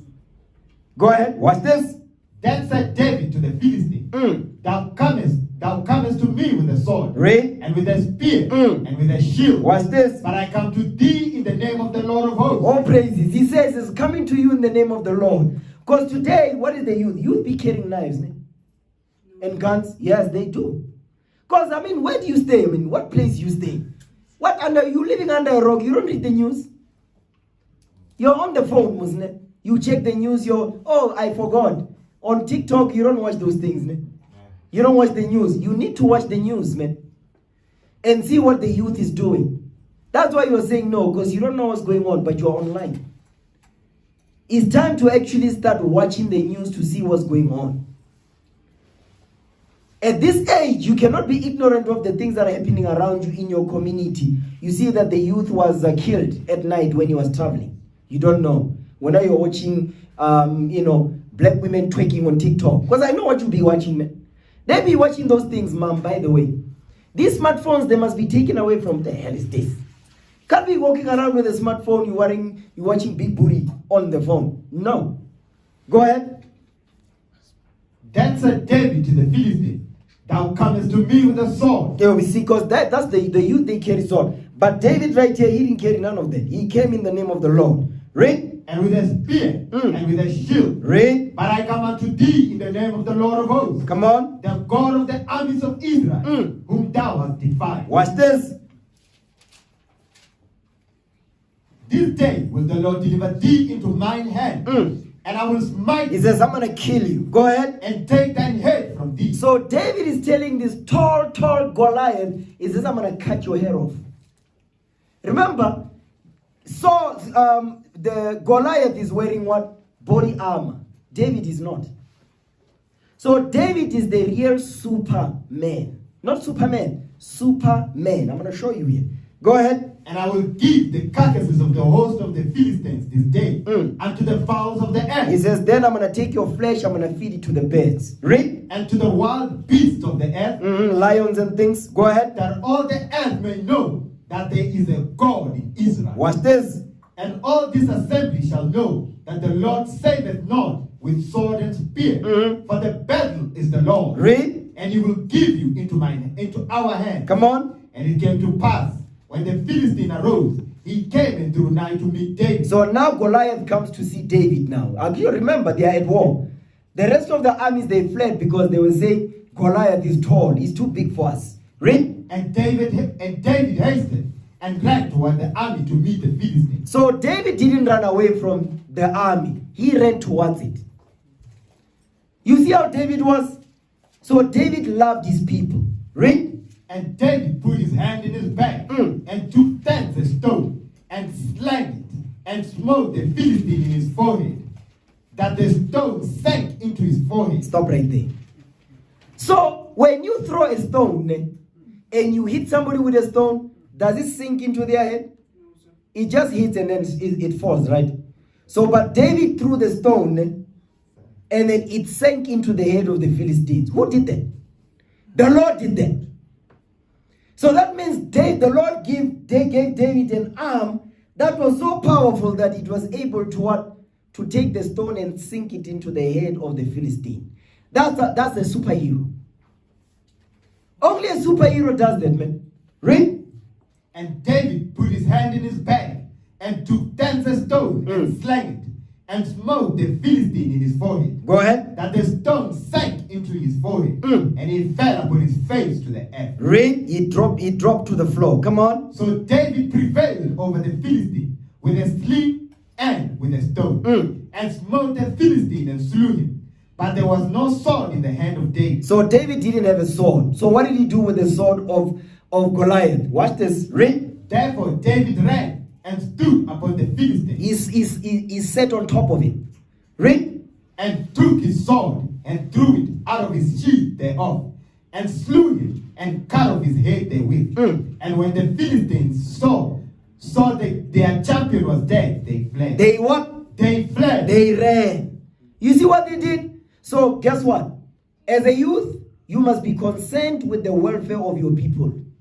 Don't be concerned with you. You can't wait.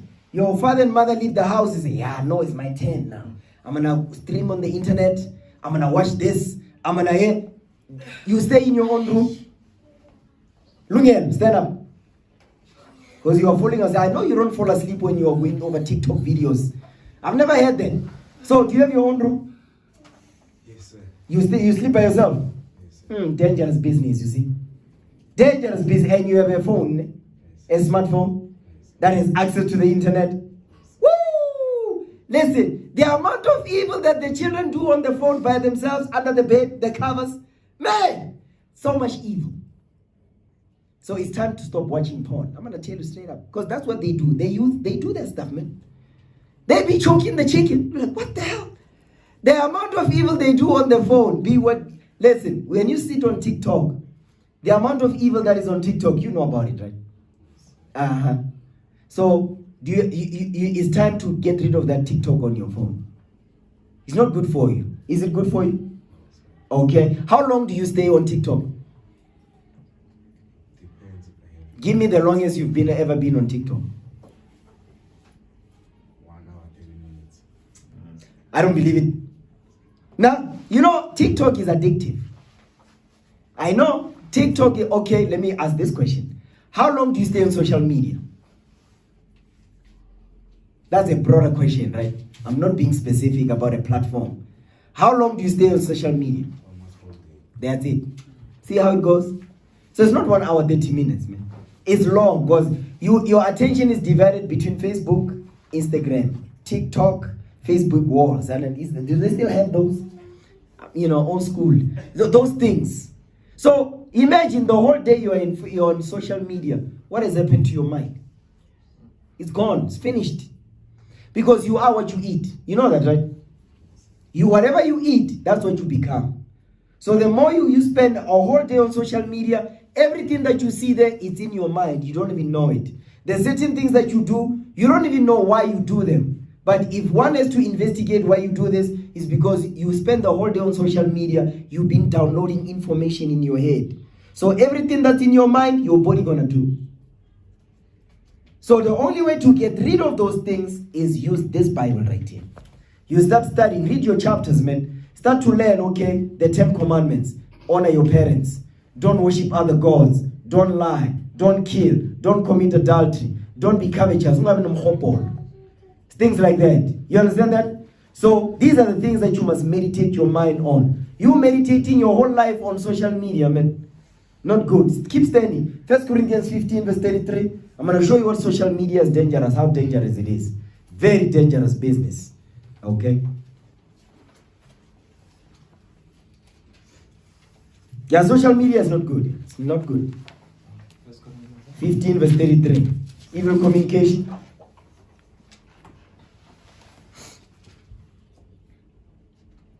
First book of Corinthians, chapter 15, verse 33. Listen good.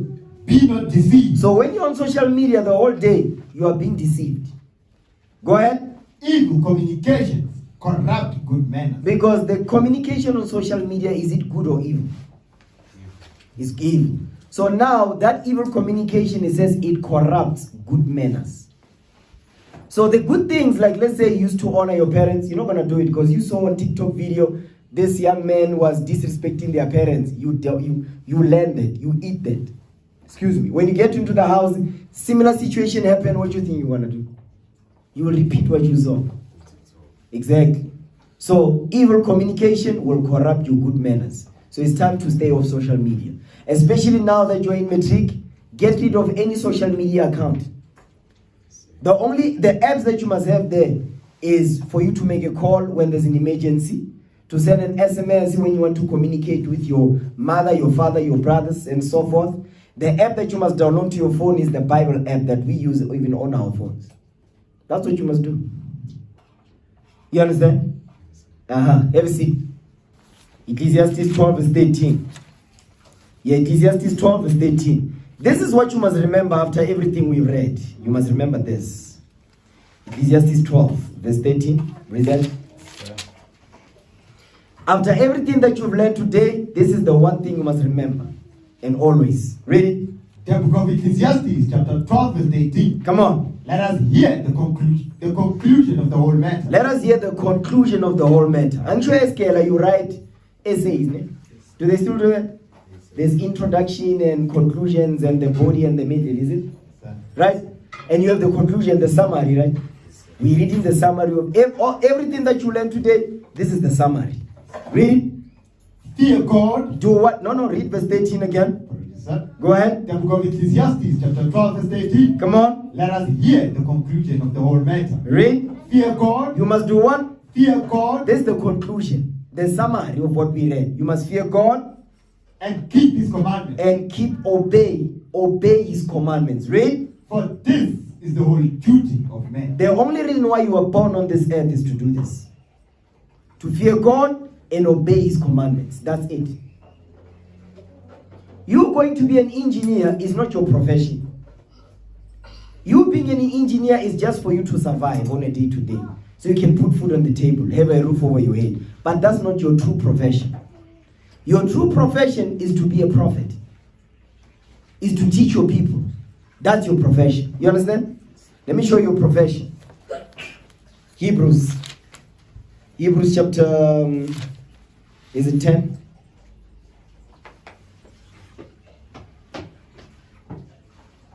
Yeah, Hebrews 10:23. Read it.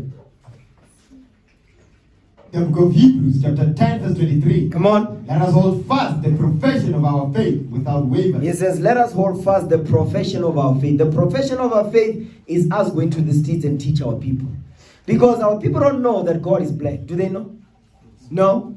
Do they know that Jesus is black? No. Do they know that the Jews are black? No, they don't know. Because I'm sure you are a Jew.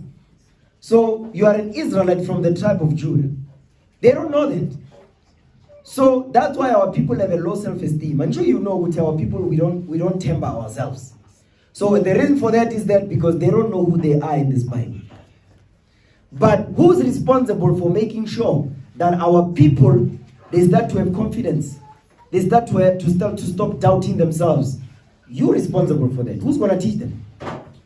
Exactly. So in order for that to happen, you obey and apply the things that you learn today. Okay? Read that again, verse 23. The book of Hebrews, chapter 10, verse 23. Let us hold fast the profession of our faith without wavering. Read. For He is faithful that promised. He is faithful that promised. Okay? Hebrews 4, verse 14. Read that. The book of Hebrews, chapter 4, verse 14. Come on. Seeing then that we have a great high priest that is passed into the heavens, Jesus, the Son of God, let us hold fast our profession. So your true profession is not you being an engineer. You being an engineer, yes, you must become one, but that's not your profession. That's just the means to an end. It's a way for you to survive because we are slaves. You know we are slaves, right? Okay, because in God they don't believe it. We're slaves. We're not free. Or do you think we are free? Stand up. Let me ask you a question.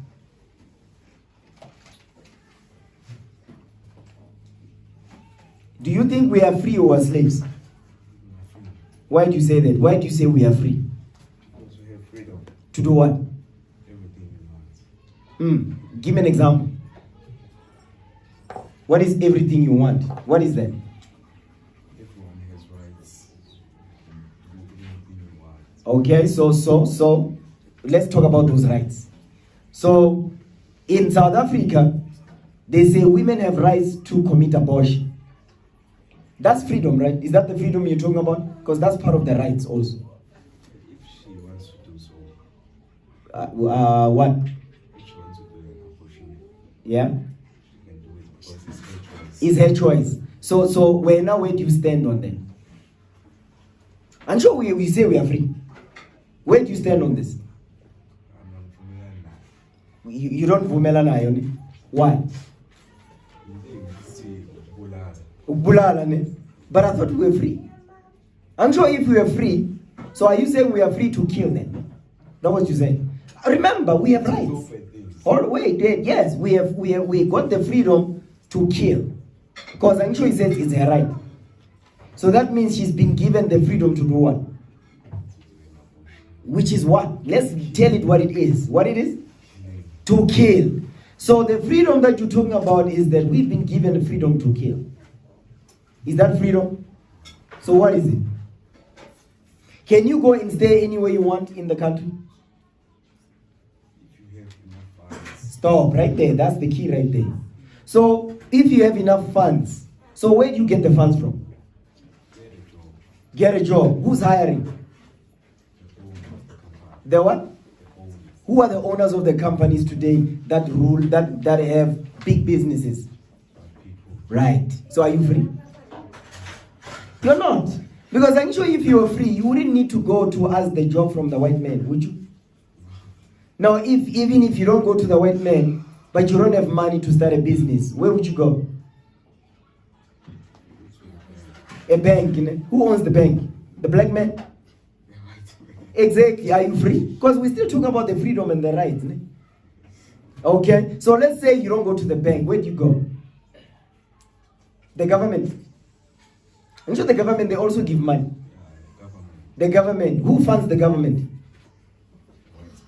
Exactly. So are you free? You're not. I'm trying to show you are not free. You are still a slave, man. And that's something that in the schools, they're not teaching that. They're not teaching that in the schools. So in the schools, they make you believe, Guti, you are free, but you're not. You're still a slave. So the only time when because do we pay tax in the country? So every individual must pay tax, right? So the people that are ruling, do they pay tax? The rich? Why not? Why? Why don't they pay it? They don't have to, right? So that's when you are truly free. When you stop paying tax. I'm going to show you an example. Give me Matthew 17. Keep standing. Because I'm challenging what you learned in school. Some of the things they teach you in school is just nonsense. It's not going to help you to open your mind to see what's going on in your nation. I'm sure you love your people. You want to see your people to rule the earth. But your people are still slaves. So we need to deliver them from slavery. And politics and religion and Christianity not going to do it. Matthew 17. Is it verse 24? Start there. The book of Matthew, chapter 17, verse 24. Watch this. And when they were come to Capernaum, they that received tribute money came to Peter. Because they that received tribute money. Do you know anything about SARS? Have you heard about SARS? Okay. What is SARS? What is the abbreviation of SARS? What is it? South African Revenue Service. They collect tax. So when you get paid, so there's a money that they pull for tax. So in the Bible it's called tribute. You understand? Read. And when they were come to Capernaum, they that received tribute money came to Peter and said, does not your master pay tribute? So they're asking the Apostle Peter. Give the people, this is SARS coming to the Apostle Peter to come and say, hey, Pelapi, you need to pay tax. So now they even ask him, say, hey, do you know that your master pays tribute, meaning Christ? Christ paid tax when he walked the earth too. Because Christ, when he was born, Christ was a slave, by the way. Christ was born into slavery. When Christ was born, who was ruling? Rome. The Roman Empire was ruling when Christ was born. And we were in slavery under the Roman Empire. The Roman Empire is white people. So when Christ was born, Rome was ruling and we were in slavery. Do you understand? Read. He said yes. He says yes. Go ahead. And when he was come into the house, Jesus prevented him, saying, what thinkest thou, Simon? And of whom do the kings of the earth take custom or tribute? Of their own children or of strangers? So Christ is asking the question. He's asking Peter, say, listen, when the nations, when the kings of the earth, when they take tax, where do they take it from? Do they take it from their own people or do they take it from the strangers? Who are the strangers today? That's us, ne? Slaves. Read. Peter said unto him, of strangers. Of strangers. You see what he said? He says they took the tax from who? Who are the strangers today? Us. Read. Jesus said unto him, then are the children free. So the people that are free is those that don't pay tax. So you paying tax, you're still a slave. Christ is telling us here. So from this day forth, you must understand, you are not free. You're still a slave. The same way we were slaves in Egypt, we had jobs in Egypt. But we're still slaves under the Egyptians. Today we've got jobs in this captivity, but we're still slaves under the white man, America, Europe, Britain, Russia. You understand? So that's the ruling powers right now. So the day we are going to rule the earth, we are not going to pay tax. and the nations will be working in our farms, working in our mines to drill the diamonds and the gold so we can have them on us. Our forefathers, do they not work in the mines? They still do. Exactly. Do they own the gold? Why not? I get it, but this is our mines. Ne? But we don't own anything, do we? Exactly. So are we free? You see the problem? So I'm trying to show you which we are not free. We're still slaves. So I want you to always remember that, because when you remember that, when you look around, you'll see which your people are in slavery and they're struggling. That's why we need this book. You understand? Yes, sir. Oh, please. Have a seat. Now let's break bread. Let's go to 1 Corinthians 11 now. Let's break bread in the name of our Lord and Savior Jesus the Christ. Okay. Okay, let's raise our hands. For I have received of the Lord that which also I delivered unto you, that the Lord Jesus, the same night in which he was betrayed, took bread. And when he had given thanks, he brake it and said, Take, eat, this is my body, which is broken for you. This do in remembrance of me. After the same manner also he took the cup, when he had supped, saying, This cup is the New Testament in my blood. This do ye as oft as ye drink it, in remembrance of me. For as often as ye eat this bread and drink this cup, ye do show the Lord's death till he come. Wherefore, whosoever shall eat this bread and drink this cup of the Lord unworthily shall be guilty of the body and blood of the Lord. But let a man examine himself, so let him eat of that bread and drink of that cup. For he that eateth and drinketh unworthily, eateth and drinketh damnation to himself, not discerning the Lord's body. For this cause many are weak and sickly among you, and many sleep. In the name of our Lord and Savior Jesus Christ, we thank you, Lord. We pray. Amen. Amen. Let's give the Lord a hand. Okay. I believe that's it. With that, we say shalom. Most and Christ bless you, Israel. Oh, praise the Most High. Let's give the Lord a hand, man.